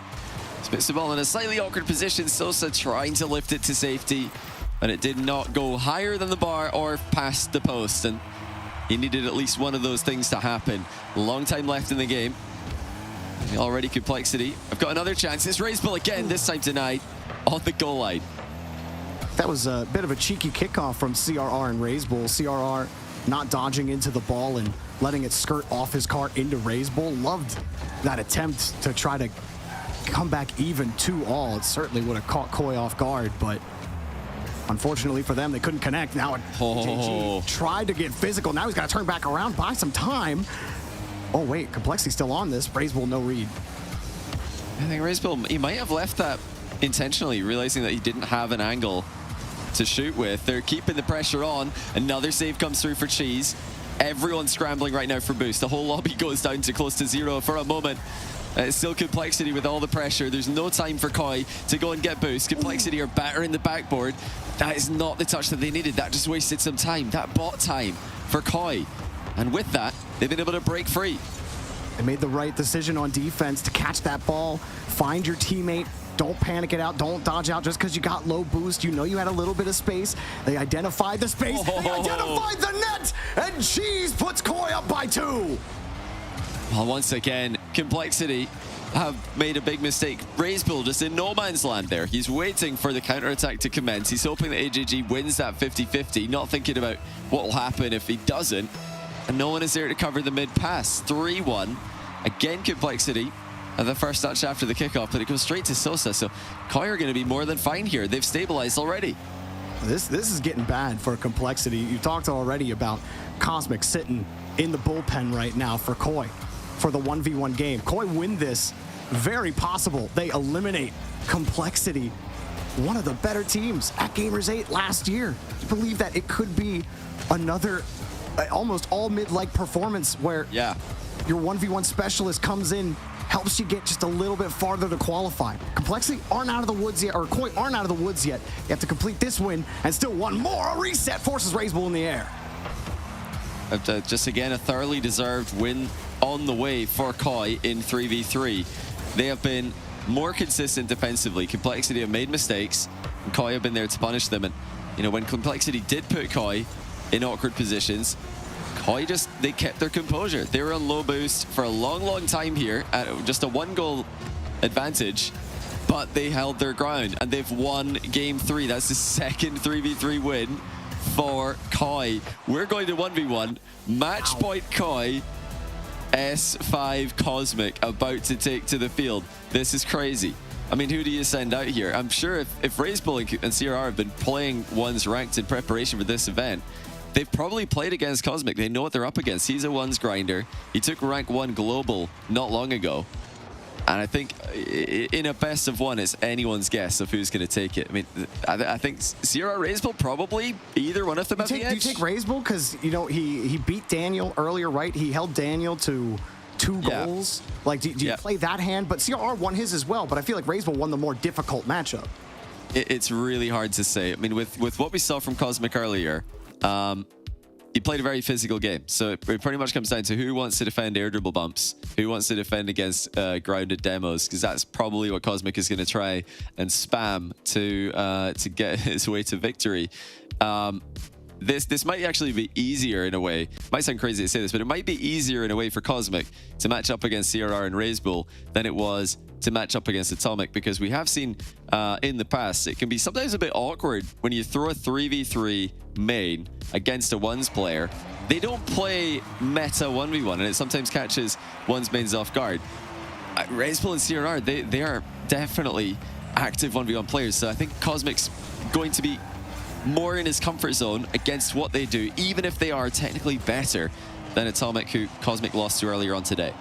It's funny how matchups work like that. Like, we talk in 3v3 about, you know, games being very matchup dependent and the transitive property not applying. And it's funny to see that really apply to 1v1 as well at this level. Cosmic already having to make a big stop. He just low 50'd Razebull, and he'll score first for Koi. Just a fast recovery from Cosmic, one that Razebull wasn't ready for. He thought it was his ball, but Cosmic landed perfectly inside his net after making the overhead save, I should say, and beats Razebull to the punch. A stronger challenge, 1-0 lead to Koi, thanks to Cosmic. I mean, this is just the perfect script for Cosmic.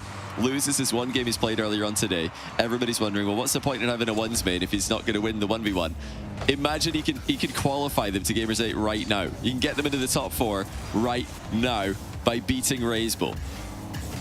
Razebull just chips him off that midfield boost. Also has his corner. Cosmic has 0 right now. This is a chance for Razebull to really wrap the ball, but no boost, no problem for Cosmic. He's not going to chase that down, though. He'll happily take some pads and leave. Oh, great boost sealed by Razebull. Cosmic trying to deny that one by jumping over Razebull. Always does seem to go to the player who's got the higher approach when there's a close race to the boost. This is such a good position for Cosmic. He can do whatever he wants here. First touch would indicate a bump is coming. It was. Razebull goes over the top to get the save and land on his own crossbar. Now, if you want to know, how does Razebull spot these bumps from Cosmic? It's all about the first touch. If Cosmic is dribbling straight at Razebull, a bump is very likely to be on its way. Here it comes again. There it is, and it lands. I mean, he's not trying to hide this. It is blatant, but it is effective. Now, it's got to be hard from that position for RazeBull too, right? Like the air dribble bump seems like the most sensible option when you have to jump back.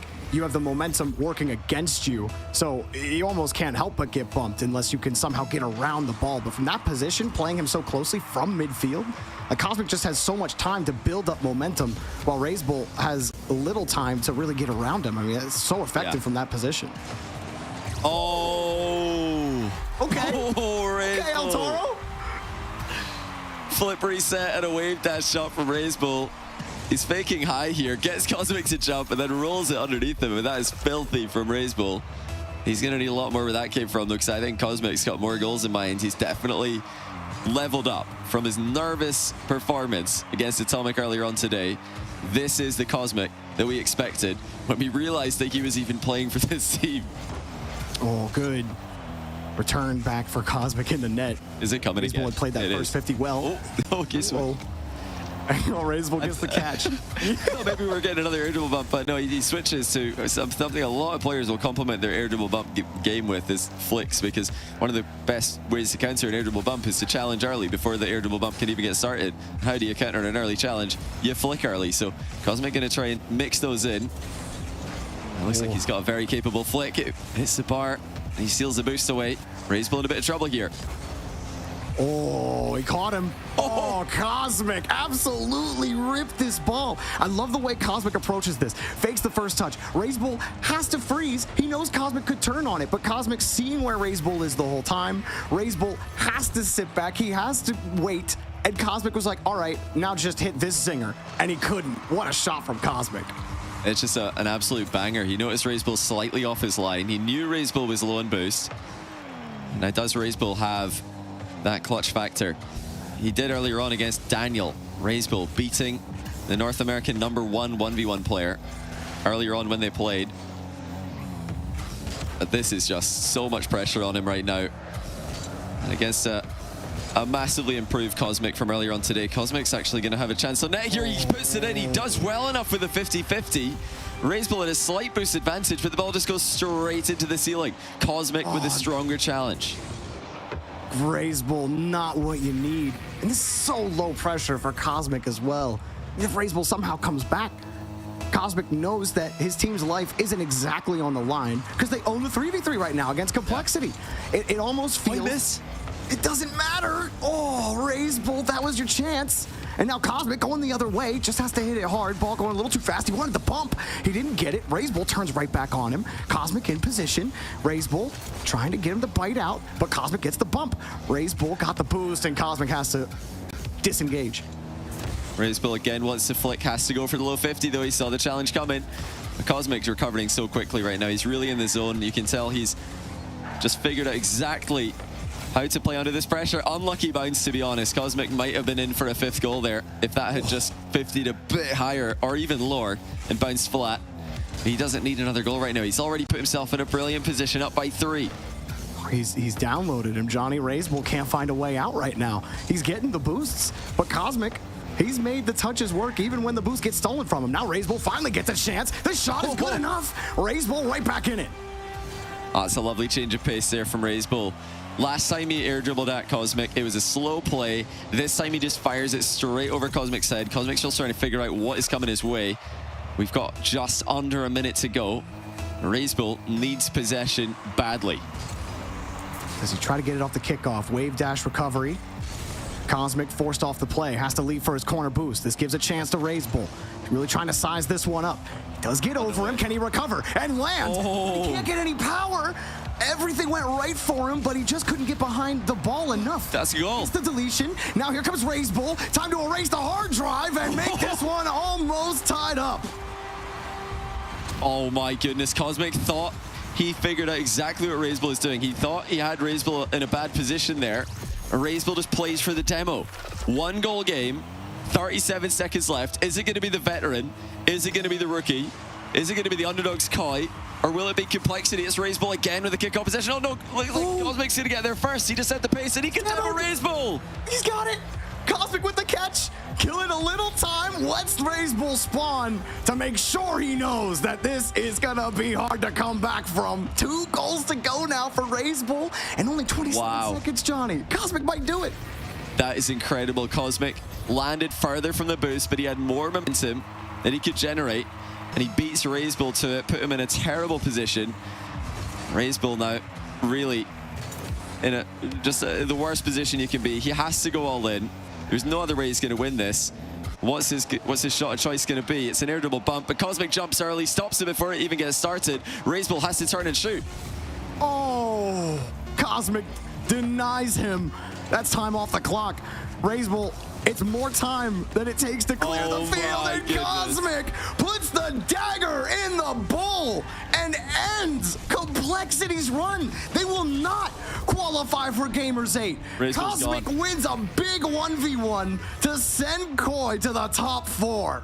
Yeah, Razebull's gone. He's not even in the lobby anymore. We got 2 seconds left, but it's a 1v0. What a return for Cosmic. What a great result for him. I mean, earlier on today, he was getting so much stick for losing against G2's Atomic. A matchup he's supposed to win, of course, but now he comes in and clutches it up for his team to send them to Gamers 8. But they deserved it. Beat Daniel. He just beat Daniel in the same tournament. And then he goes and he loses to Cosmic. Granted, yeah, rank 1, MMR, Johnny, whatever, you know, cool. But like high pressure, high stakes to go to a giant Gamers 8 tournament and win more money for charity. And this guy comes in as your sub and absolutely takes down the bull. I mean, come on, man. It really is amazing. I mean, Razebull clutched it against Daniel.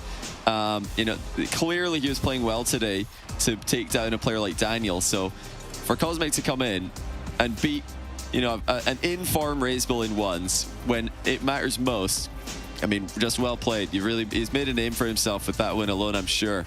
Helping his team qualify for Gamers 8, helping his team make the top 4, which will be happening tomorrow. I mean, how far can they go? Because if they've got their ones made playing well now after one nervous game, he's got that out of his system. Now he's here to play, and they're taking down teams like Complexity in 3v3. I mean, this could be a contender to go all the way. It really could. I mean, Koi, they started figuring it out. You know, the threes was weak against G2, but so much better against Complexity. And now, you know, I mean, anything can happen in that lower bracket for the rest of the tournament, setting the stage for Gamers 8 on the top side.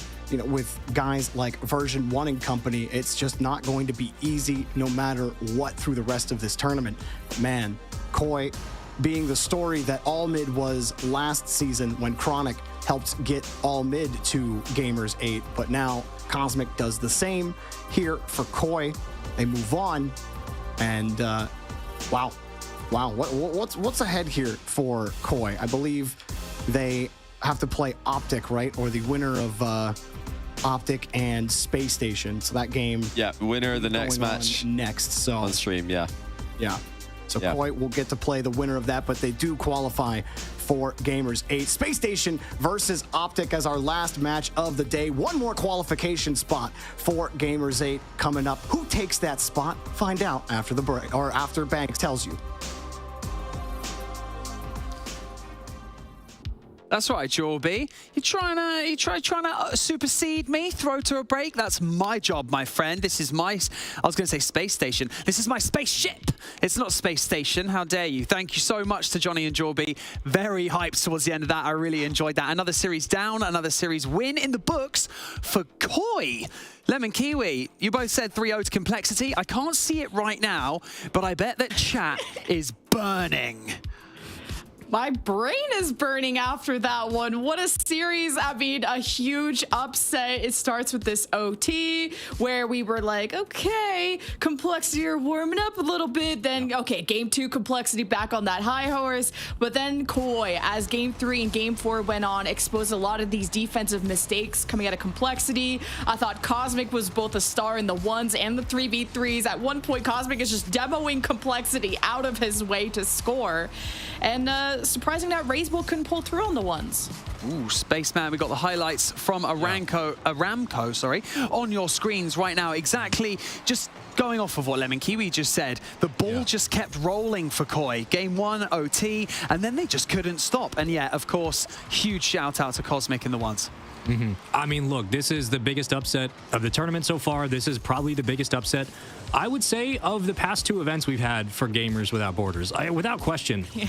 What they were able to do, what this team of 3, a Risa recent roster change, Gyro really the only one left around of the old Rogue and now Koi roster. You bring in 2 young guns, 2 kids who you don't have a lot of experience with, and you take down a team that's top 4 in North America, a team that internationally is playing for top 4, a team that's on the rise in complexity, who's gotten individually better, and you have Cosmic step in ones, which is a risky play nonetheless. He gets demolished by Atomic and G2 earlier in the day to get swept, and then the kid has the poise of a god to step back up against Razebull, who is over-aggressive, uber-mechanical, and he takes him the distance. He takes him to task. This is an unbelievable upset. This is a ridiculous showcase of composure from Koi, and as soon as they smelled blood in the water in game 1 after Complexity make that own goal mistake, Koi never looked back. They kept it going. This is the team that you'd want to see, and I'm shocked. I'm genuinely shocked that Koi were able to do this, and they put a lot of people on notice because Complexity were the favorites, no question about it, but Koi just stepped up. Yeah, I feel like Koi just had no pressure coming into this match. So it was just, let's put our heads together. Let's just play our game. This is experience. Let's just look at it this way. This is reps against one of the best orgs in the world. And then obviously one of the top in this region, top seed coming into this competition. And Lemon Kiwi, they impressed. And they just showed up and no pressure. I feel like I didn't know if Koi were going to make it through, you know, against Team Axel. We talked about before this series how much they struggled. I mean, we had a 0-0 overtime, and Team Axel not on the same level as Complexity. So that's why the desk went unanimous with the 3-0, because Complexity took version 1 to a game 5, and that's a team that's head and shoulders above Koi. But now, who knows who is showing up for this bracket? Koi moves on, knocks Complexity out, and let's see if Space Station and OpTic have their eyes set on how they're going to take down Koi. Space Station, Space Station, Spaceman. You're shaking your head. It's late here, okay, guys? Come on, I'm in space right now. I'm up there, dude. I work up there. Like, you are. You really do. You're shaking your head. Go on. I want to know what you're thinking. I mean, Banks, I want to talk about it one more time too. Like a lot of times in series, when a heavy favorite wins or loses, you say, well, we got the best of one team and the other team. Did they win it or lose it? This was a series of Koi winning it. Like this, Complexity did not play their best, absolutely, but Koi outplayed them in the 3s, in the 2s. And when it came down to that 1v1, I mean, that is one Cosmic just showing up and proving that he can shake off the rust from earlier and the doubts. But Koi came out and flat out beat Complexity in this series. Complexity didn't play their best, but they never get an opportunity. And once they shot themselves in the foot in that game 1, I mean, Koi never looked back. This is a win for Koi through and through on the board. Everybody should now be watching this team in this tournament because they have a real chance to qualify. Oof, I mean, let's look at the updated bracket as it stands, because we are currently in the lower bracket of matches. So that does mean that, unfortunately, Complexity have been sent home. No more chances to qualify. Space Station Gaming versus OpTic will be our next match. Koi sitting pretty in the lower bracket round 3. That is the lower bracket semi-final. They have indeed qualified for Gamers 8, Lemon Kiwi. Koi have qualified. Oh, man. And this was a big underdog coming into this bracket. And we had noted that, okay, Cosmic would be the one to watch when it comes to ones. And what is like rank 1 online for ones. And this is where a format like this exposes, you know, the individuals rather than the team cohesion. And, you know, there are teams that are better at 3s and teams that maybe excel at these formats of 1s and 2s. And Koi took advantage of those 1s. Complexity haven't always pulled through on the 1s. You know, they had CRR at the beginning against OpTic, that went well. They had Razebull, who had ended up winning against version 1, but they went with Razebull again, and against the very experienced ones players, Complexity struggled. Lemon Kiwi, I love that you brought that up, because this is about the 1s and 2s. We keep talking about Complexity being the top seed, OpTic Gaming playing well, kind of a mixed bag. All these teams that are coming into this competition who are judged by us, and you know, the expectations are so high and on their shoulders. But this is crew battle format. This is totally different. This is 2s, this is 1s, and so we get some people that are creeping out of the woodwork and really showing up, Spaceman. Yeah, we do. And look, and this is relevant to the conversation at hand, but when you're looking at what Lemon just brought up about like Razebull and the 1s, again, Razebull and CRR had been practicing their 1s specifically for this event because they understood how important it was. A lot of players, 1s mains, 2s mains, coming into this understood that you had to show up in that specific game mode because 3s you're probably leaving to the top dogs, the G2s, the Complexities, maybe the OpTics given how things have moved, and certainly V1s. But this was a tournament that a lot of specific key focal points on teams in 1s situations and 2s mains were working on. And the fact that like Razebull is one of the best 1s players on the planet, but didn't come up big in the biggest moment. The Cosmic steps up again. Granted, we know his rank, but this was just, it's a shocking turn of events, and it shows you just how important it is to have all those fundamentals down, to have key components in your squad. And people were saying, oh, Koi's bringing in a substitute for once. What's that going to mean? They're like one of the only teams to do it. It worked out. They brought in a substitute, and they took down one of the better ones players in this tournament who had been practicing for this moment, and they are now qualified into the main event. Koi are a dark horse, and they did the prep, they did the work, and they showed that you have to take your ones and twos seriously, and they absolutely have. Rocket League Esports, baby. Thank you so much to both of you for joining me in the virtual studio. We're going to be going to a short break, but we're going to be back with our 6th and final series of the day. Don't go anywhere. Gamers, UNICEF and I need you by our side for a real-life mission. A mission to protect the rights of every child. After news cameras have left, UNICEF is here. Every day, everywhere, but particularly where it's needed most. Did you know that more than 170 million children need UNICEF's humanitarian aid this year? At Gamers Without Borders, many of you have already chosen UNICEF, and I thank you for that. Choosing UNICEF is the easiest and smartest decision you can make, because you're investing in a child. And investing in a child guarantees lifelong returns, not only for that child, but also for their community and for our world.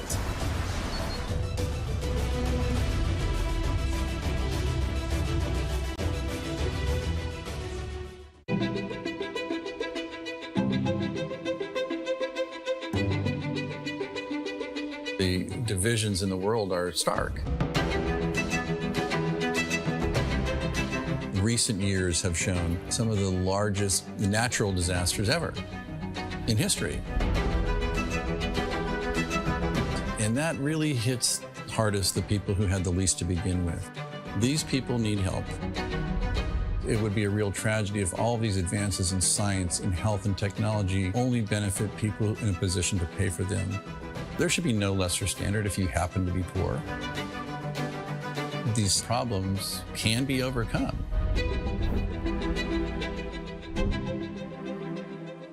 Direct Relief is a humanitarian, nonprofit health organization. The focus has been on the least fortunate, most vulnerable people. On a good day, things are tough for a lot of people in this world and in this country. And what we can do is mobilize private resources for their benefit and make it available free of charge. We're the first nonprofit in the history of the United States to obtain accreditation just like a commercial distributor. And it's been expanded geographically to every country in the world and every state and territory of the United States. What's now Direct Relief officially was started in 1948 as a private effort of a war immigrant businessman named William Zimden. The basic guiding principles of a war immigrant businessman really influence what Direct Relief has done ever since. And they begin with just serving the people who need help. We have this great privilege of engaging with people who come in from very different backgrounds, but with the same purpose of trying to just do something good. It doesn't matter if you're typing or talking on the phone or working on the warehouse floor. They're all part of an effort that means something bigger, and that is the fuel that kind of keeps you going. It gives you some sense that there is a way to make meaningful progress, even for a little organization that started at a kitchen table, but that's what provides motivation in life. The notion that many people, just by virtue of where they're born, the color of their skin, the country they live in, they're going to get sicker, they're going to stay sicker longer, and they're going to die sooner. That's pretty good motivation.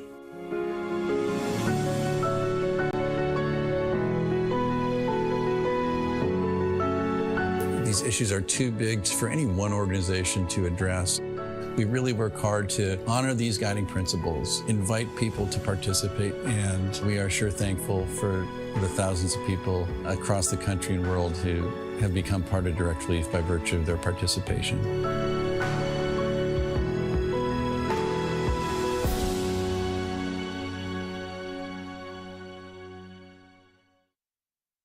Progress is a race that has no end. After every finish line, another challenge awaits. How can we continue to push innovation in a sport at the forefront of technology? This is how.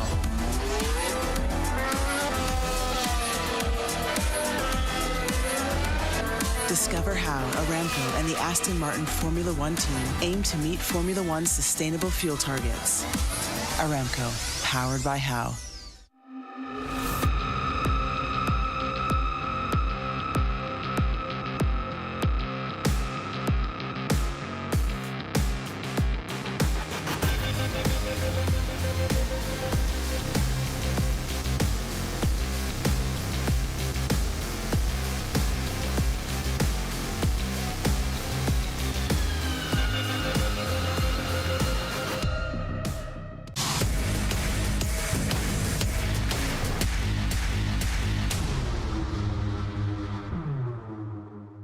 Welcome back to Gamers Without Borders. It is here, the final match of the day. One more chance to get one step closer to that grand final and that prize pool of $1.25 million. We've had an incredible set of matches up to this point, and it's only going to get better as I'm joined by Dazarin and Corelli in the virtual studio. The boys are back. A nice, relaxing break. Corelli, or were you tearing your hair out watching Complexity get kicked to the curb? Yeah, a little bit. I was a little sad. I'm not gonna lie, but you gotta look at Koi and say, listen, they bring out that guy Cosmic, and boy, he went to work against Raze Bull. Really redeemed himself, I think, in the eyes of everyone who was watching him for the first time here. But of course, Dazarin and I as well, as he really took a thrashing against Atomic. But I think Koi, they put on a good game, and it's not just the ones game that they looked good in. It was the threes as well, where they were able to kind of close out against Complexity. It was not a Mickey win for Koi, and that's the good news for them as they qualify for Gamers 8. What a time to do it, and in the lower bracket, no less. It seems like they're pretty comfortable down there. Dazarin, any highlights from you regarding the set of matches that we've seen today? Oh, man. I definitely want to point out Cosmic's being just that improvement in the 1v1 category, right? We saw him earlier in the day. He started off slow. I think he got a lot of flack, but I think a lot of people forget that, that's really his first time playing on like a high-profile stage such as this, and to be able to see the level of improvement over the course of the day and really see him find his form was absolutely fantastic to watch. Well, Corelli, let's focus in on the match at hand. We've got OpTic Gaming going up against Space Station. For the viewers at home, what history do these two teams have against each other? Oh, long history here, at least for the players. For the orgs, well, OpTic, has been generally newer here as far as the branding goes. But I think what's interesting about this team is you have a guy like LJ who's been really playing well on Space Station's side. He's been a lot of fun to watch and really kind of showing his stuff here again on a big stage like this. Some people might have been up on LJ when he first came on. But, kind of fell to the back seat of Daniel. And with the departure of Daniel, you kind of expect LJ to really step up. And I think that's what we've seen now on not only the 3v3, the 2v2, but also the 1v1 as well. Well, either way, a name that we could expect to see qualifying, in the top 4 in Gamers Without Borders. Either way, one of these names is going home. So, we've seen Space Station struggle in the ones today. OpTic demoralized by Complexity early on, but then they're on the comeback. Dazarin, what can we expect? What do you reckon? Ooh, for this particular matchup, especially, I think that we're really going to see if OpTic have all the pieces of the puzzle. I mean, we talked about it going into today and in their first matchup to see how things would look, and we saw some signs of glory here, but they've had a lot of different opportunities to really kind of find their mold and see what works for them. And I feel like this will be the final big test to play against a Space Station team that's also been kind of scratching and clawing their way throughout the bracket. Well, 2 wins from the start of today would have got you qualified to Gamers 8, but if you get sent into the lower bracket early on, it's 3 matches. That's just too much work. Yeah, Corelli, I feel like that's just too much work. But our casters are ready for our 6th and final series of the day here at Gamers Without Borders. Don't worry, we've got more action coming up in the next few days, and tomorrow we will have a grand finalist in the NA region. But for now, let's go in with Lemon Kiwi and Spaceman, and we're going into Space Station Gaming versus OpTic. I mean, listen, it would not be a qualification match for North America if it wasn't Space Station versus OpTic Gaming. I don't know how we got here. I'm glad it exists. Welcome into the final match here on Alpha, because my goodness, Lemon Kiwi, this one's going to be fun. Both these teams rising at the right times, both these teams with history, Retals, SSG, Retals, my goodness. And you know that it's going to come down to the wire, because you win this, you're in, you lose, you're gone. I don't want it any other way. And you got to go against, you got to cast your team versus your alter ego, which we were kind of making fun of this earlier. So this is going to be a tough one for you to watch, especially with both these teams in the lower bracket. We have to say goodbye to one of them, and they will not be making Gamers 8, as you mentioned. And it was a tough road for either team. OpTic dropping to Complexity in their very first match. Of course, an easy one against Boulevard. But then Space Station had to go against G2 in the semi. That was a game 5. They find themselves here. So I'm expecting a close one. Yeah, you look at the Space Station road to this point, the road to prosperity changes, and SSG's had a bit of a tougher competition. Granted, OpTic played Complexity. That's a tough way to start. You lose 3-1, then you play Boulevard. But for SSG against Axel, look, as a mid-weight team, not really going to do a whole lot, but still could give you a run for your money. And then they go against G2 in game 5. They're not able to close it out. G2 in 3s. I mean, Johnny said it best. Like, this is what you come to expect from G2. In this instance, if we're looking across the board at what we think might happen, I have to be giving the nod to OpTic in the 3s. To start, recency bias is one way to dissect the conversation, but it's a great way to start one. And OpTic have looked good as of late. They've cleaned the rotations, they've fixed the fundamentals, and they're not making as many mistakes. But as this entire tournament has proven, it's going to come down to those micro games, the 1s and 2s, where Lemon Kiwi, this one could get turned on its head, and we could go 5. I know in the 1s against Complexity, OpTic, aka AJ, looked really competitive, only dropped that game by 1 goal. That's a tough team to go up against in 1s, of course. Space Station versus OpTic for that spot. Of course, tons of money available for charity. I'm really stoked for this game, and it's Space Station that turns this into an offense. Of course, we have, the roster change with SSG, Daniel out, Hoxer in, but you win this best of 5, you move on, you qualify for the main event, you lose, you join everybody else watching at home, and Magic Bear sends it on its way. At Space Station, we'll watch that one fly through. To watch this one again, catches it midair, gets the reset. LJ pre-jumps, Hoxer's like, I'm not sure about this one. And still tucks it into the upper 90. OpTic Gaming with a good start. I feel like a lot of people underestimated OpTic coming into this bracket. As Dazarin said, puzzle pieces coming together to make art. And we weren't just sure how those were fitting just so quickly, but they find themselves in the lower bracket after, able to take a game from Complexity. But how do you do against Space Station?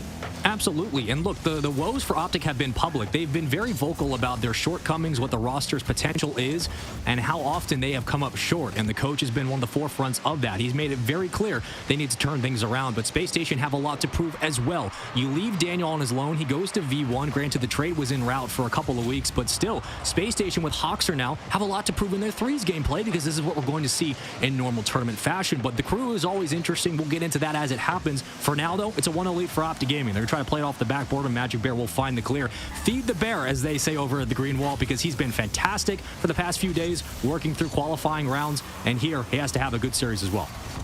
When you say feed the bear, I don't feel so good. Canadians, no, you don't leave your garbage out at night, because bears come and so do the raccoons. So actually the rule in Canada is don't feed the bears, because you don't want them in your neighborhood. But this one I wouldn't mind. Space Station started applying that pressure. Arsenal in the air, 14 boost and a dream. Contested there by OpTic. Retals try to go for the clear. Hoxer to the ceiling. LJ in the box. There's too much coverage on him to make the play. And OpTic Gaming tuck it to the opposite side. OpTic starting to scramble now as well, and you can see just the constant challenges from Hoxer as LJ followed up on the extra call, but he's the last man back. The island moves forward. He wins another 50, and this is something that OpTic's going to have to deal with. SSG applying so much pressure, but Magic Bear doesn't get the clear he wanted. Retals had to come up very quickly in his rotation and push back out to midfield. LJ on a dish, and it's a beautiful read from Space Station. They're starting to pick apart the defense on the goal line, and they're saving boost at midfield to follow up with powerful shot after powerful shot. Finally, OpTic do find the clear. Is it enough on the counter attack? Here comes AJ. He can do it on his own, but he has one player in front to worry about, and Space Station have a better defense to handle. That initial challenge, we had the one-on-one. Space Station slow down the play enough, and below the defender, AJ scoops it out. And then LJ to Arsenal. It's going to be tough with LJ versus AJ. My brain is racking this many hours in. Tipping it back, though, to Arsenal. Retals is there in time. I mean, if we're looking at just kind of parallel matchups, I'm looking at Red Bulls versus Arsenal on the sidewall. That's where both really find some of their grooves, especially with feeding the offense. And again, these are two teammates that used to exist together on Space Station Gaming. They were on one of the longest standing rosters in RLCS history. And of course, they go their separate ways. Things change after the World Championship last year. How do they adapt with the new squads underneath them? It was a demo in the back line, but Red Bulls could not continue to play. The ball will get back to the midfield, and AJ clears it, leaves it. Red Bulls with a great shot. Here comes Magic Bear. Slow roller, trying to bully their way into the front of the box. Bye-bye Magic Bear. AJ with the clear to the corner. And all of a sudden, as everybody scrambles through the dust, it does settle for SSG. They have a lot here in the tank, and Arsenal tries to find his way forward and has enough teammates around to keep this one going. But it's chip shots left to right on the 50s where OpTic find the possession yet again. AJ flicks it above the one. Now that LJ's feeling comfortable connecting with Hawkster, just popping it up and above the defenders. OpTic position well to slow it down. Shots from Space Station to the back wall. Not something they could really find the bounce of, not with Red Bulls there. But with 56 seconds remaining, Space Station find themselves only down by one. You got some demos in the midfield, giving a chance for Space Station to strike, but nothing yet. It's not that Space Station haven't had their chances. They really have. They just haven't found the placements they want. They haven't been able to pull too much. But AJ, on the own goal line, says, you know what? I'll catch the pass and pull up for a shot. It was left up to LJ. He misses on the clear badly. Come back for the rebound, and AJ is there ready and waiting. And that feels like it seals the deal, but I'm a believer of the Space Station Gaming. If there's someone that can, if there's a team or three someones that can pull it off, it's Space Station. But it starts with a kickoff of OpTic Gaming. Now can just drain time and waste the opportunities for Space Station Gaming. Shots there for Hawkster. It's neutralized, and AJ going up against Hawkster. LJ in the net. Everyone's shoving OpTic Gaming out of the way, but how do Space Station just counterattack? I mean, you can't. When you're constantly getting 50'd and bullied by Magic Bear, AJ overextending upfield, as everybody else falls back. I mean, that was the clear that very reminiscent of First Killer's mistake in the last major. LJ couldn't get it back to midfield, and it was punishing from OpTic. They follow up yet again, cutting into the lane, and look where AJ's at. He's off the play. He's behind the defense. He's finding ways to stay alive on these extra touches, these extra rebounds for OpTic. A 3-0 lead and a Game 1 win, a very decisive one and convincing for the Green Wall to take a 1-0 series lead. Oh, the Green Wall strong, coming in as a third seed, and complexity, or sorry, not complexity, but just after this, Space Station Gaming fall behind and not able to draw any goals against OpTic Gaming, which is surprising to say the least. I feel like they were threatening. I mean, if I had to play defense against Space Station Gaming, I'd be scared too. But just OpTic Gaming found the little gaps that they were able to. Magic Bear, the reset, I mean, that set the tone for the game. Yeah, and one of the biggest starts for SSG off the rip was the opening kickoff, and you're already seeing Hawkster win extra rebounds, setting up his teammates for more possessions. You're getting a lot of pressure if you're OpTic right off the start, and you're not used to that. You're not used to teams just shoving it down your face that early.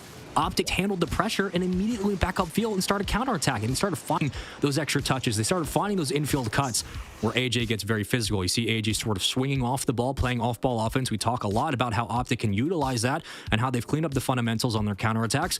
They looked really good in the traffic moments where SSG were throwing numbers at the pitch, but SSG had their chances. They had opportunities in this game. They just didn't capitalize. And then OpTic would go down, steal possession, and wait for a chance, a mistake from SSG before they would throw something at the net. So OpTic take a 1-0 series lead, and now it's up to SSG. Do they want twos? Do they want ones? I think in this instance, to get everybody back to baseline, Lemon Kiwi, I think you're probably looking at twos. Granted, like if you have a better option at ones, maybe, but I don't know if they do. And as I say that, we got twos on our screen. I like this call from SSG. Yeah, twos just feels more secure. So if you make a mistake, there's someone there to back you up, to rotate back, maybe put a Band-Aid on it. Like I said, the pressure of ones is a lot for one person to handle, especially with this much on the line, a spot in Gamers 8. LJ to the left corner. They got OpTic Gaming just ball chasing right now, and it gives time for Space Station Gaming to kind of grab some boost and collect themselves.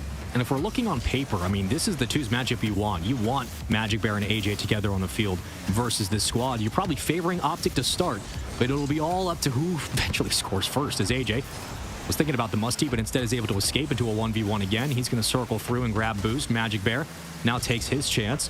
But for Space Station, controlling possession. It's got to come down to that. LJ, a ceiling demon. Hoxer, great midfield presence, great awareness in the space. You have to be willing to play patient and challenge Magic Bear through the corner. Don't let OpTic get these possessions for free. Can't let it happen. AJ, LJ? Oh, of course those two had to collide of all people, but I got it right this time. I took my time with it. So did Hoxer, just dumping it in, going back. And it feels like in twos, you don't really have time to breathe. You have to balance between grabbing boost and not letting the other team, while you're away, get away with too much. AJ with the double. Well, in twos, you got a lot of room to work with, much more space in the air, and that's what you're going to see. When it comes to a 2v1, it's a guessing game for Hoxer. He has to challenge, he has no choice, and you have your luck of the draw for OpTic. You pick the placement you want. You can either pass it down, go for a waterfall, go for a pinch. Regardless, you're going to get involved, and with that, OpTic, a 1-0 lead, and they'll play it through their own corner off the kickoff. It's a win for Space Station. Can they really capitalize here before AJ steals possession? Doesn't look like it. Magic Bear on the wing, but a pop from AJ, and he'll follow through before electing to essentially leave off and wait for Magic Bear to get back on defense. Oh, he's flying. Oh, it messed up his second, or at least the bump for the double he wanted. Space Station Gaming looked good, but there's the punish from AJ yet again. That's the twos right there. Immediate clear, fly up, get the quick touch. LJ tried, but it just didn't have enough boost in the tank to meet that ball. And it's a 2-0 lead. Again, twos is long. It's also 3 minutes and 10 seconds on the clock. There's a lot of time to be played for Space Station. But if OpTic get another, Lemon Kiwi get into instances where we talk about swinging momentum in a series, swinging momentum for a team. You're thinking if OpTic are up 3-0, and if they do it quickly, how much pressure does that put on SSG? It's a lot. I mean, especially in the lower bracket against a team you weren't sure how far they were going to go. I mean, I'm sure all the teams are focused on themselves. You got LJ and AJ battling off into the distance. So we'll zoom back in on this 1v1. AJ up the wall against LJ, dropping it down, looking for a friend in the box. But it's Space Station now that can work at least their first goal, at least hopefully, because nothing's been generated yet. I think LJ played that for boost. He was low in the crease, so he's going to fall back and just play it long enough for OpTic to have to make this quick rotation, but they're going to burn a lot of time getting upfield. That's actually a great call by LJ. It gives his teammates some time to rotate back, gives him time to get resources, but you have to worry about the 1v1s, and if you don't get the clear off the bar, you're going to get punished. The Bear strikes again. It's 3-0. Well, the Bear has been fed. The trash was left out, and he ate it. Yeah, you don't want a bear in your neighborhood, and unfortunately it doesn't seem like Space Station know how to get rid of it until winter comes. At least we're into the second half, and this is hopefully a refreshing part of the game where Space Station Gaming, they got time to work with, but it seems like OpTic Gaming just have not let them through too close to the orange net. Even through a couple of doubles that Space Station Gaming have been able to produce, even those get stifled because OpTic Gaming have such good awareness. Redirect from LJ, not getting the second touch, not getting the initial accuracy he wanted. Now OpTic Gaming coming through. I mean, even in moments there where there's a clear double command, you're looking for a squishy save for OpTic. Like, Space Station still had a chance to hit their placement. They just couldn't get the angle. They couldn't get the shot they wanted, and OpTic gave them the space, and now Magic Bear trying to recover off the bump. But you got AJ ready just in case. Hoxer plays it to the left. I think it's either a missed shot or he didn't like the angle, but certainly should have been on target as Magic Bear avoids bump. And AJ just playing it low, keeping this one confident as he gets taken out of the play. Magic Bear just literally has to circle through the midfield, take away resources, and buy time. And there goes AJ again, but Magic Bear unwavered. Still kills all of this time, all of this possession and placement at midfield. SSG have had a 2v1 for about 20 seconds, and they have not advanced this ball any further than where it's at now.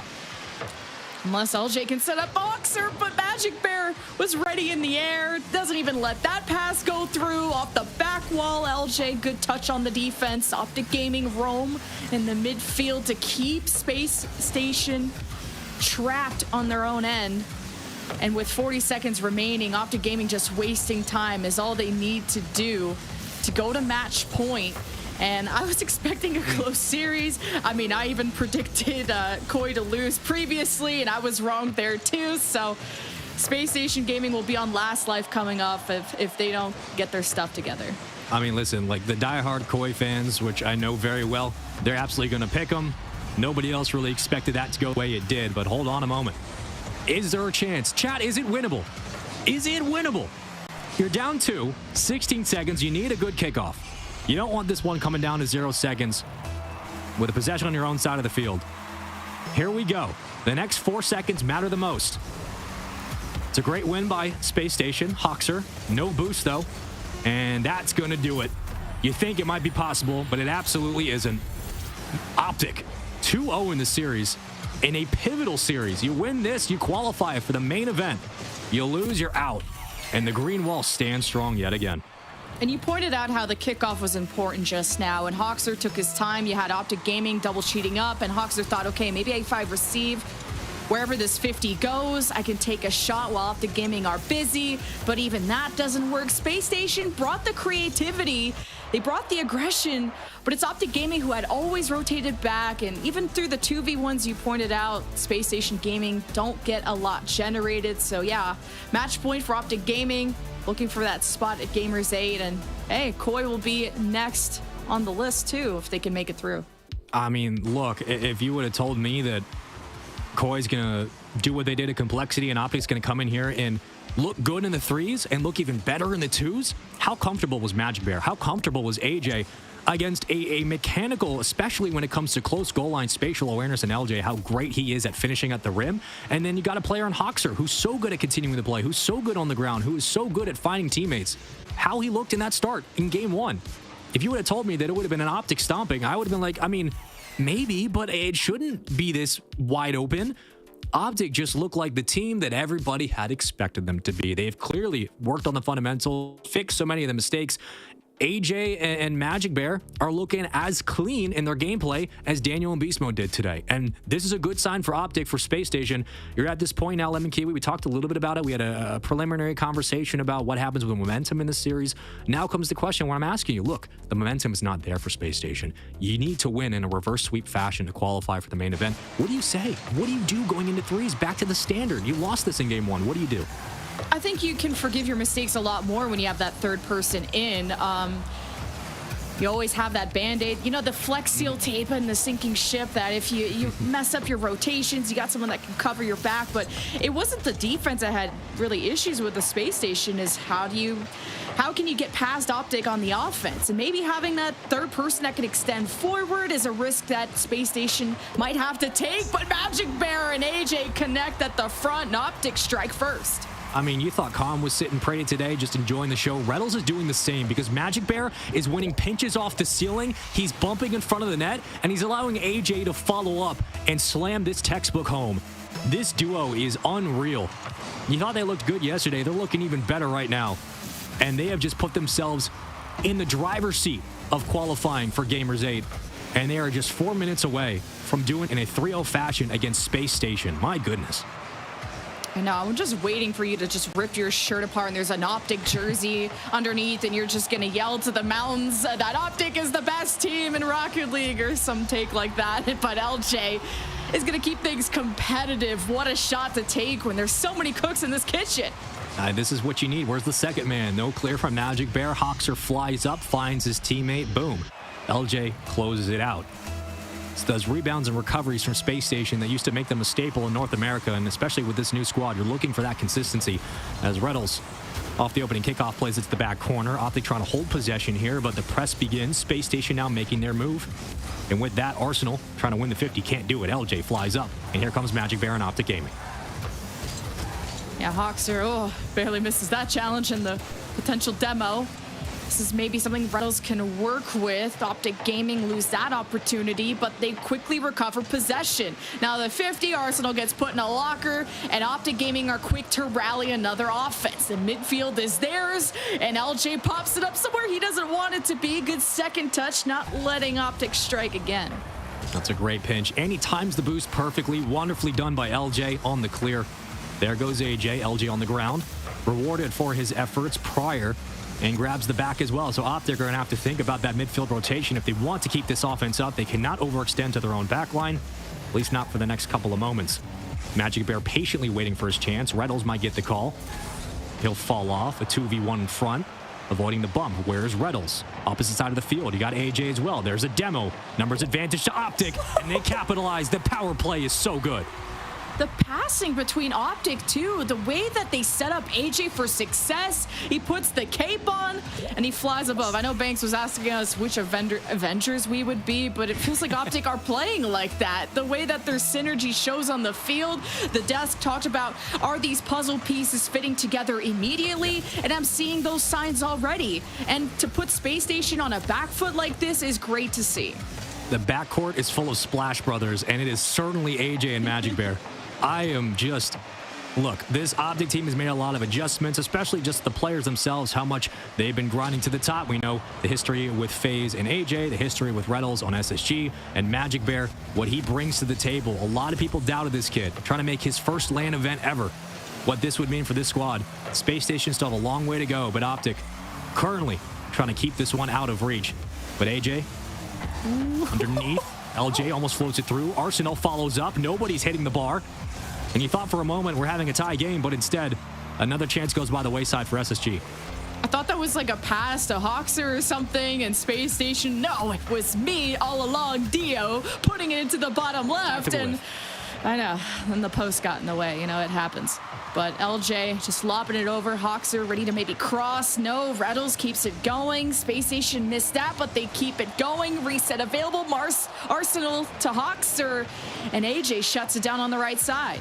I mean, Hoxer made that read. He just made it a little bit too late, and it's not his fault. He's waiting for immediate challenge where he has to wave dash back and make a rotational play. But that pass came in so quickly, he had really no chance. And that's just another opportunity. It's been here all of this series. Space Station have had chances. They really have.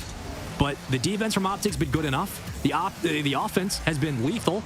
And Reddles, who's been kind of quiet, but really just letting his teammates work, is still fighting for possession through the corner, knows when to rotate out, gives AJ the space he needs, still winning it around, and 50s his way through the front of the box. And yet somehow, some way, the defense breaks down, and OpTic are trying to strike yet again.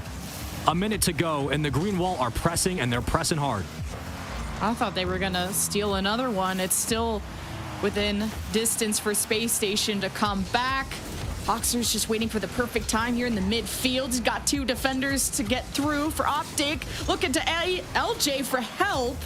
And as this lobs over, OpTic, great rotations, positions at the net, not letting Space Station sneak anything by them. And on the back wall, that's protected too. Hoxer will bump Reddles off, LJ scoops it up, and AJ's there too. It's the layered defense of OpTic that Space Station can't seem to peel back. Space Station's so close. I mean, Lemon Q, you're talking about it perfectly. Like, they're making these reads, but at some point it has to crumble. At some point, you can't put a hand up forever. LJ finally has the dish, the dive, the serve, and the connection on the goal line. Space Station are in this with 20 seconds to go. Oh, serve and slay Space Station to tie it up in the last 22 seconds. Got me on the edge of my seat, especially with match point for OpTic. Last couple of plays available. OpTic have a chance to still sweep this away because you're looking at Magic Bear. AJ, this ball got past him. Hoxer to the corner, bumping this off. LJ, Arsenal, and it goes in. Reynolds to the corner. Hoxer wins a beautiful read on the center, and Arsenal beats the pre-jump. How do you beat a pre-read? You have to pre-jump. You got to get up in time to get over the defender. The lead for Space Station. Life injected back for Space Station. But OpTic trying to keep it up. Magic Bear towards the ceiling. Arsenal ready and waiting. The numbers are here. Space Station have more than enough to kill this ball as Reddles centers back out. It's alive. For how long? Reddles underneath, but can't get there in time. Space Station off of the brilliance of LJ in those last 20 seconds. Survive this game 3. They survive to a Coliseum, and we will see a game 4. And we had said that Space Station Gaming, the way that they can really succeed in threes is either obviously you forgive those mistakes on the defense, always having that third man back. You saw just how difficult it was to peel back the layers of OpTic, but then Space Station started committing all 3 players to this front line. Everyone getting involved to find a crack in that OpTic Gaming, I was going to say armor, but the green wall pretty much, because that's what it felt like in front of the net. And Space Station getting that at the last second. Just LJ keeps finding these crazy angles. He's at the perfect place at the right time. I mean, Lemon Kiwi, you brought it up prior before LJ was able to eventually tie up that game in tandem with Hawkster, where OpTic were making the reads. No matter what SSG had defensively and trying to get back possession, OpTic were able to read what SSG was throwing at the board. Finally, you start to see an instance where not only does the pressure meet the moment, but the pressure's working and they're capitalizing on their placements. They're starting to finally find those angles they have been hunting for the majority of this series. And with that, you're looking at a successful rebound from Space Station going into Game 4, and now we'll see a 1v1. We will go back to the traditional format of crew. With that, we now find ourselves in a position where Space Station have to rely on LJ, and you look at AG on the other side and you think, wow, OpTic have a real good chance to put this one out of reach, but LJ, a lot in front of him. Can he make it work? Oh, that's so much pressure. And then you pick the 2 worst player names, go in the 1v1, LJ versus AJ. All right, who's gonna hold the L at the end of the day? Is it gonna be WJ? Actually, the winner of this gets WJ at the end, and LJ we'll see if he holds the L at the end of the day. He's got the ball though, and AJ reads that so well. Well, if you're AJ, you can't afford to be timid in this 1v1. You're gonna have to really stay aggressive, and LJ, again, so good at making reads on the swing. When the play starts to transition up the sideline, that's where LJ really thrives. It's recovery at midfield at the moment, nice enough to keep AJ occupied, and AJ is able to circle around, prioritizing the boost. And how does he play this one? As LJ just has to worry about essentially staying in front of the ball as it pops precariously, but AJ waiting. Nice pop, but LJ's there. Yeah, for now, AJ takes his time with it. Does a little cute backflip. Tries to get LJ off his game. Put up in the air, soaring to the sky. LJ's ready. Reads it. AJ to the left, and LJ can't dive in time. I mean, he just takes his time from the side wall. You got LJ off the ceiling, recovers, trying to stabilize, but you take too long. Once you've hit the pay dirt at that point, you've already given all the space, the head nod that AJ then gets. He's already beat you on the inside cross. You're going to be burned. And AJ takes the opening lead. It's 1-0 for OpTic. We'll see how things play out. Oh, I'm worried. All the weight on your shoulders if you're LJ to keep Space Station in. Oh, and it's not going to be like that, boy. Not like that. 2-0 for OpTic. I mean, this is just way too much commitment here. LJ's so low, he has no choice. But you're free range if you're AJ. You can pick your placement, top left post, opposite corner, play it dead center. And then if you don't like it, you fall back, grab boost, try again. Luck of the draw on the kickoff, but yet again, second time in a row, AJ's there. And LJ's going to have to get very aggressive here to keep this one in front. We talked about AJ being a highlight on OpTic, and this is the guy you can depend on. And so far, you put the eggs in the right basket. Oh, LJ trying to get above, trying to stretch it to the right post where AJ can't save it. And Space Station coming back. This is where the physicality can really play benefits, right? You're able to juggle it, just enough power behind the shot and take out or snipe AJ off the left wheel, and it gives him off trajectory. That ball's going to roll through every single time. SSG breathe. The fans are here. The team is close. They're working on the comeback, but they're going to have to get through AJ and the green wall, and that's a tall task. Plenty of time here on Coliseum.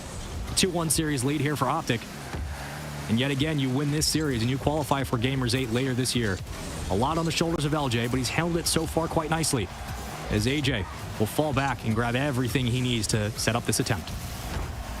Yeah, just punishing the position. Oh, LJ thought he had that breakaway. AJ said, I'm quick with it, quick to come back. 50 boost, up in the air, trying to stretch it to the right post, just like he did last time. Right, LJ wasn't. 3-1 for OpTic. And it's really more of AJ here, less of LJ's positioning. But once he slowed off the rotation through the corner, once LJ took his finger off the trigger just a bit, that's it. You have all the space there for AJ. You can stretch that defender out, and with enough speed, you're going to get it through every single time. It's a similar shot. AJ's going to show you what he's going for, especially when he wraps through the corner. LJ has to make that read, and he gets baited out as well. It's a nice flick, and it's a 4-1 lead. Well, when it rains, it pours when it comes to AJ. When he starts scoring, it doesn't stop. 4-1 going into the second half is quite a hill, quite a mountain, I would say, for Space Station to climb. But hey, I think they can go to space. If they can go to the moon, they can go to space. I'm sure they can go overcome this too. LJ, it's all up to you. And really, there's only one person you got to hype up, and that's where the mental game is important. How good you are as an individual to get back what you're good at. And LJ, getting a little stuck. No. Yeah, the pinch didn't work, and that's a free goal. Kill the time. You know it. Take everything you need. Look, I was just about to talk about the lack of pressure for LJ, right? He hasn't gotten possession much. It's AJ. He's that good at ones. But that pinch kills the entire play. The conversation's over. If you don't clear that, AJ is going to follow, he's going to hunt, and he's going to make sure you remember that you misplayed that ball. There's still a lot of time here. Winning the kickoff's huge. But how do you keep this one alive? Because right now, you have to find a way to get aggressive with AJ. Feels like AJ can do whatever he wants. He has the reset, flicks, and LJ saves, gets dunked on. 6-1 Brazil territory for OpTic on match point 2. And that's what I just finished talking about. Hey, LJ, you just got to get back in your own head. You don't have to worry about anyone else but yourself. And it's tough to come back if you don't have anyone to maybe hype you up in situations like this.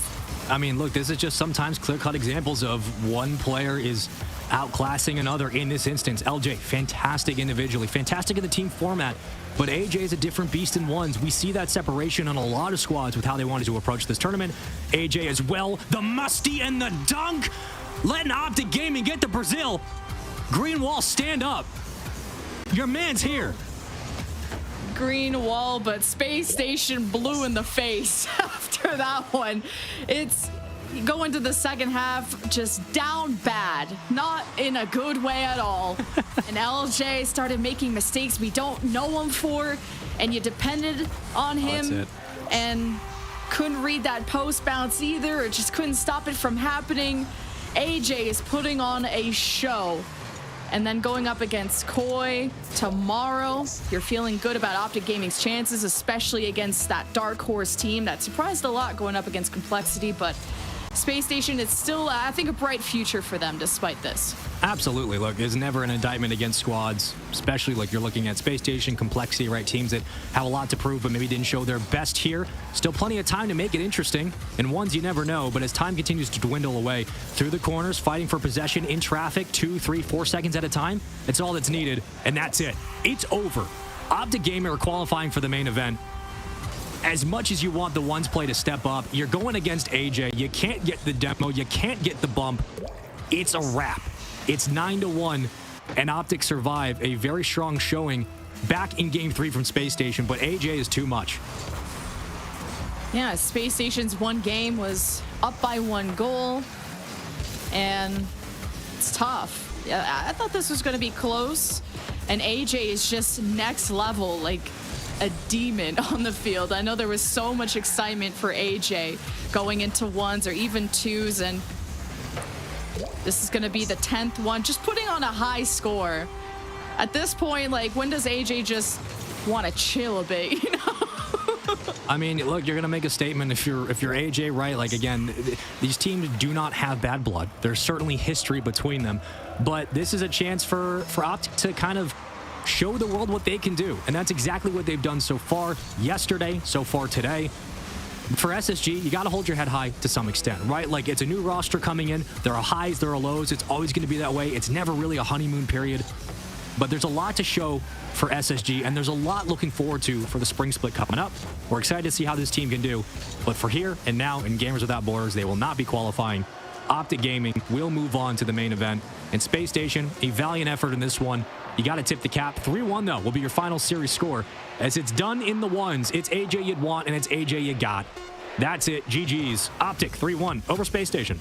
Oh, come on. Don't do it to him. Do it, AJ. No, don't. 11-1. Breadsticks across the board. LJ said GG, holds the L in LJ. And SSG, they got a new coach, so you can kind of look at this tournament see the weaknesses, the strengths, what you have to work on, and gives you more time to prepare for the next one.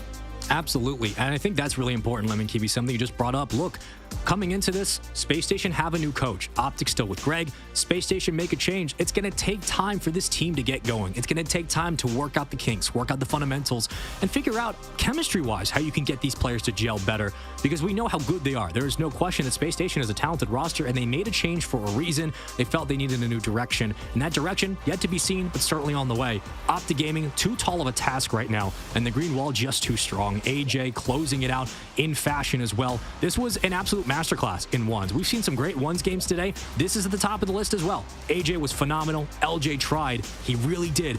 But he never had a hold on this game. Possession time, control of the ball, boost management. He was getting baited on the low ground. He was losing his angles in the rotations. This was all of AJ, and this was all of OpTic, man.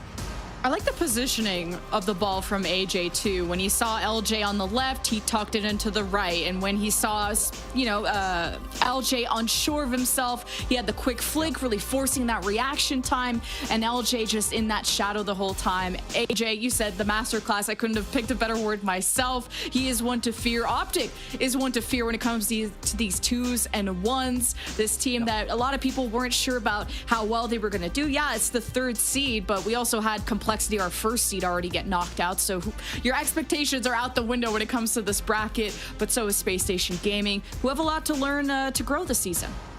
They certainly do. And look, these are the events, if you're a team like Space Station, if you're a team like Complexity, this is where you're going to learn a lot about what you're made of, right? Because granted, it's maybe not as much pressure on your shoulders as of now as like a massive world championship, but it is about finding whether or not proof of concept exists for your squad and when you can put pen to paper, what works and what doesn't. Let's talk about the intricacies of this squad. Let's talk about what SSG do well. The sustained offense was great in this series. What didn't work was how quickly they were getting pressured and how unable they were to break out of it. They seemed to be able to find their rhythm late in games, but that is only so much of the puzzle. They need to get the whole picture when it starts, and the kickoffs just weren't there. This was an OpTic Gaming showcase. For SSG, a lot to improve on, but a lot to look forward to. Lemon Kiwi, closing thoughts here for SSG and OpTic. OpTic move on. They're going to play Koi tomorrow. It's going to be a great matchup. How are you feeling about today overall, and specifically this matchup? What's your takeaway? I think SSG, they brought the adaptations when it came to threes, when I think there's more voices in the call and more ideas that can be brought out. The fact that we talked about OpTic's defense had layers, and it had stop after stop, and every mistake was covered for by another player. Mistake as in there was many people you had to get through. And SSG, when they committed all 3 to the front, you found the gaps eventually. But in these ones, you don't have a lot of support. You just got yourself and you to coach yourself through the mental game. And when AJ is demoing you and then kind of like slow motion putting the ball into your net, it's kind of BM. I think you kind of forget about that. You really do. And I think that's good. You have to have the memory of a goldfish. You got to forget about the little things. One thing we don't want to forget about, though, is Banks over there on the desk. You beautiful man. Talk to me, because we thought this could go 5, maybe with 3 Ls. Who knows? All predictions being fair.